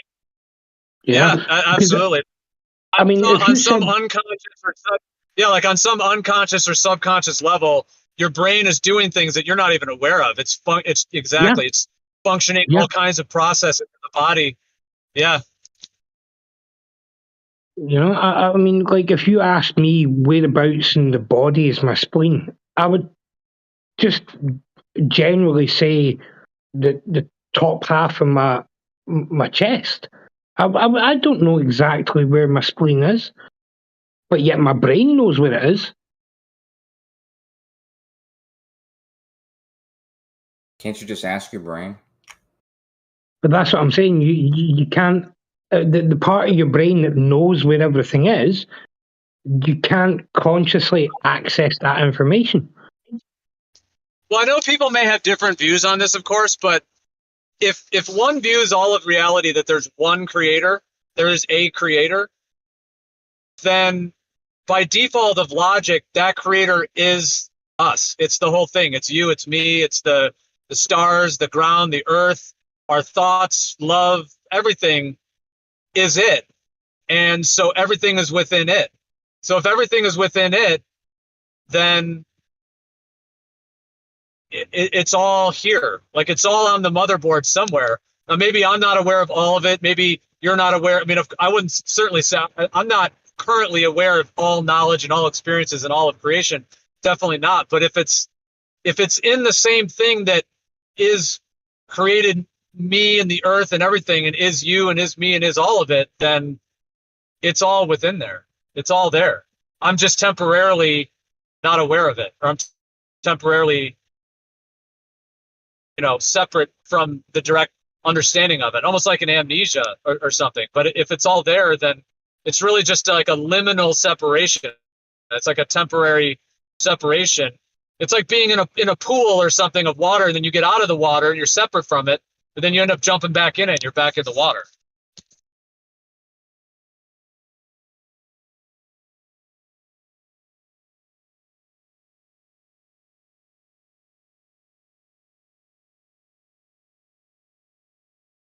Oh, is that what incarnating into a human life is in that sense? Like from that perspective, that we take a journey of separation, we become this human that's in a body and feels separate, and there's all these perspectives and viewpoints and emotions and things that we have, but when we die, do we rejoin back with the totality?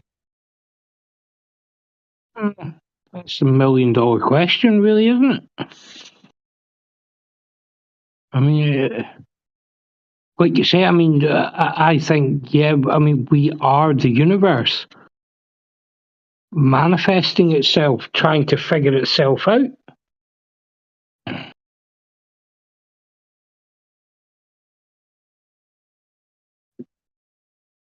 Yeah, I've convinced myself recently that there's never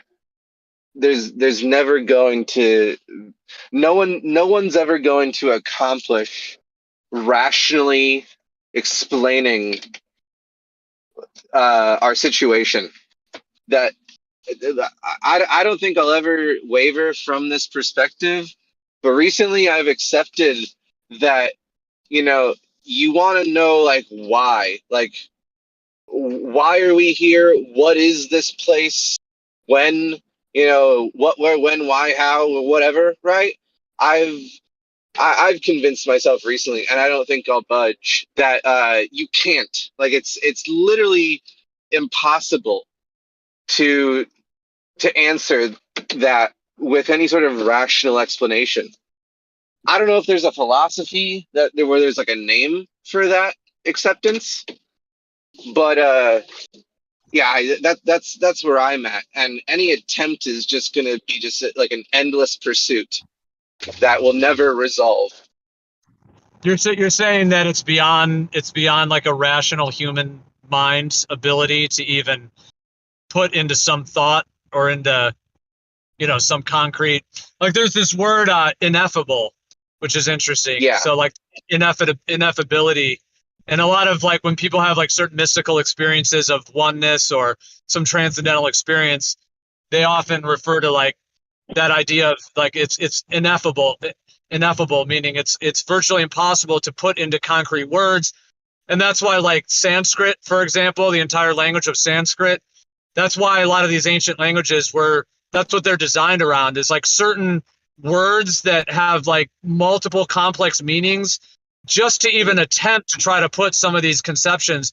Like I think Austin mentioned that word prana, that Tesla was talking about prana, but prana is a Sanskrit word, and it has to do with, life force. And so it's like they a lot of these ancient languages would use certain words just to try to even point at some structure of, and then perhaps using even other words, but just use one word to try to even attempt to categorize or put it into some kind of expression. Yeah, I think we can.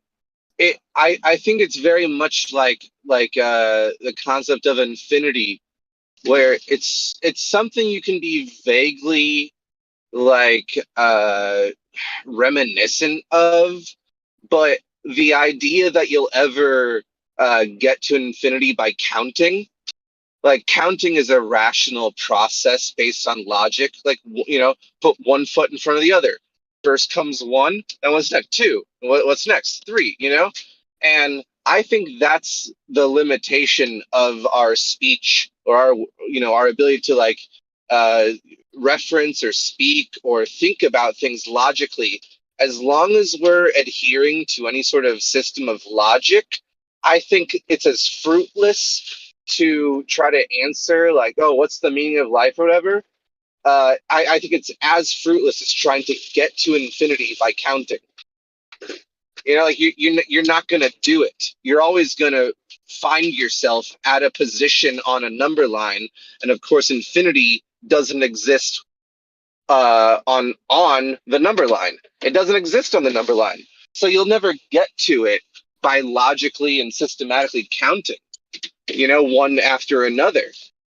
But it is maybe something that you can, kind of intuitively imagine, but only in an indescribable way. Like if there is a meaning of life or an explanation of what we're doing here or a duty we have a responsibility to, it's not something that can be verbalized. It's not something that can be explained. It's ineffable, like you said. And I think all of us are, a lot of us. Yeah, I think a lot of us have this hope that if we all like respond to each other with like our critiques of each other's claims, like you say this and then I point out like any issue I find in what you said, that like through my critique your claim will be refined and will like go through a mutual like interactive process of like filling the holes and like like further developing what each other say, thinking that this process of communication and building upon each other's thoughts will actually get us there. Like as long as we just sit here and try to be rational, thoughtful, like considerate, like analytical, skeptical beings of each other and what we all think, we all like lie to ourselves and tell each other or ourselves that through this back and forth process, we'll actually get to that promised land that we all hope we eventually build and get to together. But it's a hopeless endeavor, I think. Like we're never going to say it correctly. Like, you can't say it. It's ineffable. Well, I guess one thought I would have, it depends on what level or layer you might be referring to. I mean, yeah, to have final, like the mind, the ultimate finality. The ultimate mind of the creator perhaps can only be experienced in that mindset, and being separate from it means you're not going to be able to take in that whole thing, like what it really is and why, what its impulses were to even create all of this and why create this and why create that. I mean, there's a lot of suffering in the world. There's a lot of pain, so, like a lot of us joke, like we have a lot of questions, like why did this happen? Why did that happen? So I hear what you're saying with that.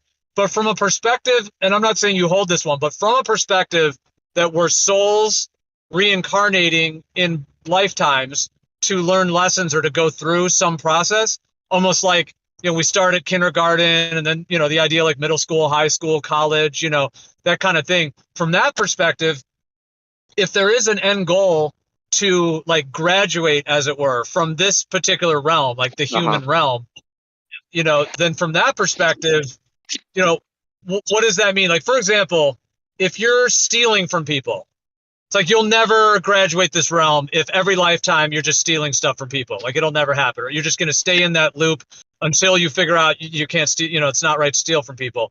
And then that list could go on and on, all the things, the sins, of life that people do, or just, one's integrity emotionally, in relationships, in business, finances, all these different things, how to be in integrity. So if there is like a graduation or an end goal of that, actually being a good person and all of those factors, and if there is like some graduation point to where if you were to accomplish all of those tasks, you would then like transcend this realm or graduate this realm to where you wouldn't then need to incarnate in additional lifetimes to go through it all, then from that perspective, there is actually an end goal, and there is an exciting, and then that gets into like a lot of these ancient texts and like the knowledge they have, or a lot of these different. So from that perspective, sharing with each other or reading ancient texts or hearing other people's experiences actually could be profoundly fruitful, because it's sort of like any way that one could glean a lesson or something from someone else that has truth to it that would help one on that journey, if one feels like they're on that journey, then becomes a very valuable, process, or like a quest, or like a very, very valuable thing to be able to acquire. Yeah, I think that's a bit of a trap involved in like the reincarnation or Buddhist or Hindu like mindset. Like, so what's the rub down, right? What's the shakedown, or whatever the expression would be, right? Like let's boil it down to brass taxes. Okay, so I come to you as your like religious authority figure, and I say, you can graduate to nirvana, you can get into heaven, you can enter the nightclub of ultimate peace or whatever outside of reality, as long as you live a perfect life. And if you make mistakes and it's added to your karmic tally marks, right, then you didn't live a perfect life, and so you have negative karma, and you'll have a chance next time around. We'll rebirth you, and if you can avoid making those mistakes and make up for them, then you're alive. But then that next time around, you're going to make different mistakes. And the whole trap of believing in reincarnation is that if that's the belief system you hold to, then on your deathbed, like if you live to old age or whatever, and you're on your deathbed, every single, and I would bet my left testicle on this, every single human who believes in karma and reincarnation, there's not been a single person on their deathbed that says, yeah, but I did do that one thing, didn't I? Yeah, shit. I wasn't perfect. I was pretty good, but I did that one thing that one time, didn't I? Or there was several things. And so I don't think there's a single person who's ever lived who believes in karma who thinks that they actually deserve nirvana by their own standards. Like, everyone knows they've made a mistake. And so there's not a single believer in nirvana that thinks they're going there. Every person who believes in nirvana believes they're going to have to be reborn to make up for what they've done. Like, what kind of arrogant, person who believes in nirvana thinks they're actually going there? I think one thing you're missing is that in this life, even if you've made mistakes in the past, that doesn't discount you from being able to still ascend to a transcendental, enlightened state in this life. So you think you can balance it out with good deeds? You can't think of the scale in that sort of, in those terms. Okay. It's like, yeah, there's things that you can do in this life to deal with the karma that you may believe that you've already accrued in this life. There are things that you can do to pay for that. You can't erase them, though. Dealt with right here and now, and move on. Yeah, but most of the time it's us that doesn't allow ourselves to forgive ourselves for our past misdeeds, and that's for most of us what holds us all back. Yeah, but if you do something, like if you harm someone that, say, results in like a scar on another person's face, right? Like a permanent scar, like you got angry and you got in a bar fight and you like took a broken beer bottle and slashed them across the face, right?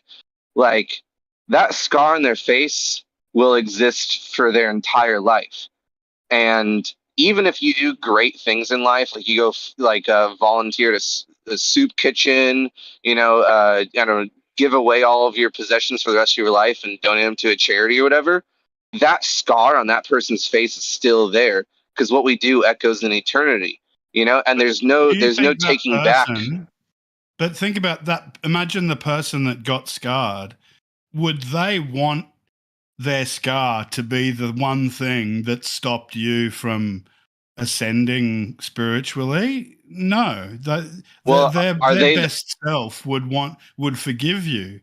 And yeah, so as long as you make genuine efforts to be a better person, then that's it. Like, that sounds like a real comforting thing that ignores reality, though. Like, I'd love for heaven or nirvana to be as simple as that the people I've wronged forgive me and that I forgive myself, but none of that takes away the damage you've caused. And there's maybe overly forgiving people, you know, who's to say that their forgiveness is even like proper? You know, like, people can be convinced to forgive and not even come from like a proper place. You know, but what's true is that you've done irreparable damage to a person and their life. And well, I guess this is the way I'd put it, right? Go ahead. If you were worthy of, ascending to a higher sort of state of self, then you would be you would not be the same person that you were when you committed that act of violence that you described. So I mean, you would have become like literally a different person. Like the person that you were when you committed that act and created that scar on that person's face, the person that you were at that time, you at this time are now fully aware that the person that you were at that time was not you, and you completely disconnected yourself from that self that you were, and the parts of yourself that negatively influenced you to do that. All of those things you've completely separated yourself from. You've ascended from those forces. You've overcome. Can you know that about yourself, though? Sorry? Can you know that about yourself, that you wouldn't repeat the same mistake? Yes, you can. How would you know that you wouldn't repeat the same mistake? Are you talking about like being in a similar situation and choosing differently? Well, if you were to find yourself in a different situation, you would act completely differently, because you know within yourself that you're not the same person that was, and you know that the forces that were at play that caused you to take the as you call them, bad actions in the past, causing this scar, for instance, that those forces aren't at play with you anymore. They don't influence you anymore. If you have genuinely, done the personal work, so to speak, to overcome all of those things, then that's possible. That's fine. I'm not saying it's often and it happens a lot, but it's possible. You know about the people who make a mistake, understand what they do was wrong, and then repeat the same mistake, because there's a balance between like morals and, say, like physical addiction or something, right? Like, but if they do repeat the mistake, then that means they don't really know. Well, how much can you understand why they're repeating the mistake? It's when you discover why you're repeating the mistake and address that, then it just won't happen again, because whatever was causing that is no longer there anymore. I think you can be really, really self-aware of your shortcomings and still fall victim to them. Absolutely, yeah. And I think I'd that consider myself an example of that. Right, there's things that I do in my life that I know if I were to not do those things, then I would become a much better version of myself. Right, and so because even even someone as self-aware as you, who admits to falling victim to that, same scenario internally, what I'm addressing earlier point about like reincarnation and achieving nirvana is that no one on their deathbed thinks they're going to nirvana. There's not a single person on their deathbed who thinks they're actually going to nirvana when they die. They all say, "Oh no, here we go again. I'm gonna get reborn." Might think they are, but well, that's pretty arrogant, wouldn't you say? Hey, that's pretty arrogant, wouldn't you say? Like, what kind of like non-self-aware person thinks they're going to nirvana? Well, somebody who genuinely believes that they've, done the right thing in their life. Maybe they know that they've done maybe a few not so great things, but in the balance of time, they might feel like that they haven't done anything bad enough that they don't deserve some peace. And well, I'm not sure that any good deeds can outweigh the bad things you've done, especially things that, because like I said, there's no good you can do that can erase the bad that you've done. Nothing gets erased, right? That's the whole fact about reality. What we do echoes in eternity. If you've done something wrong, that has made a permanent impact upon reality, and people will suffer and continue to suffer. You've made any bad thing you do makes the world a worse place, and it has a permanently negative impact on the world, because what we do echoes in eternity. Well, you've left a permanent scar. By your beliefs, then that means that. Well, that's not a belief. What you do echoes in eternity, right? Yeah, I understand what you're saying, but does that mean that nobody can ever move on and be forgiven for anything they've done, even if it was 10 lifetimes ago? Yeah, I think the idea of divine forgiveness, it's a joke. Yeah, it's a joke. There's no such thing as like any sort of universal form of forgiveness, because bad deeds cannot be erased. Well, that's where the divine being comes in, and that divine being can offer that. He's not even part of this, though. The only parties involved are the wrongdoer and the victim, right? The criminal and the victim. Those are the only parties involved. Not part of all of this as well. Well, we all know that if there is a creator, we all feel very distant from him, because tell me how you've ever like had a beer at the bar with the creator, right? Like, who is he? Where is he? We all kind of feel a sort of attachment in our heart, vaguely, in a sort of hopeful manner. But like, if we're all being really honest with ourselves, no, I'm talking about the parties involved in your actions. The parties involved in your actions are, the person who's a good thing and the person who benefits from it, whatever the opposite of a victim, the beneficiary, right? There's the beneficiary and the benefitter, and then there's the criminal that whole act took place in God's world, God's universe. I mean, but he would be both parties, and so again, he's just very neutral and has no part to play here.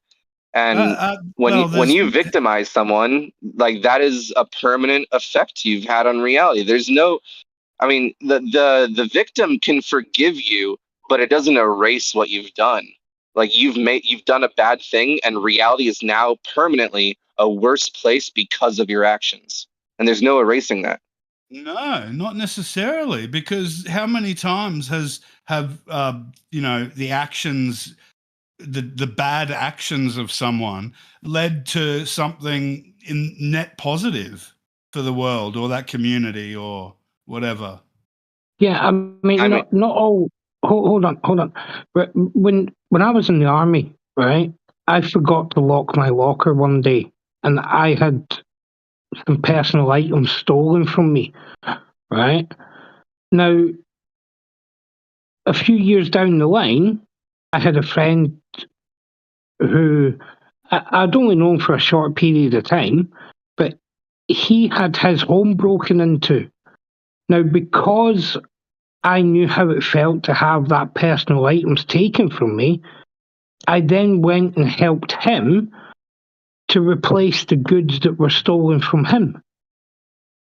So, although there was a bad deed done to me, that led to me doing a good deed for someone else. Yeah, and that's beautiful that you were able to like transmute that energy and convert it into creating something positive as a result. But there's just one harsh truth about what we do echoes in eternity, and that every action you take leaves a permanent scar on the record of events. But the good things make an impact as well, and so that's right. You're right. You're right. On the balance of things, you can get yourself ahead, and the way I see it is that bad thing that happened to me, which you say I'm the victim of. I feel that made me actually be a better person, because now when I think about it, I think, well, would I have helped my friend replace the things in his home if I hadn't had that good stolen from me when I was younger? Yeah, all I'm saying is that there doesn't necessarily have to be anything further than what we're discussing, and I know I've been talking very one-sided, and like I said, if you didn't hear, like, I agree with you that the positive actions you take also echo in eternity. So don't get me wrong, I definitely see the flip side of it, right? The positive actions we make echo in eternity, and if we do a good thing, the world at large is a better place because of it. But the thing is that neither one erase the other, right? And so the world just becomes a more detailed and more complex mixture of all of these deeds. And of course, also understand, like, I'm on the side of good. Like, I definitely view good as a better thing than bad. And I don't know where that comes from in me, but I feel it in my heart. In my heart, I think that good is better than bad. And I don't know where that comes from, but all I can that understand comes from God, because that's completely natural. Well, that's where things go too far, because there's no reason to say that. There's absolutely no reason to involve anything deeper like that. All you can say is, I don't know where it comes from, but I feel it. Like, you feel it, and I feel it too. But don't start involving things that we have no clue about. There's no, it's a comforting feeling, but I mean, come on, man. That's ridiculous.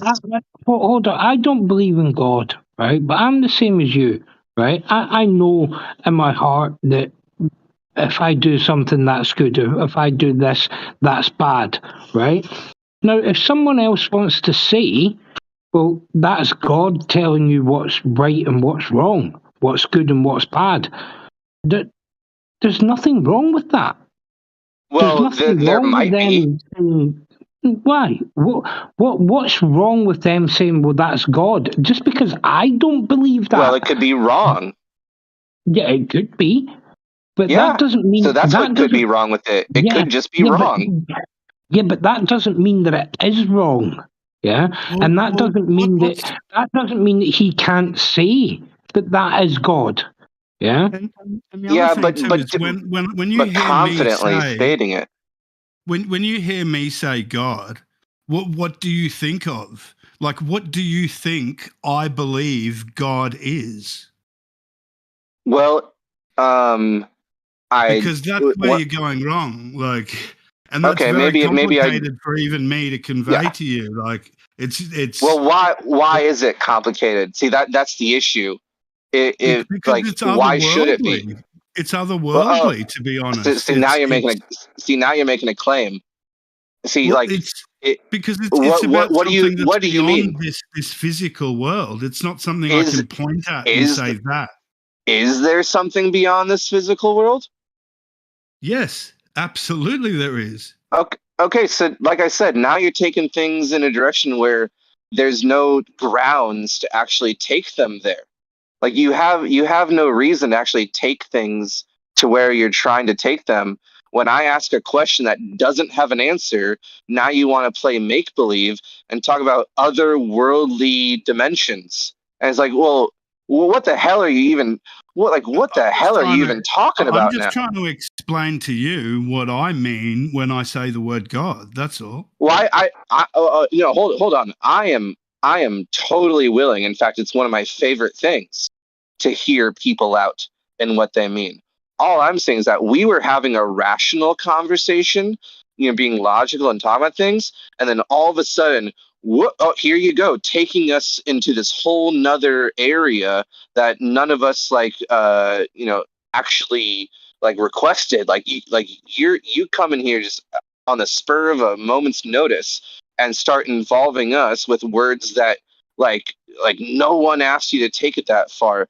But that's not to say I don't want to hear you out, because I love hearing people out on when they want to. What it is that makes us have this feeling of good we don't being know. good and bad being bad, we don't know. Right? We don't know. And you say God. Well, we don't know it. I guess I should have been more specific and say that I believe that comes from our connection with God, and God. And then I say why? Being an entity that ultimately involves all of us. Okay, so like that song says, tell me your thoughts on God.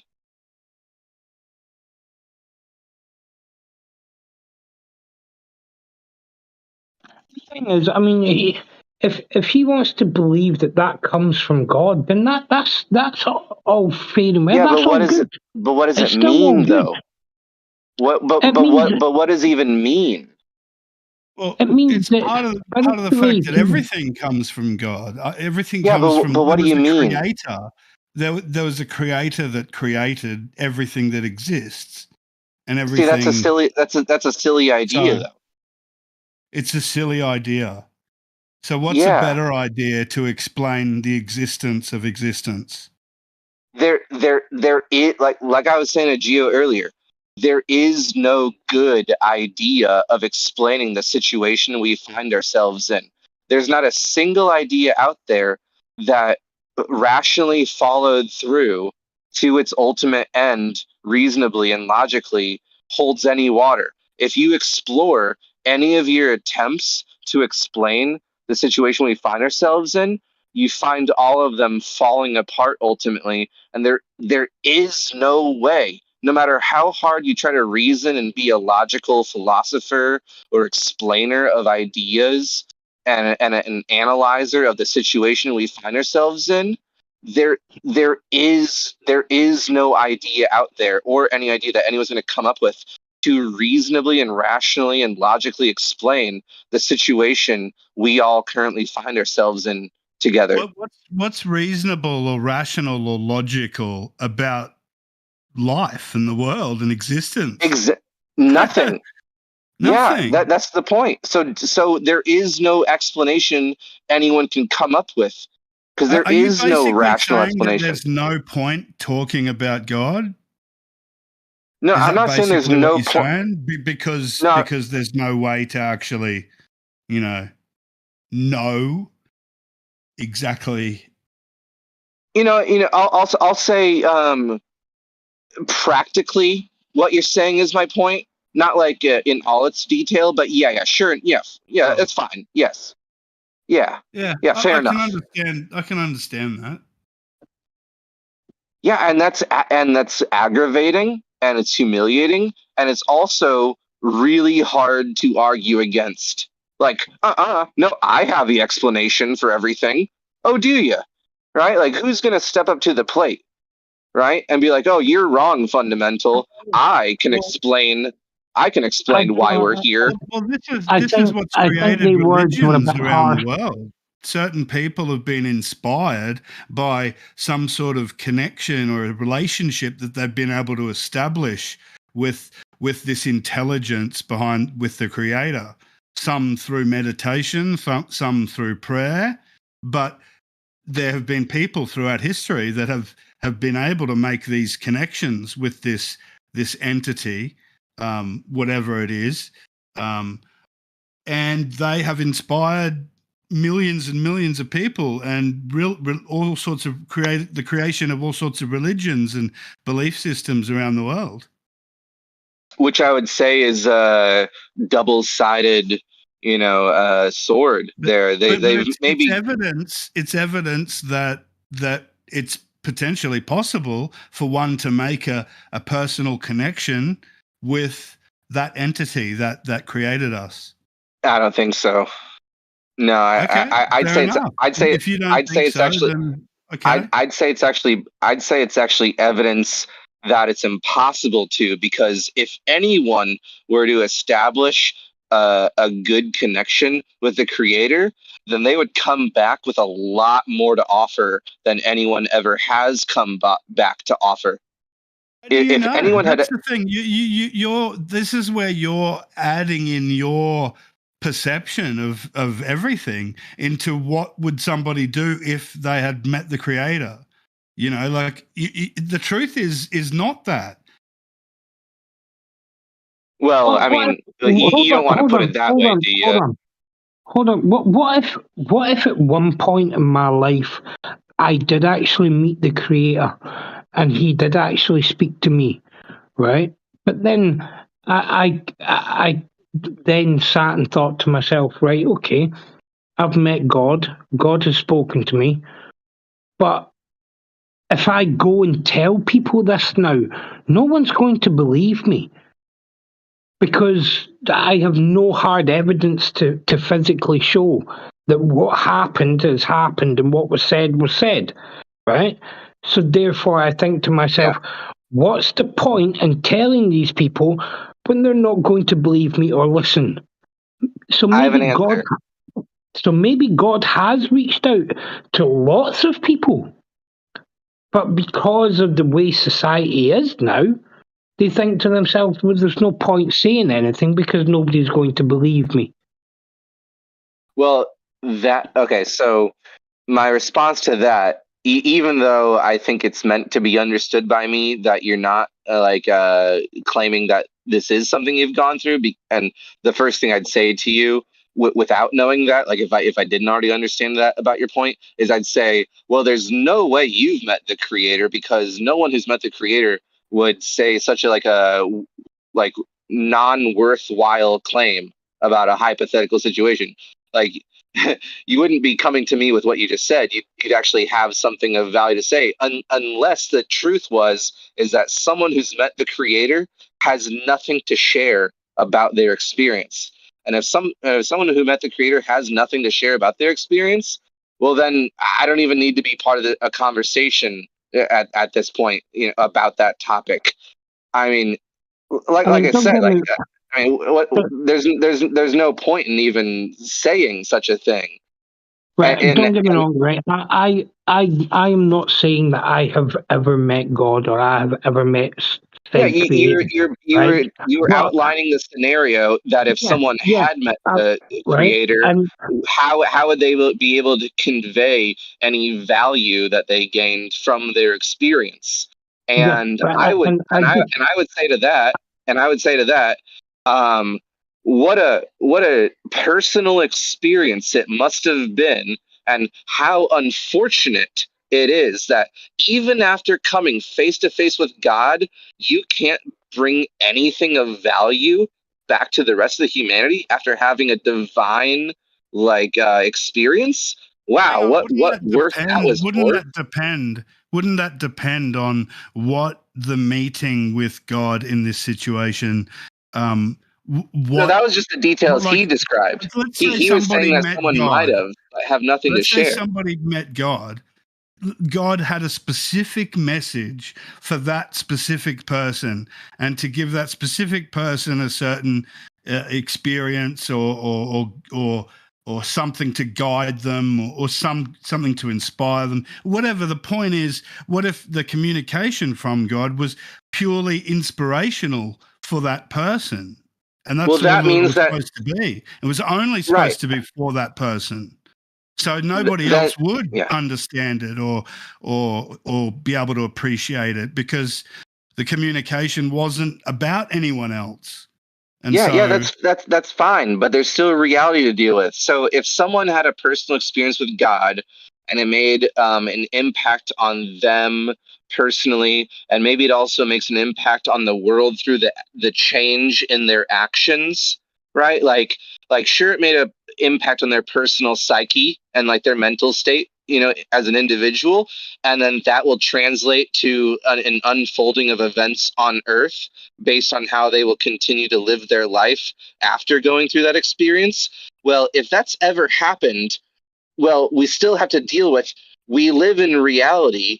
And if anyone has had an experience with God and their experience has made an impact on them, and then through like indirect causes has had an impact on the world, then we're still saying that if anyone's had a direct experience with God, this is still the world as a result. This is still the world that we all understand and are a part of. This is the type of world that is the result of someone having a direct experience with God. It's very similar to a world where no one's had a direct experience with God. Or maybe it is to an ununderstandable degree that I just don't understand or respect. But the world as it seems to be today doesn't seem to me like it would be very different if certain individuals had private interactions, or those people didn't have private interaction with God. Because the world as it is today just it kind of seems like the world as it would be with or without those personal experiences. To me, it doesn't seem like it'd make much a difference, unless there's some hidden strings behind the curtains that I don't understand, and the world would be destroyed if it weren't for those private interactions with God that some people had. Or maybe that's the only reason we're all alive today. But there's nothing I can understand or reflect or respect about it. I mean, to me, it's as if it never happened. I mean, like, I don't care. Like, maybe someone met God. What do I care? If a private interaction with God that someone had is the whole reason people are alive today, well, then thank you, God. But how would I know? I wouldn't, and I couldn't care less if it didn't have some sort of like really powerful, potent influence on the rest of us.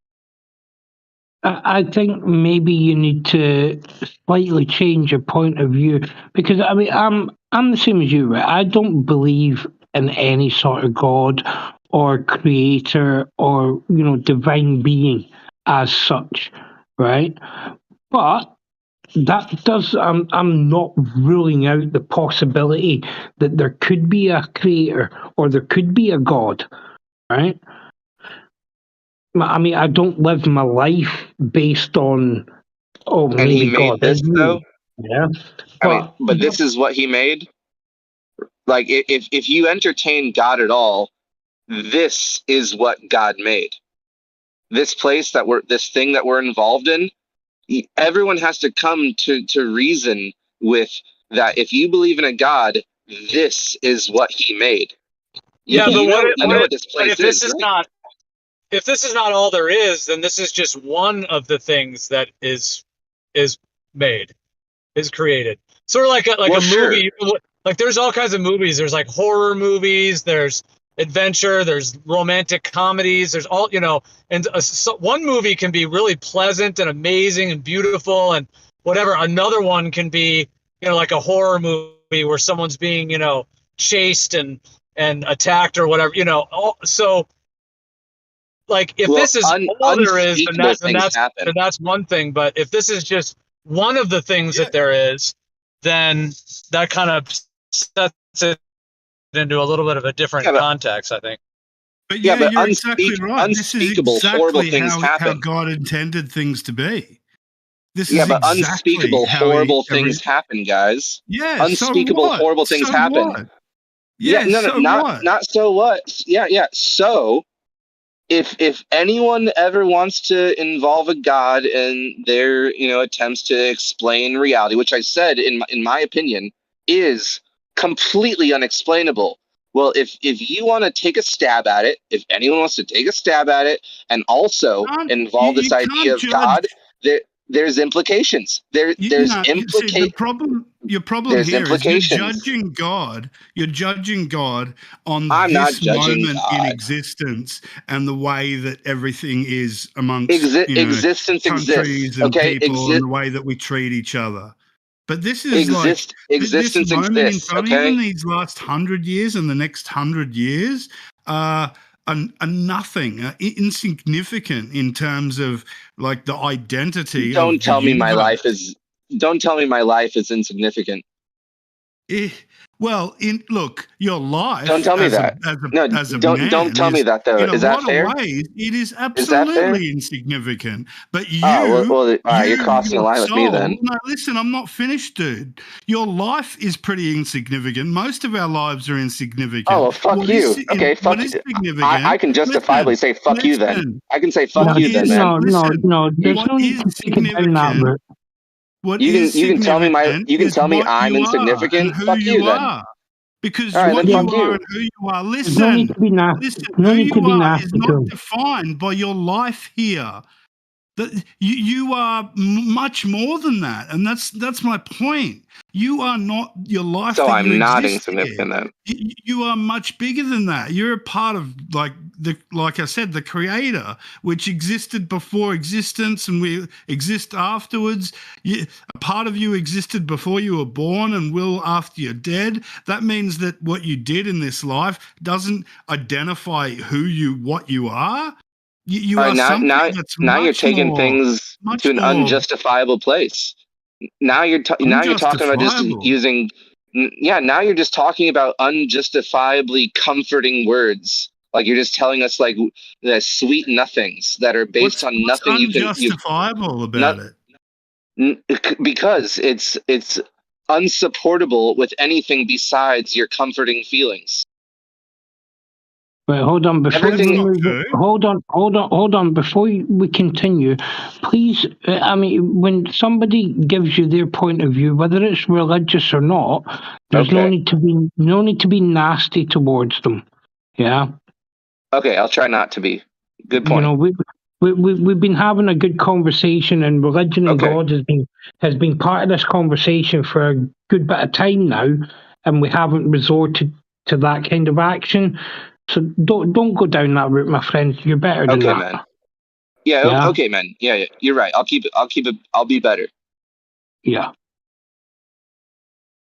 But I think you're speaking in such grandiose, implicative like manners that are just so loaded, and also based on nothing besides very hopeful wishes about how you think reality is, and even to a transcendental, like supernatural state that I don't think any of us have any grounds to speak on. The only thing we can speak on is we can speculate very loosely and just completely unfoundedly on greater things such as what you've referenced. But I mean, as far as the things that we all have in common that we can all agree on that are sort of like self-evidentiary, I mean, you've taken it far past that. And the only things that we can say that are like self-evidentiary are like, all right, we're all here. That's one thing we can agree on. Here we all are talking and stuff, and we do things, and it harms and benefits each other sometimes. And we all have an internal compass that tells us that the helpful things are better choices of actions than the harmful things.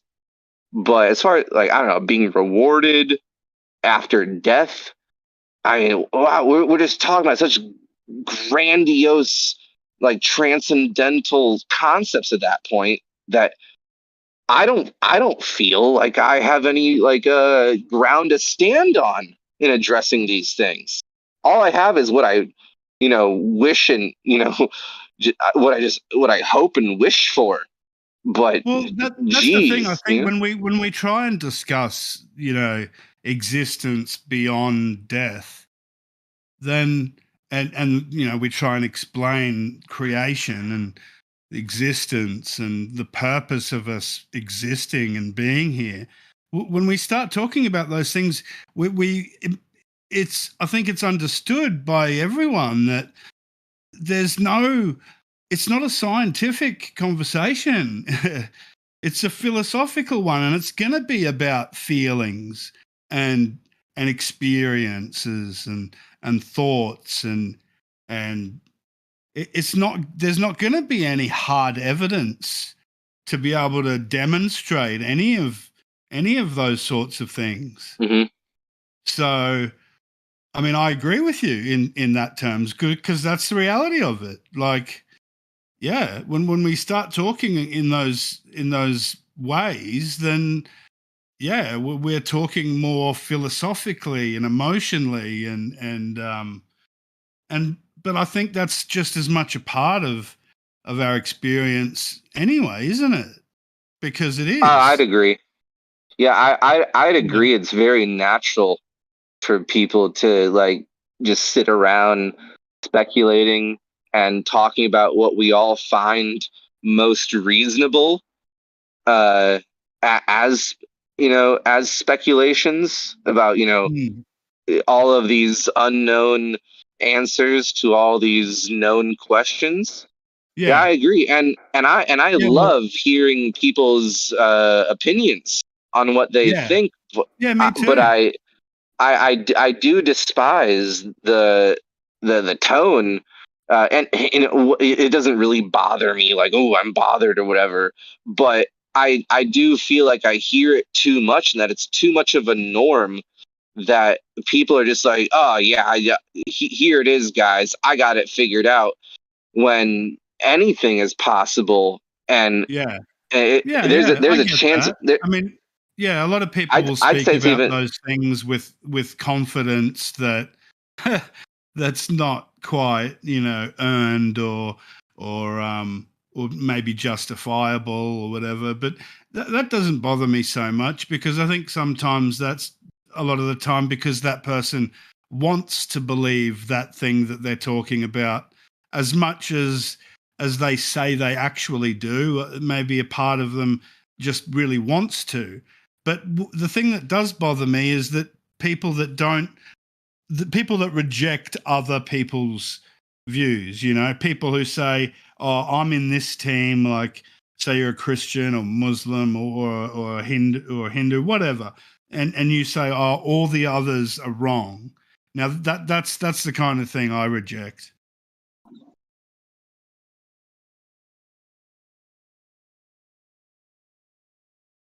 Because they might all be talking about the same thing in just different cultural, and historical reference frames. So,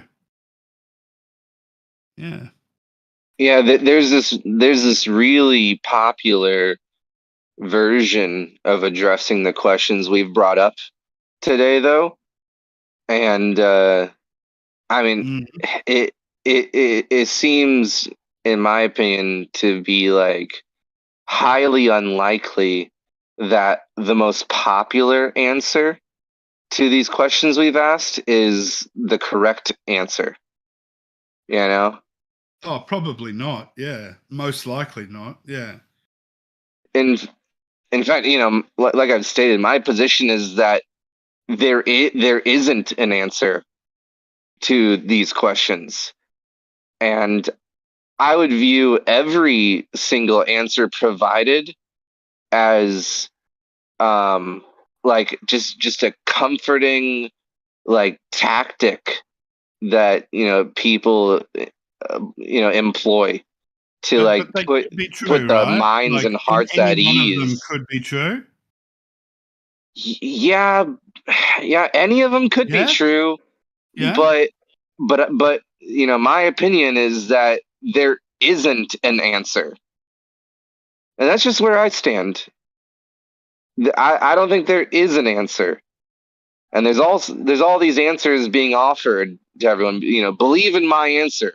Believe in my answer. Let's talk about the purpose of why people employ, these sorts of perspectives or beliefs, right? Like, so why do people take up a certain position? If, as you say, it is that there is no answer, then why do they do it? And what purpose does it serve in their life? And is it a good thing? Is it a positive thing? Like, overall, does it lead to better results, to better behavior, to more generosity, more work, more goodness? See, and isn't that really, in that I guess, sense, at the end though, of the day, all that really matters? Like, that's the only point of that, those beliefs? Well, no, because then there'd be an objective best religion, and the objectively best religion would be the religion that causes the most social and individual happiness. So let's just say that religion is goodness. Just goodness. That's it. Now, we don't every have religion one like that out there in the world is trying to encourage that in their own quirky and weird and specific cultural and historical way. Could we say that?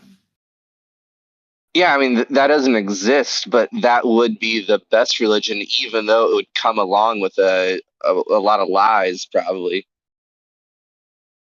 Well, I think that's what I mean. Like, at the end of the day, there's all these different religions, but all of them ultimately at the end of the day are about encouraging people to be their healthiest, most loving, compassionate, giving, hardworking, happy, good selves, right?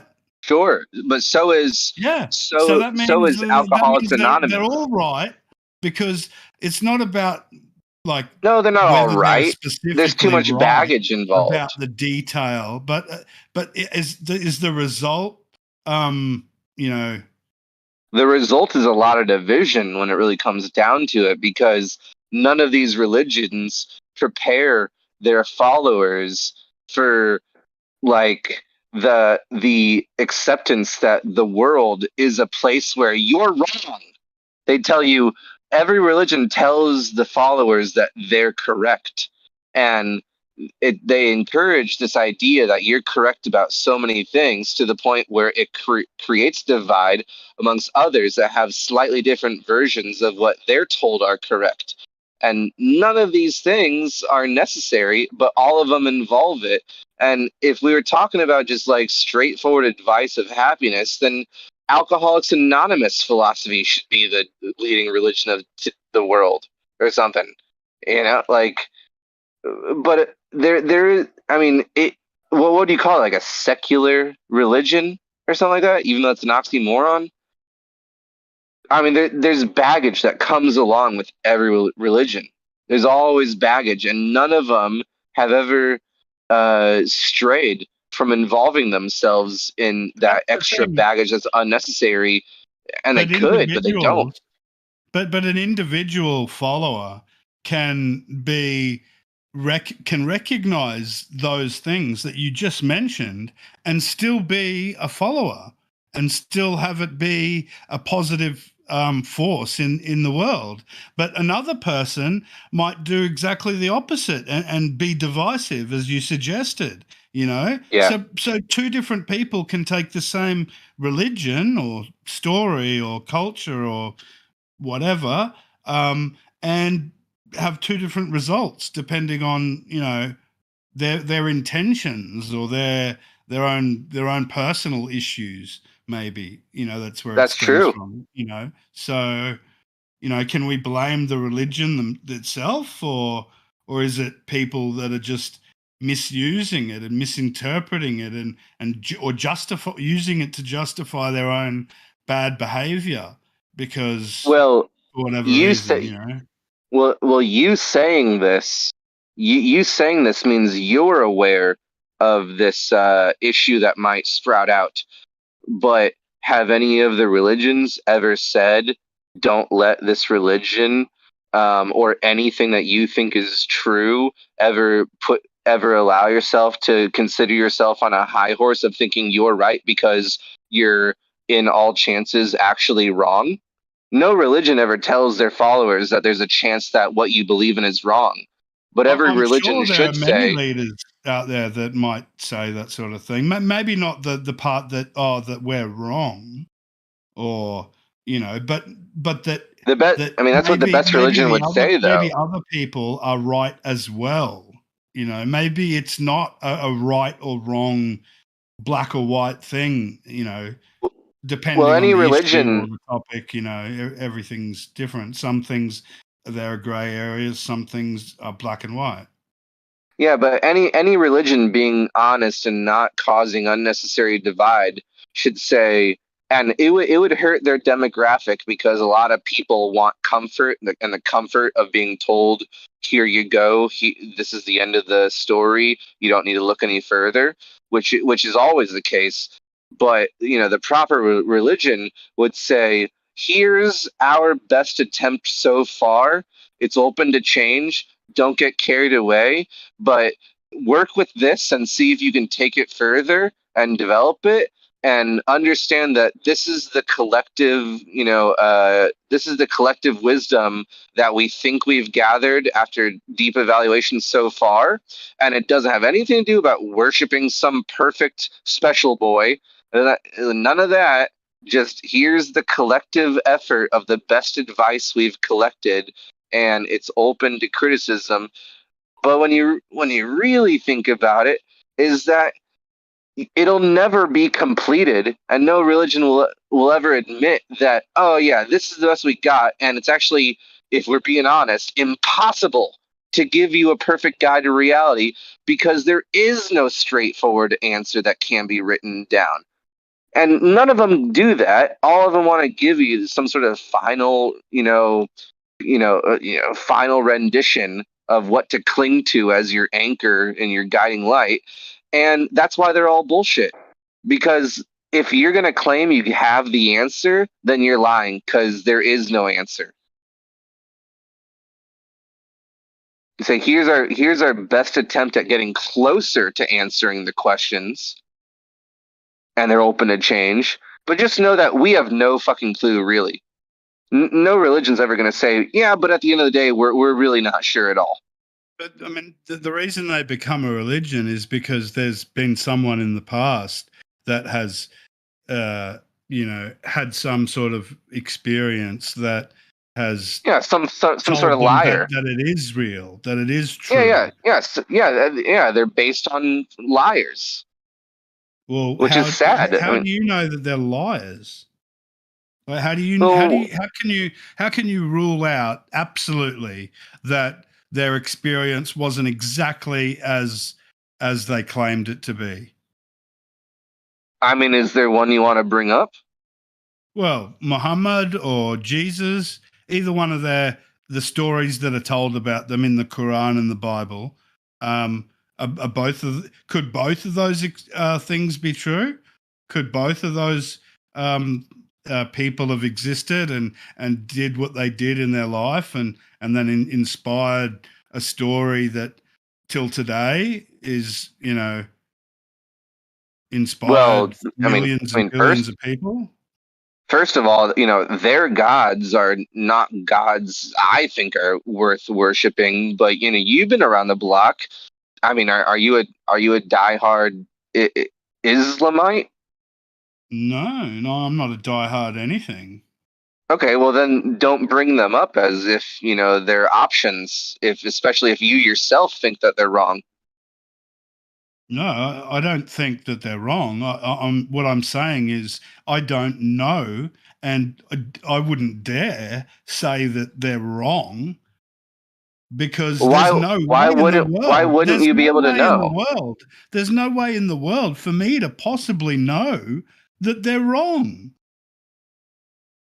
That says there's no possible way for you to know that they're right either, right? Yeah, that's just as true. But the point is, I don't know that they're wrong.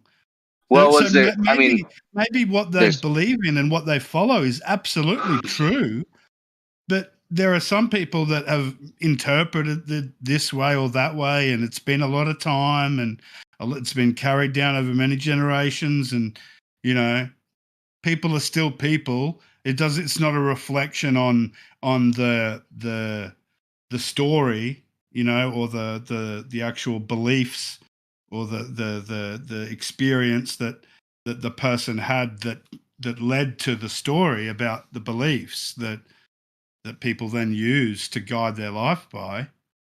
See, this is the thing I was talking about earlier, where it's like I'm gonna go away, and no offense to you, because you're doing a great job, like going back and forth with me and stuff, and I view what we're doing as a very natural human experience. I think you're a great conversator, and as far as having a conversation and like spending time with a fellow man and whatever, I think I think this is as best as it can go. I think we're having a great conversation, and I value your time, and I respect you, and I really appreciate your time and consideration of my ideas, and I value and consider your ideas. But like I was saying earlier, as much as we've valued and considered each other's ideas and our time together, which I do, I'm gonna go away tonight with the same thing I've expressed earlier. That what was all that about? No one actually got further towards the truth. We all kind of just spun our wheels and talked about the options. Yeah, there's tons of options out there, and maybe one of them is true, but if it comes down to what we've said tonight, yeah, we probably none of us have said anything that's the ultimate truth. Probably not even close. We're probably all wrong, and all we're doing is just saying a bunch of wrong things to each other. I say something wrong, then you say something wrong. Then I say something wrong, then you say something wrong. And there's things that we can agree on that would be the most comforting, that we find the most reasonable and logical, and we can attack each other's logic. But like I've said, I don't think there is a logical answer to the questions we have. Meaning, as long as you and I are being logical and refining our logic and our arguments against each other or with each other together, that still won't get us to where we want to go. Because working within logic limits us. It's also the only road we have to go down, but that road doesn't reach the land of milk and honey. We won't get to where we want to go by talking about it. And that kind of sucks, but I have fun doing it with you anyways. No, I think I understand what you're saying, and I think I agree with you. Yeah, but I do see why people use those belief systems that they follow, because there's some practical utility for a lot of people in following those belief systems. For many people, it's purely just a social thing, because that's the social environment, types of people they grew up around, and so that's their community, and so they participate. Yeah, it's like some kids behave well because they want a present from Santa, and then when they're told Santa doesn't exist, they might say, well, there's no reason to be good anymore. If Santa isn't real, then there's no one watching me all year long. But then you have to find it within yourself. You have to say, okay, Santa isn't real, but I'll be good for goodness sake, because I've just decided that within myself. Even though there is no one judging me, I witness my own actions, and I've decided based on my own standards how to behave, because The ultimate authority I've placed on myself is that, well, I see what I do. I'm the one who knows if I'm awake or asleep. I'm the one who knows if I've been naughty or nice. Even if I get away with it and no one else knows the horrible thing I did, I was the one. I know if I've been that's naughty or right. nice. That's absolutely right. But teaching a person that lesson, getting them to learn that truth that you just spoke then, can be achieved by telling them a fictional story about a world and a place and a bunch of characters training and wheels. something that happened. And that story that I tell may not even be real, may not have ever even happened, but it does the job. It conveys the lesson or the information or the knowledge or the wisdom that you need, that I want to convey. Yeah. There's definitely a utility of fictional stories. But then I think ultimately a lot of religions are the same. They're different stories that are trying to get, that's the positive look on it. Across. That's the positive outlook on the existence of all of these traditions. And I value them for the benefit they can cause in people's development. That's a nice thing that it does for a lot of people. Just like, say, the military can be a constructive, tool for, someone's experience in life and their development. But then there's the overall nature of it, and maybe a better way where it doesn't come with all the pitfalls involved and the baggage involved with being a part of this larger conglomerate or this larger corporation or whatever, that you're pulled in by the good, but then you're unintentionally associated with the negative aspects of it, which is a shame, because that's not anyone's intention when they join the military, but they might find themselves involved in something that later on they're like, oh shit, I didn't want to be in support of this larger process. And that's a shame, because a lot of people have the right intentions, and life's tricky that way. But the thing about taking off the training wheels,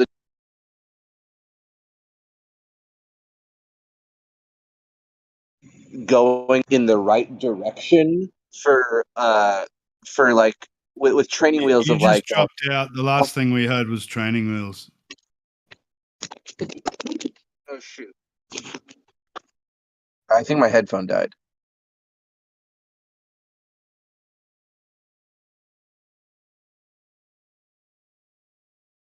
I guess I'll have to talk to my phone speaker. I think my headphone died. Where were we? You said what was it? I think I was talking about training wheels. Yes, that's it.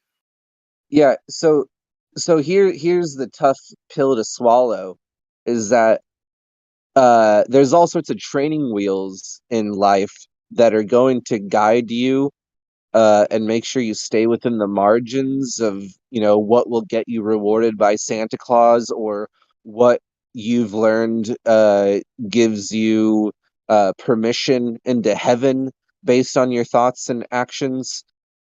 And then there is a graduation out above that, or transcending that, where it's based upon your own internal compass that you've had developed and calibrated by these training wheels. But then once you're left on your own with your own compass, then you ask yourself, what's the real foundation of my compass, my moral compass of good and bad, and what steers me in the direction of life I go down?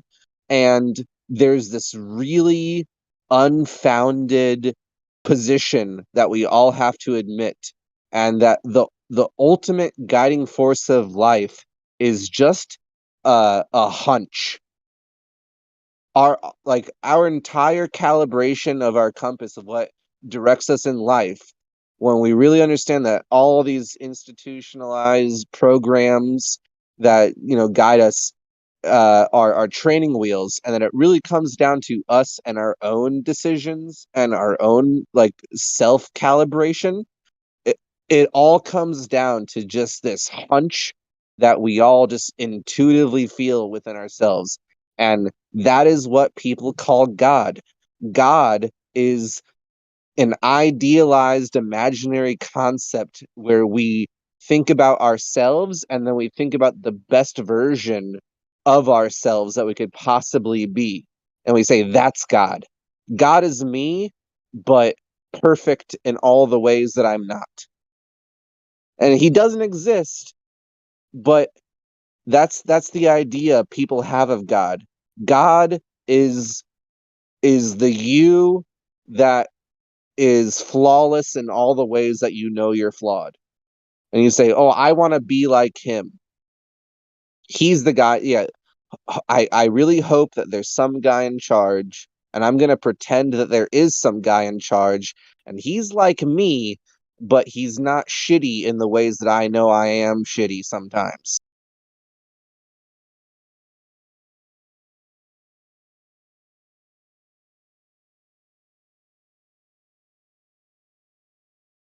There's the imperfect me, but there's this imaginary perfect version of me.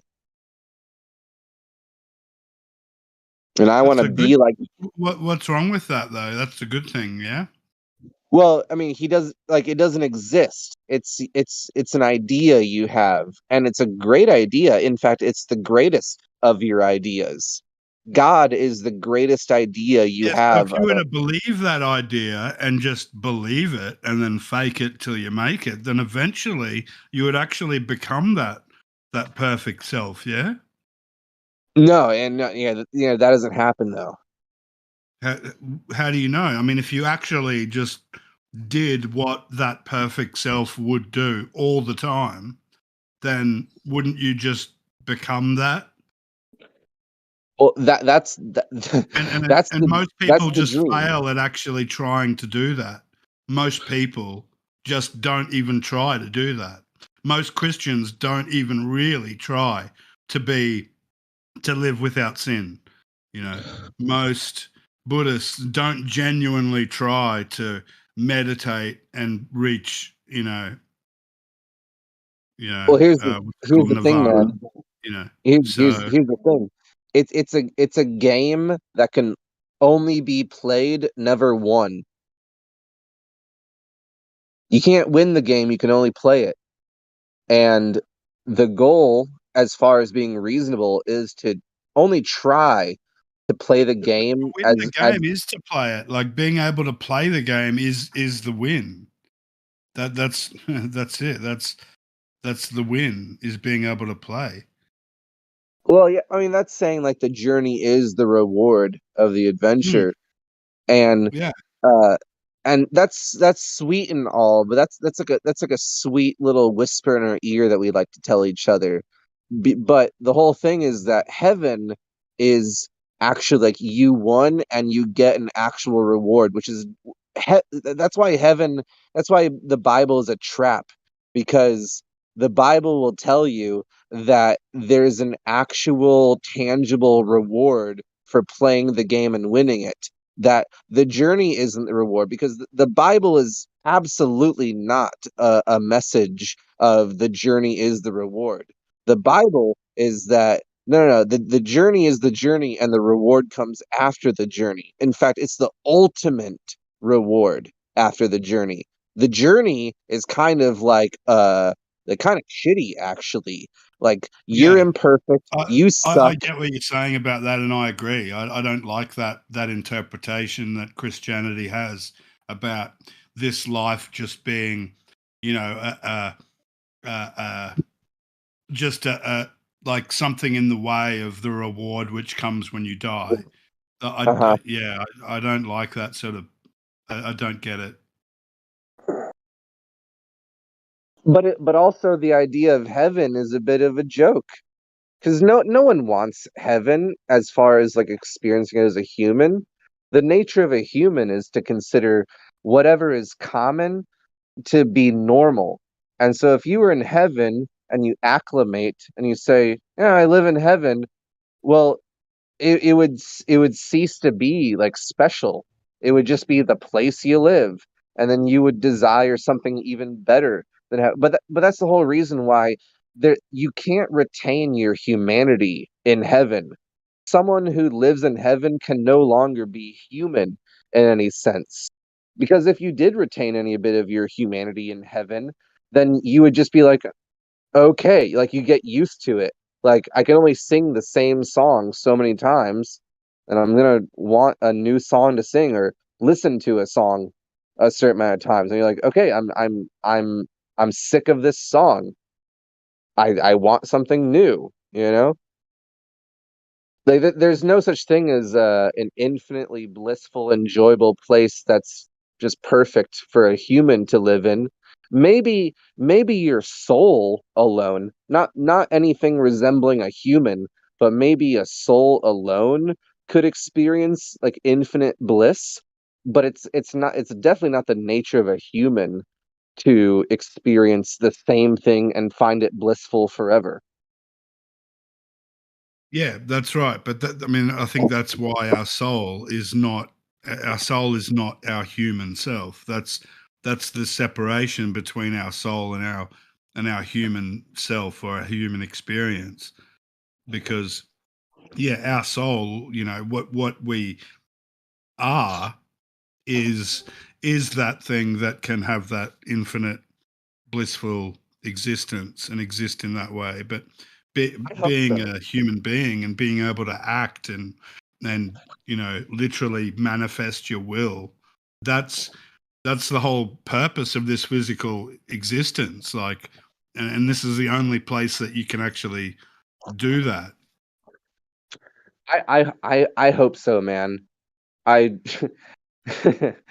that is the sweet nothing I tell myself, that as impossible as human sounds to me, thinking through it rationally, that heaven is a legitimate but somehow like irrational like realm of existence, that it doesn't, like, heaven is a place that I can go to that doesn't follow the same rules as here, and all of the shortcomings of here don't exist there, where Yeah, it's a that's why it's so difficult for us to conceive of this place or even talk about it and describe it as human beings. It's like trying to get a cockroach to, talk to you about algebra.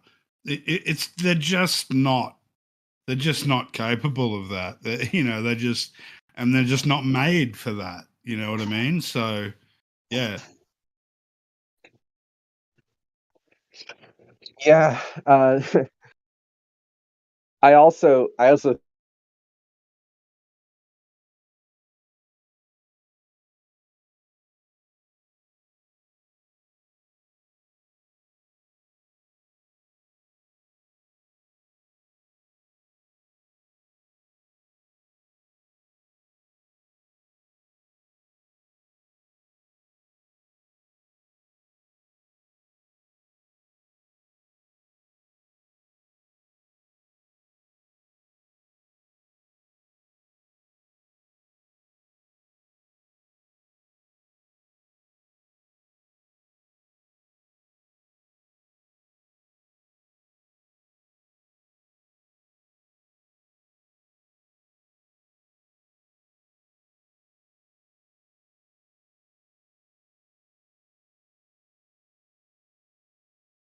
Did it cut out, or you still there?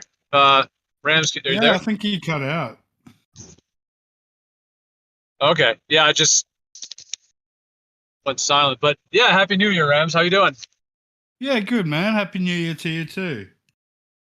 Thanks. Yeah, it's kind of a nice new energy in the air, I feel like, for myself. It's kind of like, Yeah, yeah, it's cool. yeah. The new year does feel like that, doesn't it? Yeah, 2022 is just like freight train that needed to needed to end. I'm not really saying anything good. I'm just sort of using that general thought. I'm not really saying anything positive or negative, but I don't know why. It just sort of felt like it was time to go. So yeah, it's nice to have a new year. New start, yeah.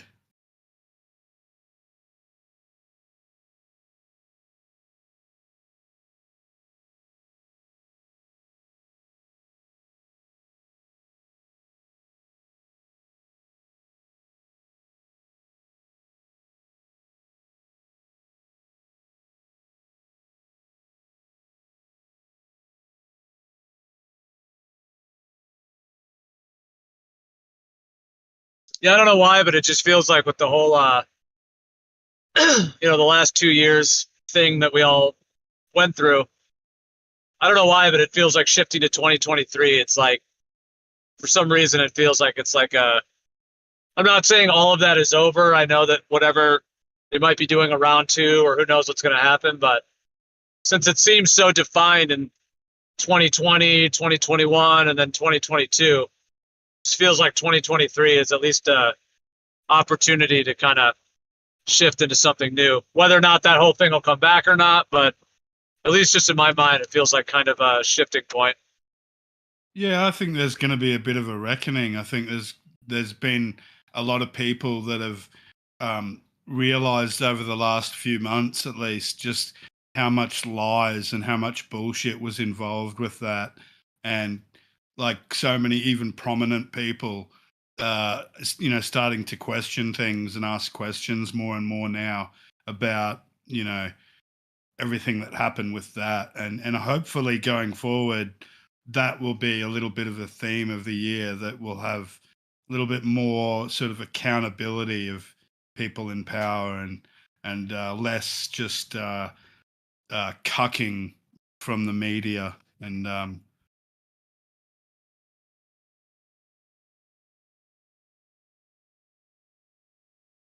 yeah, well, that'd be interesting. But so you're saying less from the media or less from the people or both? Like less just going along with the story, you mean? Or what do you mean by that? Yeah, like more voices questioning and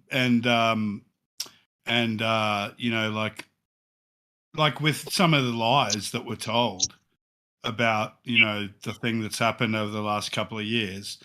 Some of the lies were so big and so bad and have been starting to be exposed now. And hopefully that will lead to a reckoning amongst those people in power that did that shit. And hopefully, that'll influence things going forward in a more positive way. Yeah, well, I was surprised. It's like, if you view it like a litmus test, I was shocked how many people just went right along with it. I mean, I get it when you're dealing with like a, possible deadly thing on the loose. I mean, I understand that the threat of death is on, and all of that, and no one wants to be sick and all that. So I get all that, but it just still kind of blew my mind how much, like that word cucking that you used, how much of that was going on. It was just like, wow. Yeah. Yeah. Even like, like rock music, you would at least imagine rock music or just, various music are going to have some, rebellion or kind of thing, like that Rage Against the Machine song, that song where it's like, fuck you, I won't do what you do, that whole song. But it's like, I was sort of joking. It's like during that whole thing, it's like, you change the lyrics like, oh yes, I'll do exactly what you tell me. Like it just switch the lyrics around, It's like, yeah. Jeez. So I was just blew my mind that even in that, I think there was didn't Keith Richards do a song or something that had a little bit of lyrics in it? Like there was a couple people that spoke out. I think who was Eric Clapton had some damage from the juice thing, and I think he was speaking out a bit, but it just still blew my mind. I mean, anything that's rolled out like that, that's a mainstream, it's everywhere, with all the bullshit that's been fed to us through all these years. Everyone knows the government, politicians lie, and the news, and some people trust it more than others for sure. But it just blew my mind how many, just all across the board, you know, just the amount of just bowing down to this narrative that happened. It was pretty shocking. Yeah. And you know, Yeah. that just that much of it at this point in the game. Yeah, it's crazy. Hey, absolutely crazy.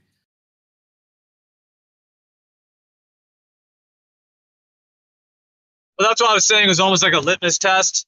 You know, like they rolled it out as, and I mean, it was a pretty big move, you know, shutting down things that people have never seen shut down before. You know, you can't go to the opera house, you can't go to the gym, you can't go to the movies, you can't do anything. So I suppose, you know, they made it seem like it was just absolutely the most severe thing ever to hit humanity in the history of mankind. So I guess I have to understand to some degree. Ebola or something. Yeah, I know. It's and I think that's what I mean. Like, so many people are sort of realizing now that this was something that was didn't warrant the ridiculous reaction that came, and so they, you know, they've lost more and more trust in the public, you know, the authorities in the US especially, but the media in general. I think more and more people just don't trust the media and, you know, looking to other sources. Yeah. Yeah, that's what would have to come out of it. Exactly. Like, they were so bold with how they rolled it out, and not even to get into a discussion of did people die or was there something going around, you know, even outside of all that. I think you're right. Enough people, because, you know, everyone has their family and friends, and yeah, certainly people were in the hospital and things happened, but everybody had to kind of look at the situation and figure out, did things match up, you know, like, did this make sense? It was an incredible example of something that should have been handled with just pure scientists, you know, like pure science, and the scientists should have just been the ones, you know, in charge of this. And this whole situation was politicized, absolutely politicized, something that should have been treated, you know, through a scientific lens. And all of the people, all of the scientists that were offering the advice and the best advice out there were shunned. And, you know, there was that great Barrington Declaration that was from the Stanford University and Harvard and one of the big universities in the UK. They came together and they put that document together saying the best way to deal with this is to focus all of our attention on the weakest people, the people that are most vulnerable, and helping them get through it, and let everybody else just and life and everything else just go about as per normal. And that was the sound, sober, 100-year plus long wisdom that the scientific community has always said about, you know, how you would deal with these sorts of things. And that was just ignored, and it was just amazing.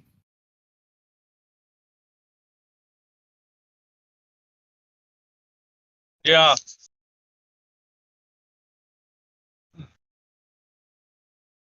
That's interesting. Yeah, it was like overridden, you're saying. They just like overrode it with their plan, with their game plan, basically. Yeah, and so many really reputable, really respected, incredibly intelligent scientists, so many of them were smeared and just ignored. There was one that wrote this paper that was really important paper, but he couldn't get it published anywhere because what it suggested went against the narrative, went against the will of the governments.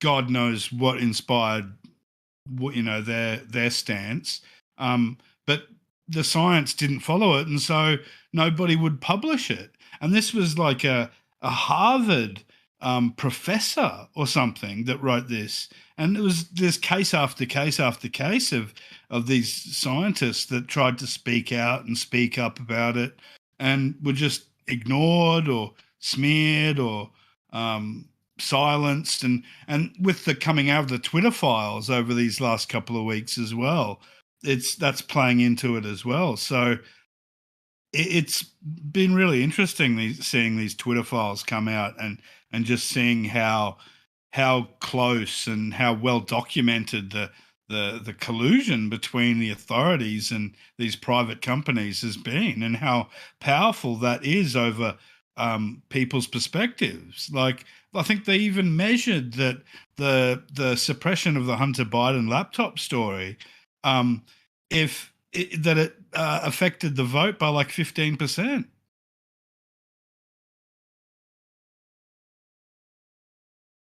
Yeah. Well, I guess the question would be, do you think they're going to roll out a version 2.0? That'll, because I just think about the way that was rolled out. It's sort of like it had a peak to it. It had that moment where it looked like there was going to be, the V passports and all that stuff. Like, it really looked like it was going that way. And then it's like they kind of pulled back from everything, it seemed to me.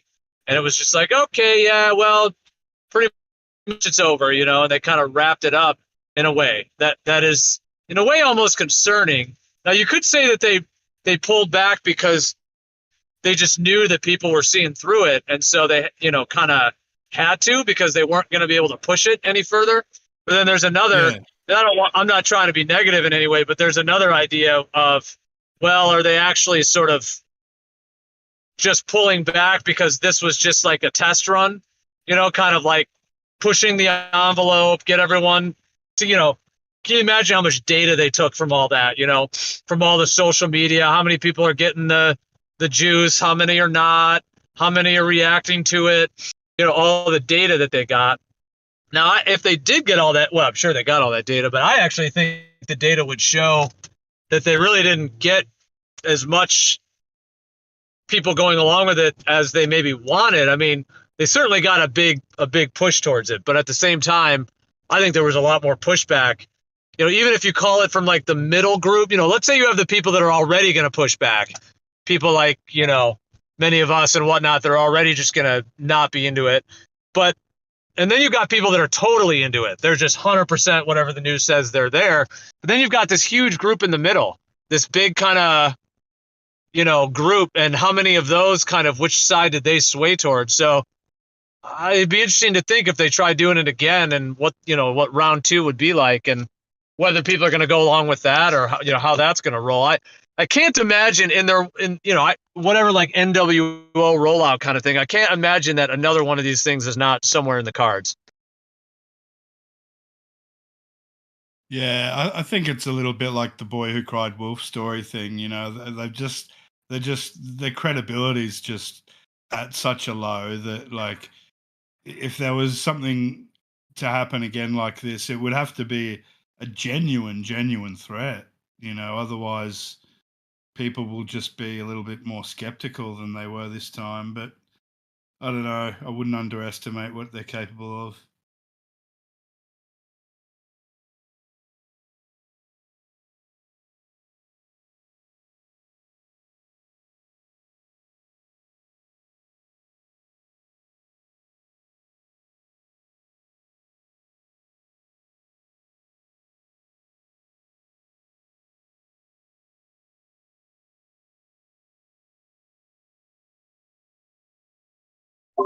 Yeah, for sure. The boy that cried wolf is definitely a apt analogy, because they've pushed the boundaries to such an extent that at this point, how many people are gonna buy into the next, if they do another one? How many people? Yeah, so because I mean, what's crazy about it, like whatever idea of like an NWO or what they might want to roll out, it's just wild to think that they need our consent. They need the people's consent to some degree. So yeah, it's interesting to think how much power is actually in our hands. And I just use our as, just the people, as it were, how much power is in our hands. I mean, they bank off all the deceptions and all of that, but it's interesting that that's all just in the mind. I mean, yeah, they have some control with the military and the police and all that, but really the military and police are mostly run by, us as well. Just when I say, just the civilian. Yeah. So it's like, what do they really have? Like they've That's really, right. It's wild. That's our ultimate power that we have, is that if we band together as citizens, then we are infinitely powerful because we've got people everywhere.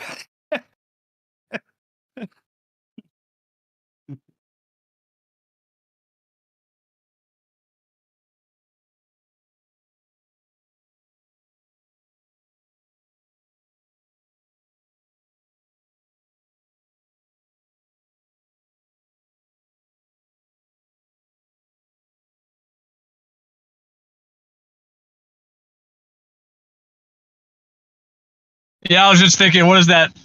I don't know that, people say, bros in different area codes or hoes in area codes or whatever. I was just thinking like, yeah, we've got brothers and sisters in every area code. So everywhere, in every building, every business, everywhere. So if you could have a media company that could just genuinely be straight up and honest, they would just be pumping devastating stories out every day that everybody would be quite interested in.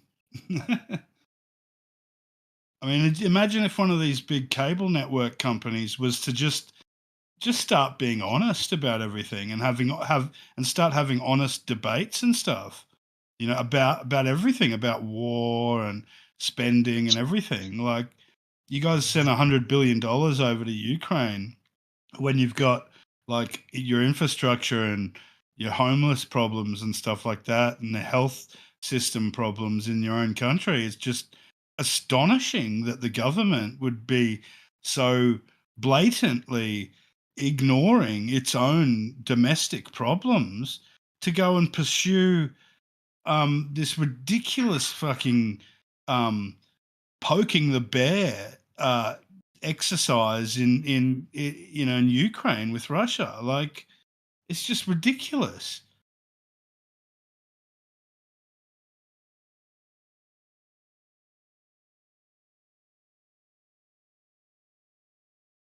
yeah, that's a whole question in and of itself for sure. But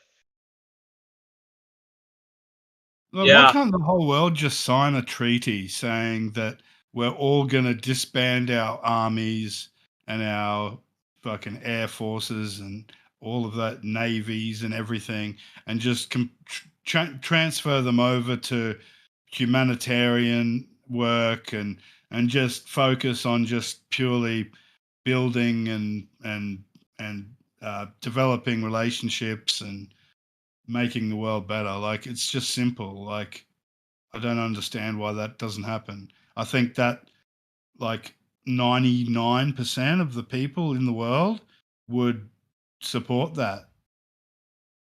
Like, who wants to go to war? Who wants to destroy another people? Like, what Americans hate Russians so much and Chinese people so much? Like, really? Like, I don't understand it. Well, there are certainly some people that do have hate in their hearts, or they want to do that. There are some people that have that thing, but yeah, I would say the great majority of people just want to live their lives, and for the most part, let other people live their lives. Now, people might have opinions or thoughts, but at the end of the day, when it comes to bombs and guns, and it's like that stuff is all run by like the leaders of the military. They get these soldiers that are willing to do that stuff, and then they just go. It's like literal mind control, where it's like, just do what we tell you. I'm your sergeant. You'll do exactly what I tell you. And they just get these people that do exactly what they tell them on their command. And so if they're told a story of, oh, you need to do this to save your country or whatever, all of a sudden people are doing it. But if there isn't even really a threat underneath the whole thing, like if the whole threat is created by, the man behind the curtain in the first place, the whole thing is just a rich man's game of them wanting to just get more control over other countries or cause mayhem or whatever it is. So it does make me think, like, if you really just took a survey of everyone on Earth, like, how many of you really want to hurt anyone else? The answer is, I would say a very high percentage don't want to hurt anyone and would much rather just let other people live their lives, and then we live our lives and just deal with the problems we already have without. And we just should not be going to war. That's just insane. I mean, it blows my mind that humans have ever even let it go on. Even World War I, World War II. I mean, somebody might think that sounds naive, that I should just say, oh, we never should have had war, but we really shouldn't. I mean, if we had anyone with any knowledge or wisdom or just any higher consciousness that was in control of these things can be worked out without violence. That's for sure. It never should have happened at all. That's right.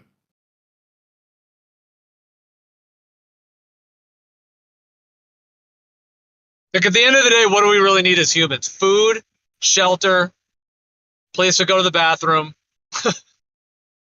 Kind of basic, like, in a way. And community, yeah. I mean, there's a lot more than that. Yeah, exactly. Community, and there's things we need, but I'm just saying, it's like, just to live on the earth, we should not have to be fighting other people, like that. It's just crazy. Yeah, what bothers me the most about the Ukraine situation is, like, all the Ukrainian people that have been, have had their country thrown into war because of, like, deliberate provocative actions by their unbelievably corrupt government,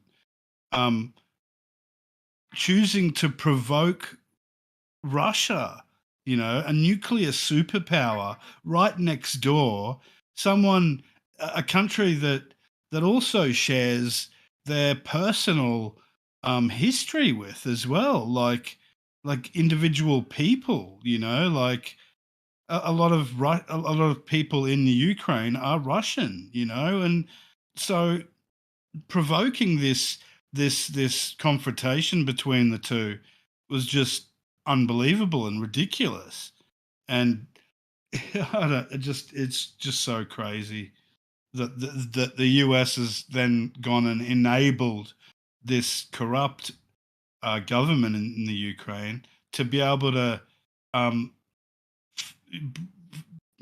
make a fight and put up resistance against the Russians, because the Russians have come in because for the last 14 years they've been shelling the Ukrainian government has been shelling people in the eastern provinces there, over 15,000 Ukrainian citizens bombed and killed by their own government. And that's one of the main reasons that provoked Russia to move in there. And so much of this is just not talked about in the media. Like, the whole story is just told in a completely disconnected from reality way. It's just so insane.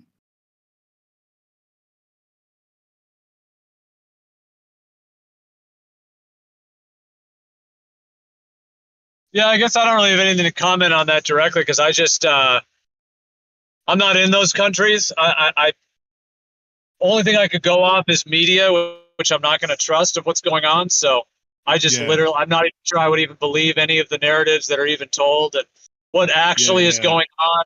Oof, I mean, certainly at the end of the day, the militaries give orders and they tell people to do things, and the people that are convinced that they should fight for that group will do it. But beyond that, what really is going on? I mean, it's just, I mean, I don't even believe that these countries are all even different anyways. Like, I think they're all run by the same, cabal, if you want to call it that. So I'm not saying that there isn't some actual real thing happening, because I do think even amongst the cabal, they will still try to create wars or different situations so that they can get greater power over that area, or whatever it may be. So I don't doubt that that could be going on, like an actual authentic, some level of like that cabal trying to go against the people in some way, but or it all just could be them just creating it within themselves to, I don't know. I wouldn't even know where to start really to try to tease all that apart, but certainly there's something going on. I saw this interview the other day with this lady called Whitney Webb, who just wrote this book, two-part book called One Nation Under Blackmail. And it's a two-part book about basically how organized crime, the FBI, and the OSO, the precursor to the CIA, way back in the 20s or 30s, they basically all conglomerated together, believe it or not, like a proper team up between the FBI, the CIA, organized crime, and the mafia, and in foreign intelligence services around the world, like the Israeli Mossad, and they basically all work together, and they have a branch that deals with sexual blackmail, where they professionally sexually blackmail basically anyone and everyone, either in power or people before they go into power. They'll prominent people that they think they can, get up into power. They'll sexually blackmail them, get them in a situation, get something on them, and then cultivate their ascension into all sorts of positions of power. And they've been colluding together doing this for the last 100 years now. What's his name? The guy that founded the FBI, Hoover. He was a victim of one of these sexual blackmail instances where the mob, I think it was the mob, was behind it. They got photos of him giving oral sex to his deputy or his assistant or something like that. Many other cases of child trafficking and child sex trafficking and all that sort of stuff. But basically, the organized crime and the authorities, the FBI and the CIA, all basically teamed up, way back in the early 20s. And this lady wrote this book about it. And the first part of the book is about how that team up happened. And the second part of the book is about Epstein and all of his connections. And one of the things she said in her interview was the reason she wrote this book was to basically prove to everyone that Epstein was not an anomaly. He was not a one-off. He is just one of many that do the sort of stuff that he does. And it's all still going on. It's been going on forever, and they've all been colluding together. And she has documented evidence of all of this. It's absolutely astonishing.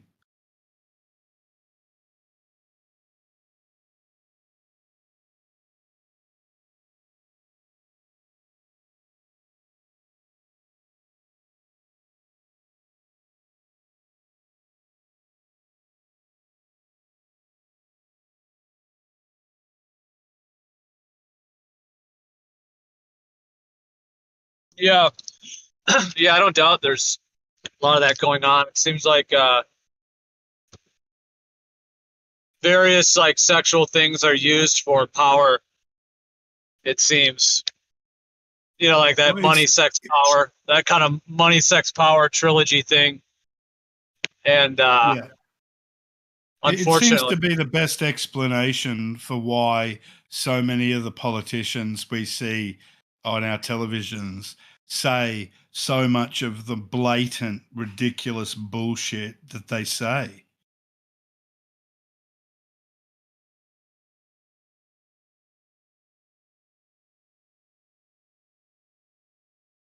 Twisting themselves into pretzels over, trying to not answer a question, things like that. Like any normal person, being honest would just answer a question that's posed to them, but if you constantly have to dance around like the way they do, it's evidence that they're so scared of just being honest and just answering the question for whatever reason. They're scared. I mean, otherwise, why wouldn't they just answer the question?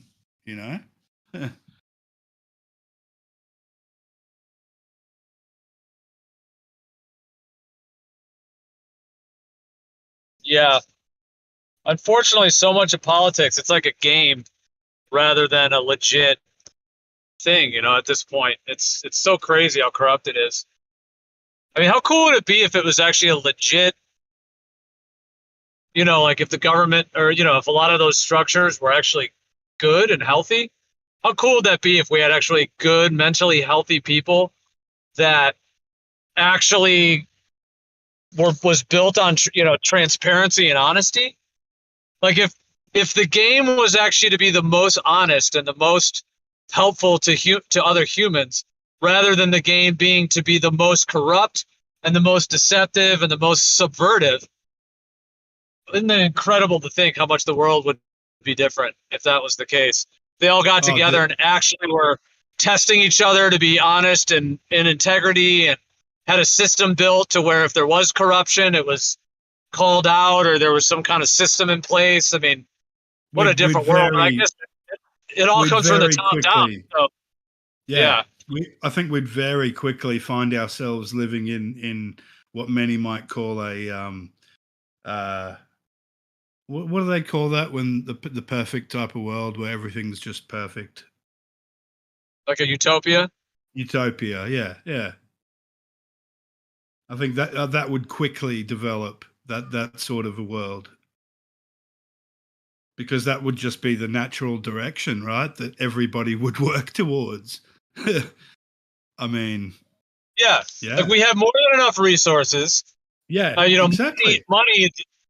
Money is a whole thing in and of itself, but the scam going on with money is so extreme that there's probably trillions upon trillions of dollars that would be opened up for actually solving problems. Yeah. It's like we're not demonstrated. Yeah. Sorry, they've demonstrated that they're willing to just, at the stroke of a pen, just create as much money as is necessary to support the military and the defense. If they were to use that same sort of will for good things, man, imagine the sort of projects and shit they'd start rolling out, and they'd just create the money for it, just the same way they do for the military budgets. I mean, the military budget, it's over $1 trillion a year. I mean, if you were to spend that in the US, imagine if you were to spend that in the US every year, $1 trillion a year. I mean, holy shit, you'd transform the country into a World's Fair type fucking place within 10 years. Yeah. The whole country would be like the World's Fair. Like, holy shit. You'd have innovators like Elon Musk and all sorts of other young and unknown prodigies like that out there, just, working on, trying to create awesome solutions for everything. Like,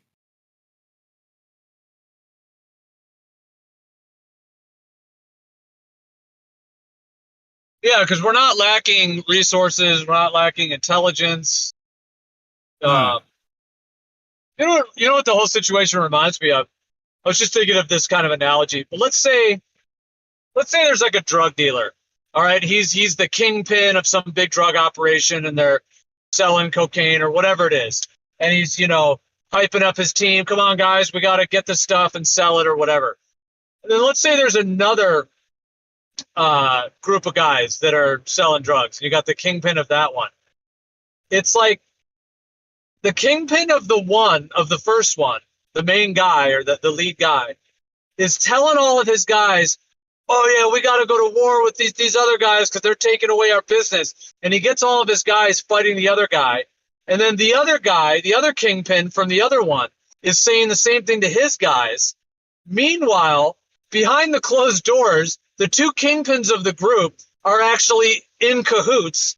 They're conspiring. So they're on the same team, and they're just both telling their guys they need to fight each other so that they can just have more control over all the guys. Yeah, like that's less shares to hand out. Yeah. Yeah. While they just dominate. Like, that's what's happening. It's like you got the leaders of all these militaries and countries, and they're like, oh, yeah, we need to go after Russia. We need to go after the United States. And, oh, we need to balance the budget and the space agencies and the space race and all this BS. But behind closed doors, they're just laughing because they're just running a huge hustle. They're just deceiving everybody and running this huge hustle. Everyone's under the globe lie and all the rest of it. Meanwhile, the actual people that are running it, who are telling us that there's enemies out there, oh, we need to protect our country from these other countries, they're all just run by the same people. There's really no threat between civilians in America or civilians in another country. I mean, there's little bits of threat. I know there are some people out there that really want to hurt others. I get it. But, like, those are pretty far and few between. And, you know, with the good police force or whatever, you can at least make it so those few guys that actually are crazy that might want to hurt people can be, you know, not allowed to do that.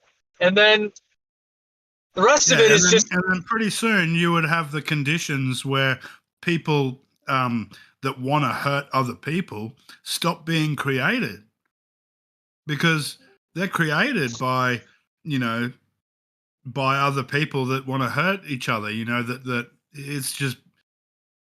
You wouldn't create those sorts of people. You'd address everybody's sort of issues before they got to that stage, you know, in their early childhood and their development years. Yeah, exactly. Help those people out. Yeah, exactly. Before it gets to that point. But see, we're not helping those people out because these people in power have this whole system set up. We're all running around with our heads cut off trying to make a living and deal with their money system and all the crazy stuff they're doing. Meanwhile, they're like, I don't like to see things as enemies, but if there's a problem, it's the people running the situation. It's not civilians in America versus civilians in some other country. That's just a fake problem. The real problem, you know, when they say like an inside job of 9/11, well, I almost see it as an outside job. It's outside of, like, if you've got the civilians, like us, the people, just who were born in a family, whatever, and then you have someone outside of us, it's an outside job. Those people from the outside in whatever their secret societies or whatever they're doing, they're the ones who did it. So yeah, they have the problem. If anything, if there's a problem, like, that's the predator. Those are the criminals. The actual people, for the most part, are not the problem at all. Yeah, that's right. That's why I have so much respect for the founders of the US, because, you know, so many of them spoke about that. One of the most important things they spoke about was the danger of the dangers that you need to protect against, you know, when it comes to, you know, corporations and tyranny and groups of people coming together to wield power over others. Like, they address that, you know, and yeah, that's something that's so important that we've got to realize that it's the people in power that are responsible for everything about the way that we live and our society is set up.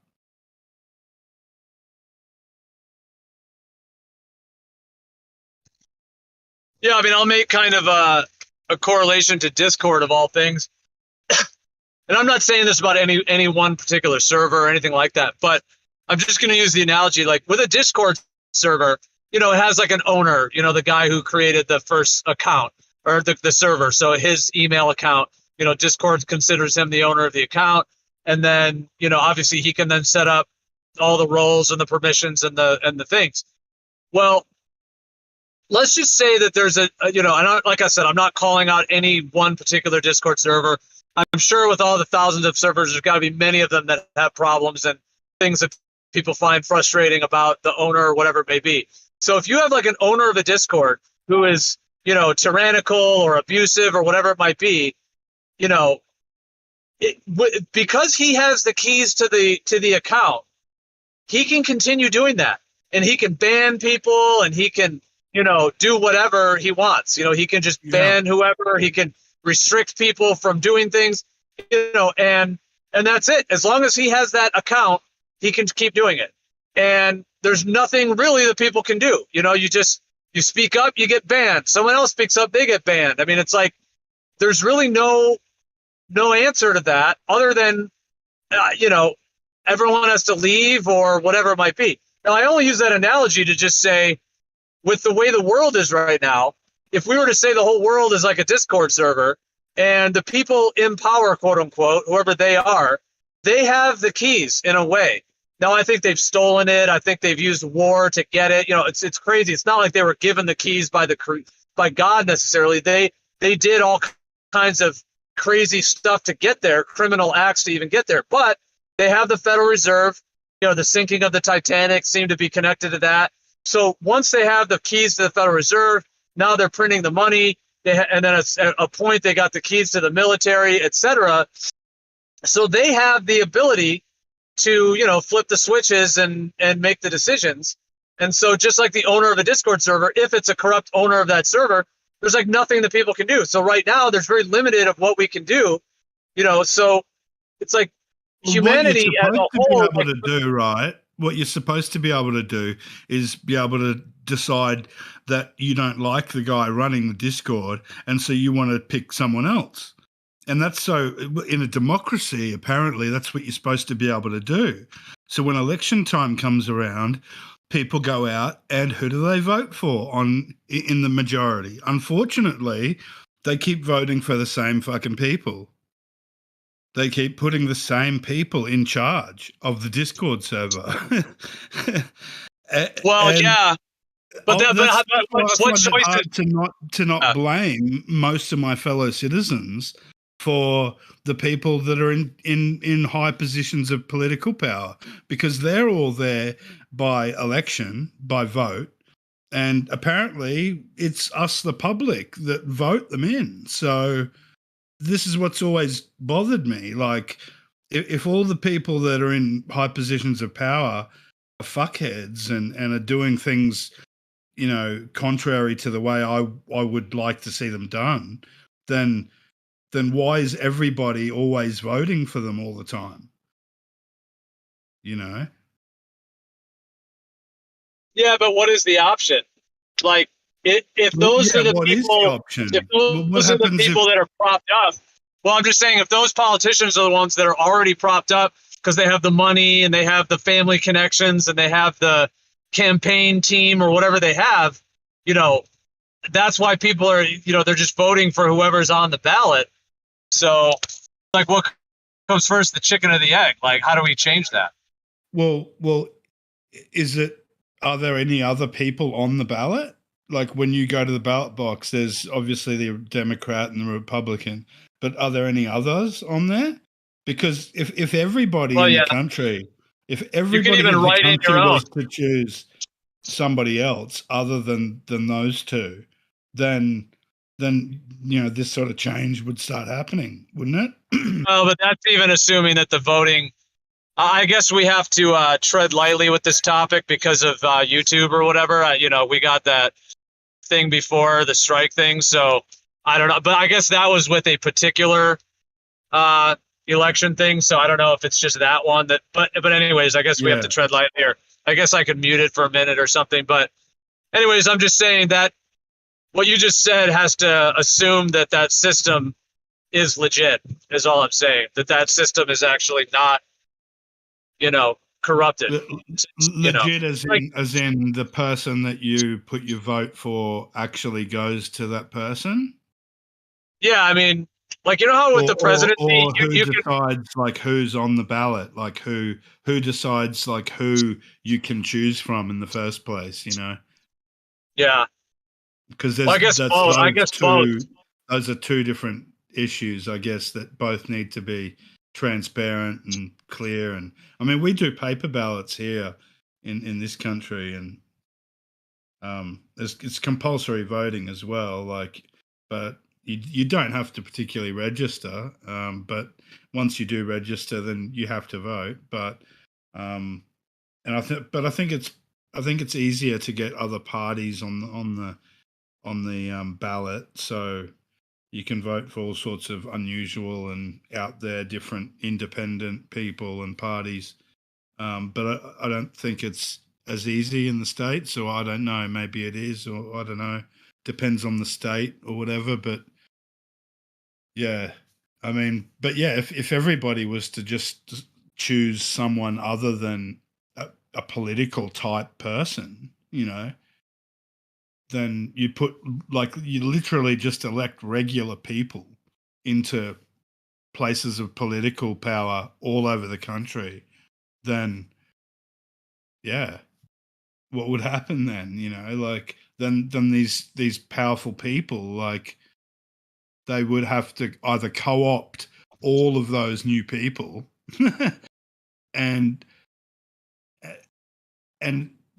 everybody would either have to cooperate or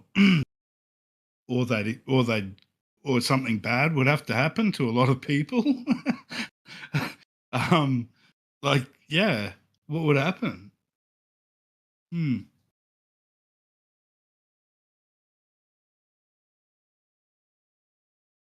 Yeah, I think at the end of the day, these systems are all set up the way they are. It is very complex to think about the layers and levels that would be needed to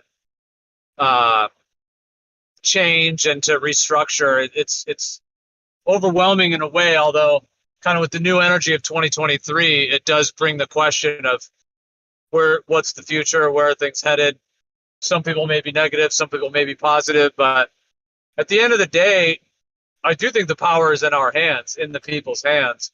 So I think it's a matter of whether we can stand up in a way, to this situation, and enough people to stand up to it.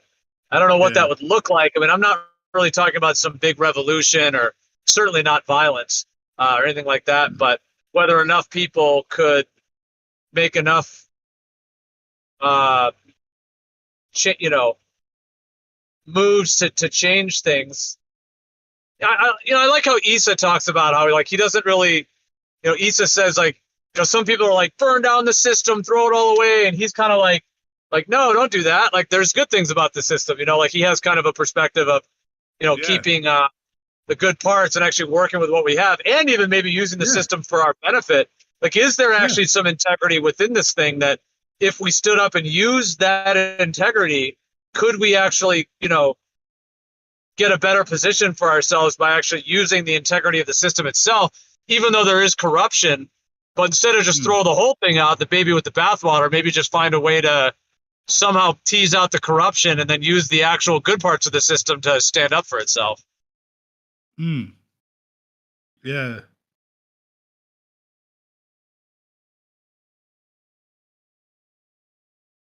I think we just need more good people to participate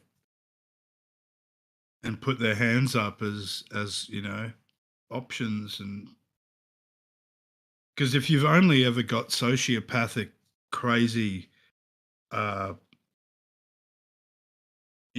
money hungry people willing to sell themselves out, if they're the only types of people going for those positions of power, then they're the ones that are going to get them. So we need more good people, just good people to step out and start wanting to participate.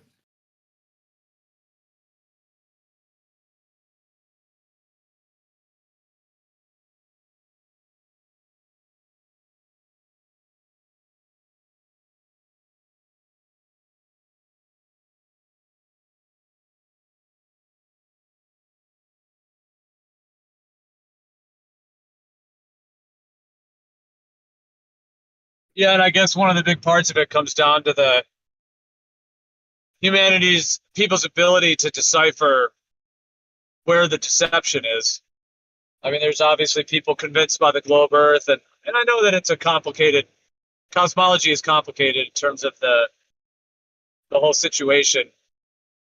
I think some people can see the shape of the Earth as very clear to not be a globe, but there's certainly people that seem quite convinced by the globe assertions, and the globe is, sold with quite a bit of backing to it. People think it's backed by a lot more than it actually is, but I'm just saying, like, if people are defending lies in general, it makes it that much harder to. What I'm saying is that, like, let's just say we, the people, need to be aware of what's going on to be able to be like, hey guys, there's a wolf in sheep's clothing here. But if our own friends are saying, no, there's not a wolf in sheep's clothing, I swear to God, there's not, and they're debating us, no, there's not, there absolutely is not, then, what, that makes it even harder for us to come together because. Yeah, exactly. Yeah. That's why dividing us and keeping us arguing amongst ourselves is the ultimate tactic for people in power. Yeah, I mean, no offense to anyone who really defends the globe hardcore, but it's just like, even if they think it's a globe, they're really convinced. The world is already convinced of it. People are already believing it. So to have enough fervor that you have to come into a community that we're talking about the Earth not being a globe and just fight tooth and nail to try to stop us from progressing, it's just wild. It's like they're already on the quote unquote winning side, if you want to call it that. Like, most of the world is already convinced of it. And if we're right, if we are right about it, then their role is just, I mean, I'm not going to call it evil necessarily, but it's like, that would be like if there's a criminal on the loose and somebody's becoming aware of the criminal and trying to figure it out because, the criminal's killing people or whatever. There's a mass murder on the loose. And then there's all these people telling them, no, there's not he's not doing it. He's not doing it. At that point, like, they're literally just covering for somebody who's doing something that's hurtful and harmful. Like, you're just backing that person. Yeah. It's like you're an accessory to murder at that point, or accessory to deception. It's like some of these guys, like, why not just lay back and let people have their viewpoints? Like, why fight it like this? It's really a bizarre mentality. You just perfectly described the mainstream media as well with what you just said as well.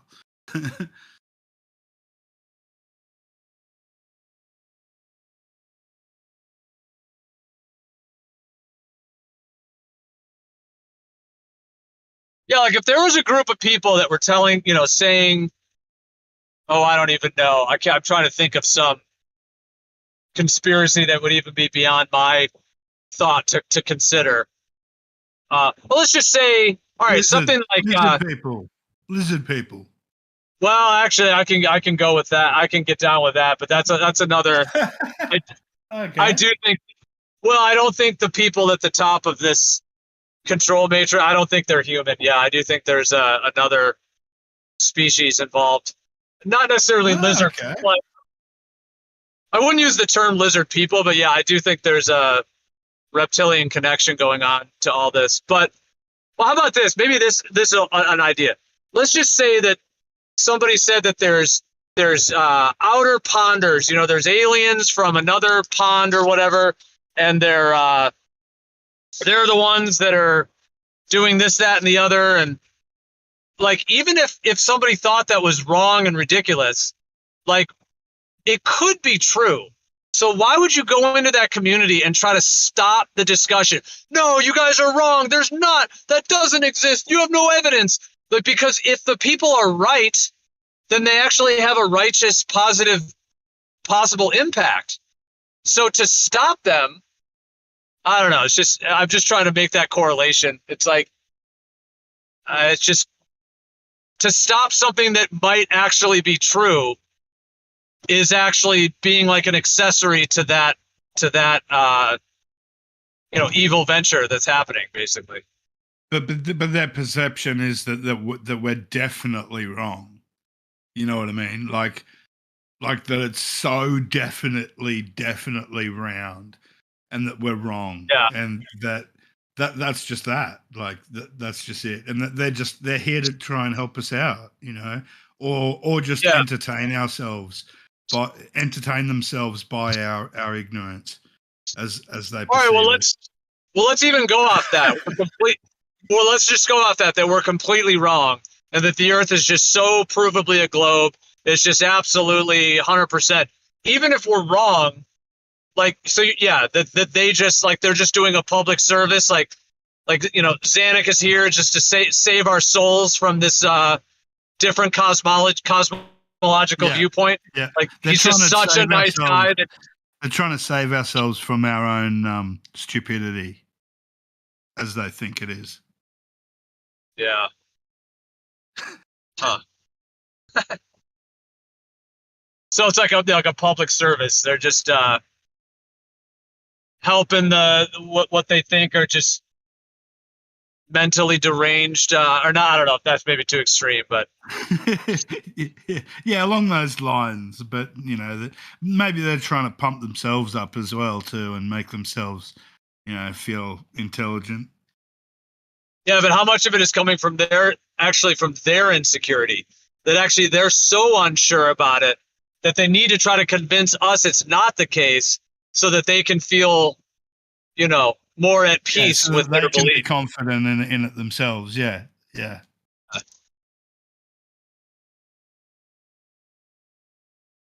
Because I mean, the way you describe that the other way, it's like we've always like joked about, like, if there was a community of people that said that, you know, pigs can fly, you know, we were just absolutely convinced that pigs can fly, and you know, would people go in there and try to every day debate, you know, try to convince these people that pigs don't fly just because they're so worried that that person thinking pigs can fly is some kind of a problem?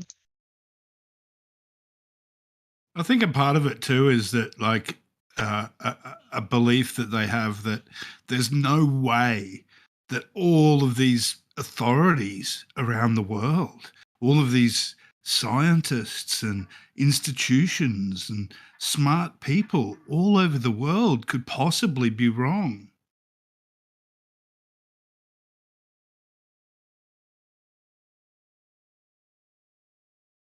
Yeah, that's a big part of it too. Yeah, the whole system set up around because like part of like even opening yourself up to the idea that it's not what they say it is would mean that they're all lying, or they're all dumb, or they all don't know, or they're all lying, and trying to coming to terms with that is just way too difficult for a lot of people.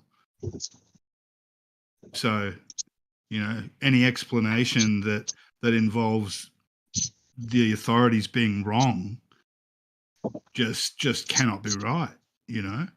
Just can't be. But these are good people, you know? They wear nice clothes, and, you know, and they work in nice buildings, and they speak very articulately and humbly, you know? How could they be wrong? Yeah, I mean, you could almost get into a thing that, like, the fabric of society is kind of built and woven on some of these foundational, you know, tenets. So the globe Earth is like one of those tenets. Like, yeah, maybe people have some variation about religion or spirituality, these different things, but for the, you know, we're all on this big blue marble kind of thing. And so if that is not the case, which I definitely don't think it is, so then you then question all those authorities. It brings into question all of those institutions, and But I think some of them too, like, they think that the Earth is a globe for sure, and then I think some of them are worried that we're going to actually, like, okay, let's say from the perspective that we're wrong and that they're right. Of course, I don't think that's the case. I'm just saying, let's just say that for a minute.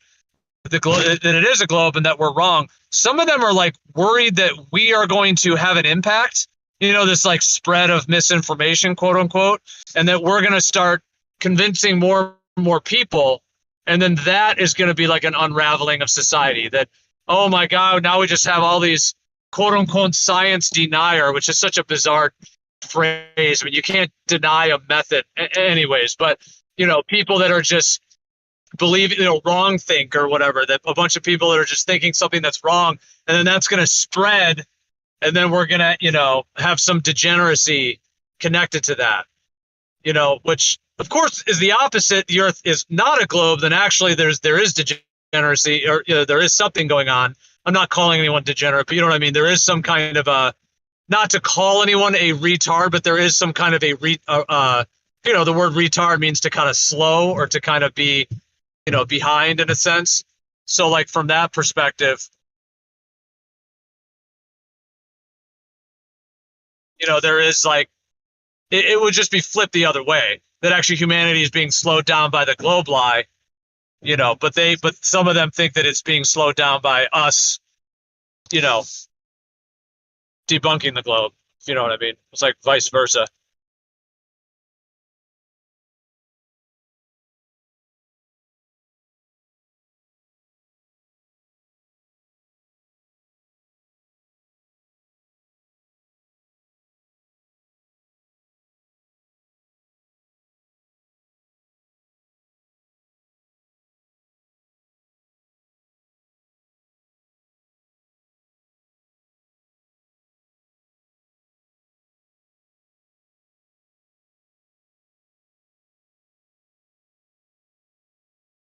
It's just a very ironic polarity, because from the perspective that the earth isn't a globe, then there has been a massive, like, let me see if I can like put this into words. Okay. So some globe believers now think that, I'll just use the term flat earth, think that flat earth is going to become popular and it's quote unquote misinformation. So all these people are going to be running around thinking the earth is flat, and oh my God, that's going to be so terrible because it's anti-science and on and on. Okay. But the other way, the earth isn't a globe. So that has already happened. It's already happened that a misinformation campaign has already spread like wildfire. It's already happened, and the whole world's already been duped by it. So it's not just a couple flat earth people that are going to convince someone the earth is flat. From the perspective of the earth is the globe, that's already happened. There's already been this massive brainwashing, deceptive campaign that's already been unleashed. We're already in it.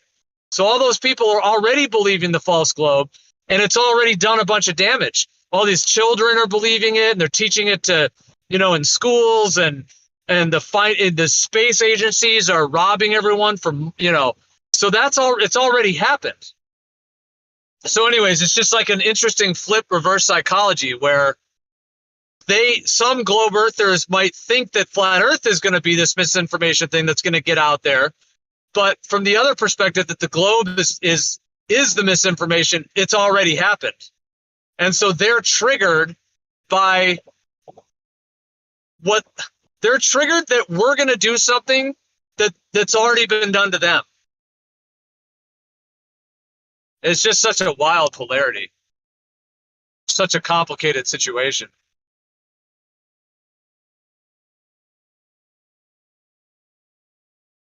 There's a common theme, though, isn't there? That there's no like trust in individuals to be able to discern for themselves.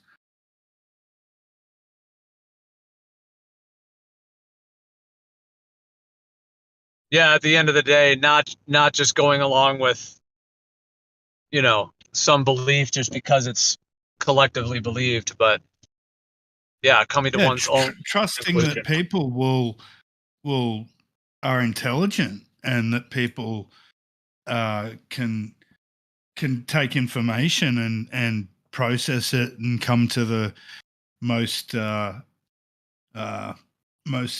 likely conclusion as a result. Oh, right. Like you're saying, having like trust in the truth, basically. Like just know that, yeah, the truth is the truth. Trust in people's instincts to be able to discern the truth, to be able to identify the truth when they see it.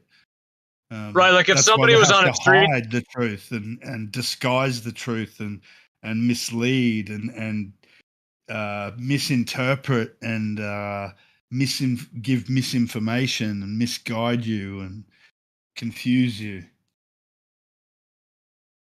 Yeah, like if someone was on a street corner screaming, "The sky is falling, the sky is falling," it's sort of like you could just trust that people are gonna not believe him, that the sky's falling, and that everything's gonna be fine. Like, yeah, I know what you mean. Like, trust in people's ability to discern for themselves whether they're gonna believe the guy, or maybe he says the sky is gonna fall tomorrow or whatever. You all need to, you know, whatever, leave the country or something crazy. But it's like, instead of feeling like you have to go out and no, the sky's not falling, I swear to God. Like, instead of that, you just have trust and that the truth is the truth, and other people's ability to make that discernment, instead of feeling like, you have to somehow control it or stop it in that way. Yeah, that's like with these people that are in control of Twitter and the government people that are trying to manipulate, who gets a voice and who gets suppressed and who doesn't, and who gets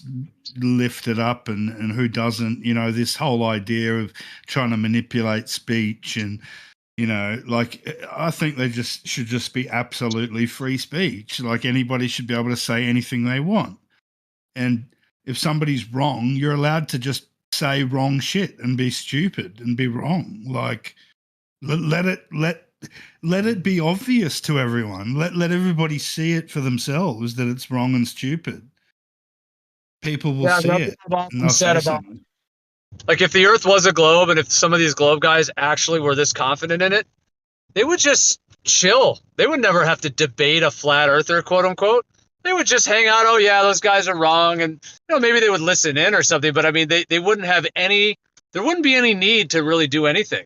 It's just like the truth is what it is, and just let it roll. Exactly.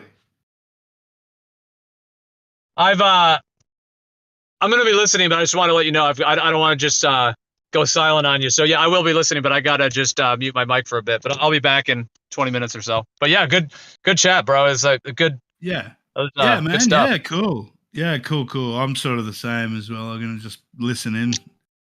So anybody else that feels like saying anything, please feel free to speak up. Yeah. Cheers. RC's here. RC in the house. What's up, RC? Happy New Year. I got to mute for a minute, but I'll be listening. But yeah, cheers.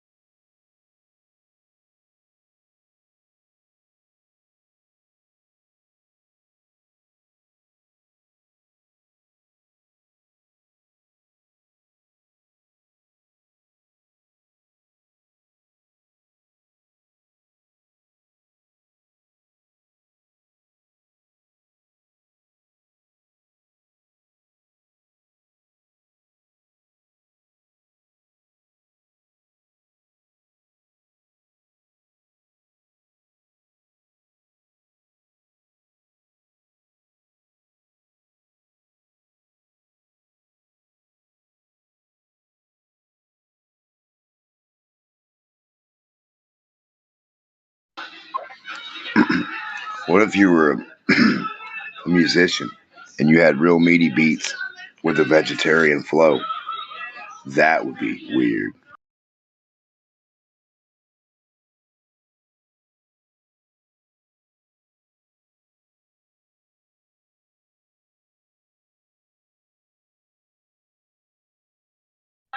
And no, I don't believe in bouncy balls. I don't even know what a bouncy ball is. I'm just saying, even if you have a vacuum chamber, there's still not nothing there. That's something. There's something there.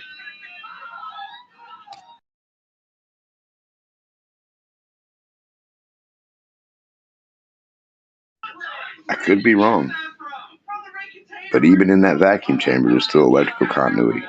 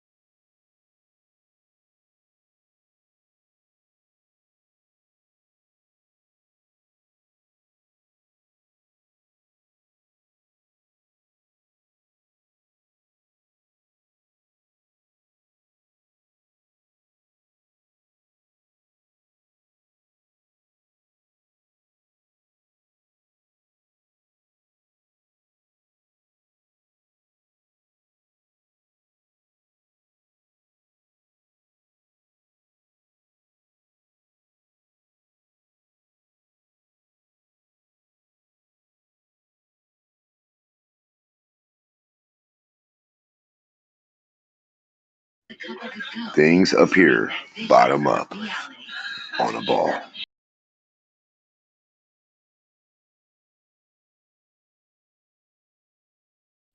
They disappear bottom up on a flat plane. As they go out of your view due to perspective.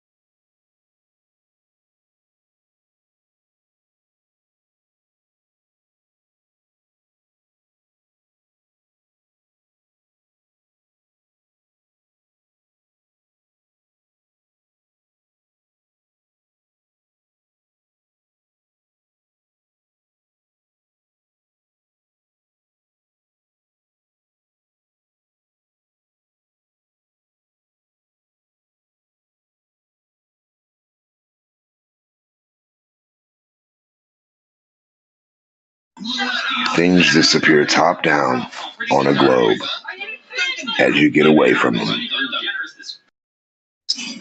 The more they are away, the less you'll see of the object, and you'll see none of the top. So once you can't see the object on a sphere, you'll go up in the air. It'll appear to you from the bottom up. It'll present itself bottom up on a globe.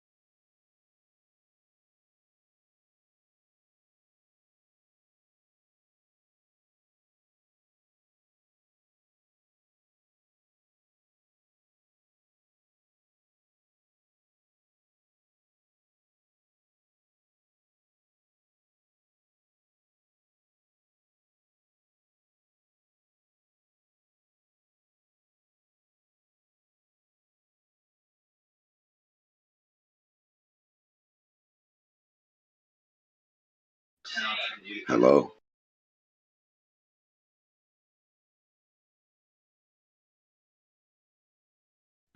Or goodbye, depending if you left or came, I'm not sure.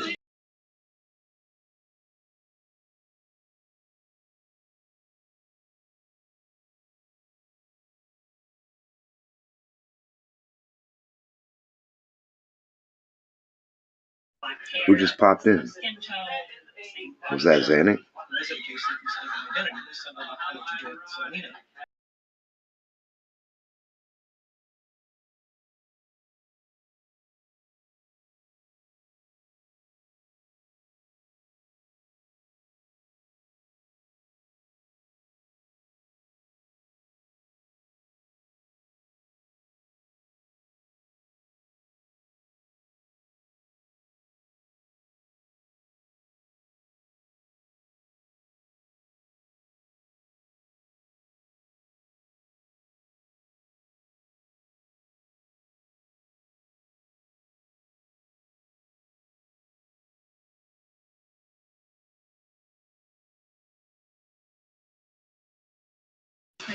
Why are we missing 7,000 kilometers?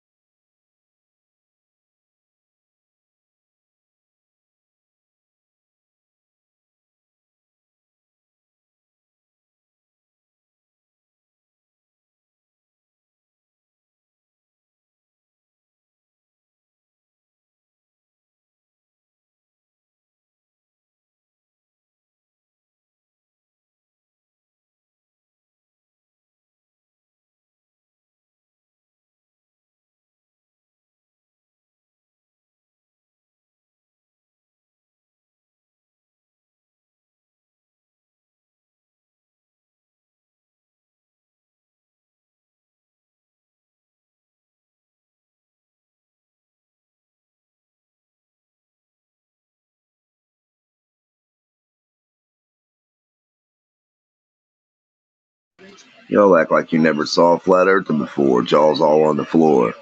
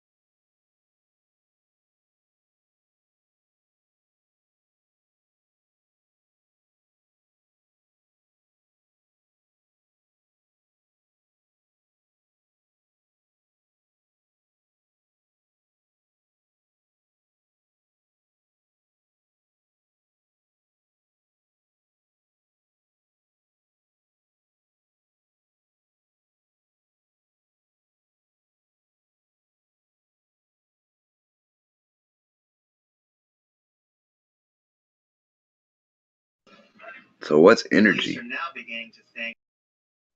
If stuff's non-physical, then energy's non-physical. That means it's nothing. So that means that energy's nothing, because you can't create or destroy nothing. And that would mean God is nothing. If everything is nothing.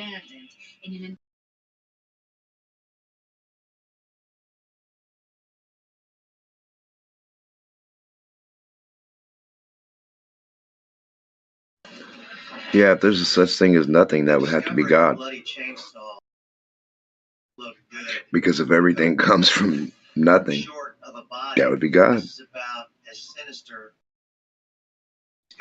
And if everything comes from something, that would be God. So, it's the two choices.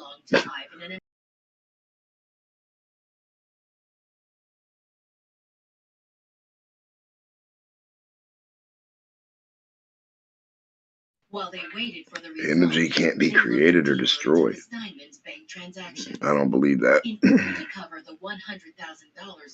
Your mom and dad or humans, two of them get together and they make a baby. Isn't that baby a bundle of energy? Did they create it? Was that baby already here? No?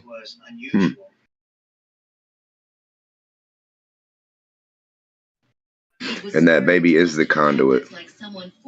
You and I, we're that baby. We're the conduit of whatever. So we're the conduit of the so-called nothing, the imagination, the ideal, to physical. It's us. Whoever can't comprehend that, what else would it be? If nature don't make it, or an insect, or a animal, or then what else is there? Us. And whatever nature doesn't make, or doesn't do with itself, or animals and insects don't do, we might do. Whatever we don't do with nature, or process, however we don't process it, the other things do. It's a relationship.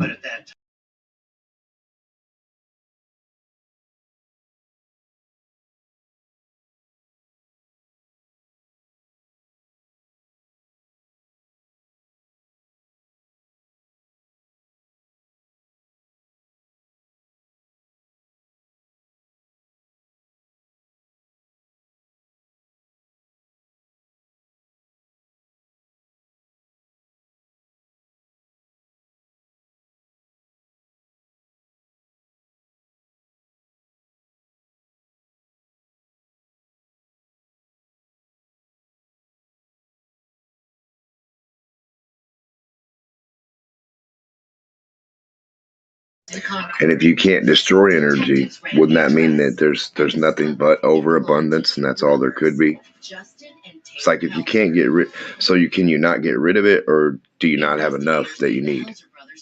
I'm lost. I thought we didn't have an overabundance. But then if you can't destroy energy, and if you start a motor, then you should never be able to stop the energy from that motor. But when you turn the motor off, or the motor doesn't supply what you need more energy.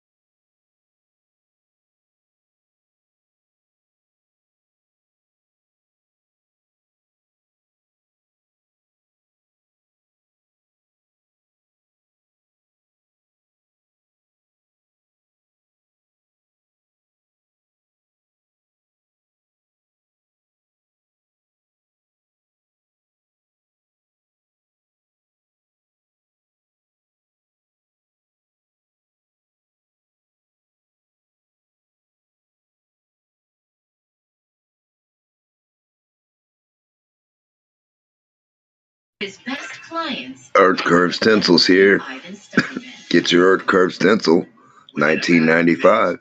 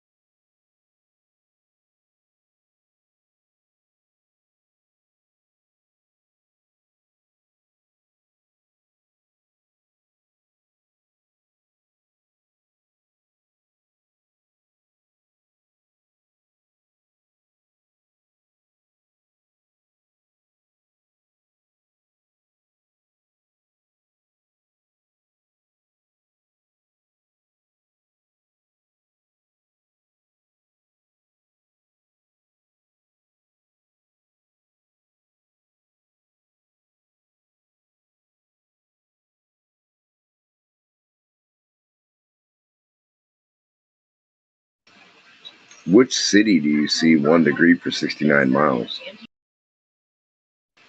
Or town? Or block? Or whatever blocks?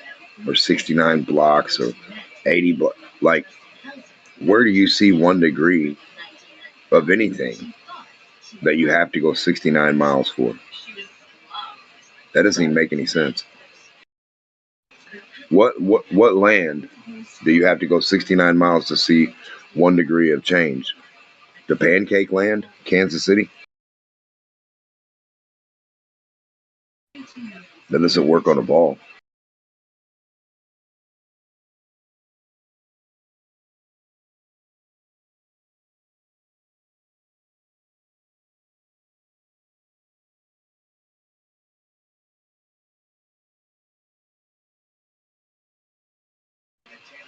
Oh, I know. It's right in the Beverly Hills.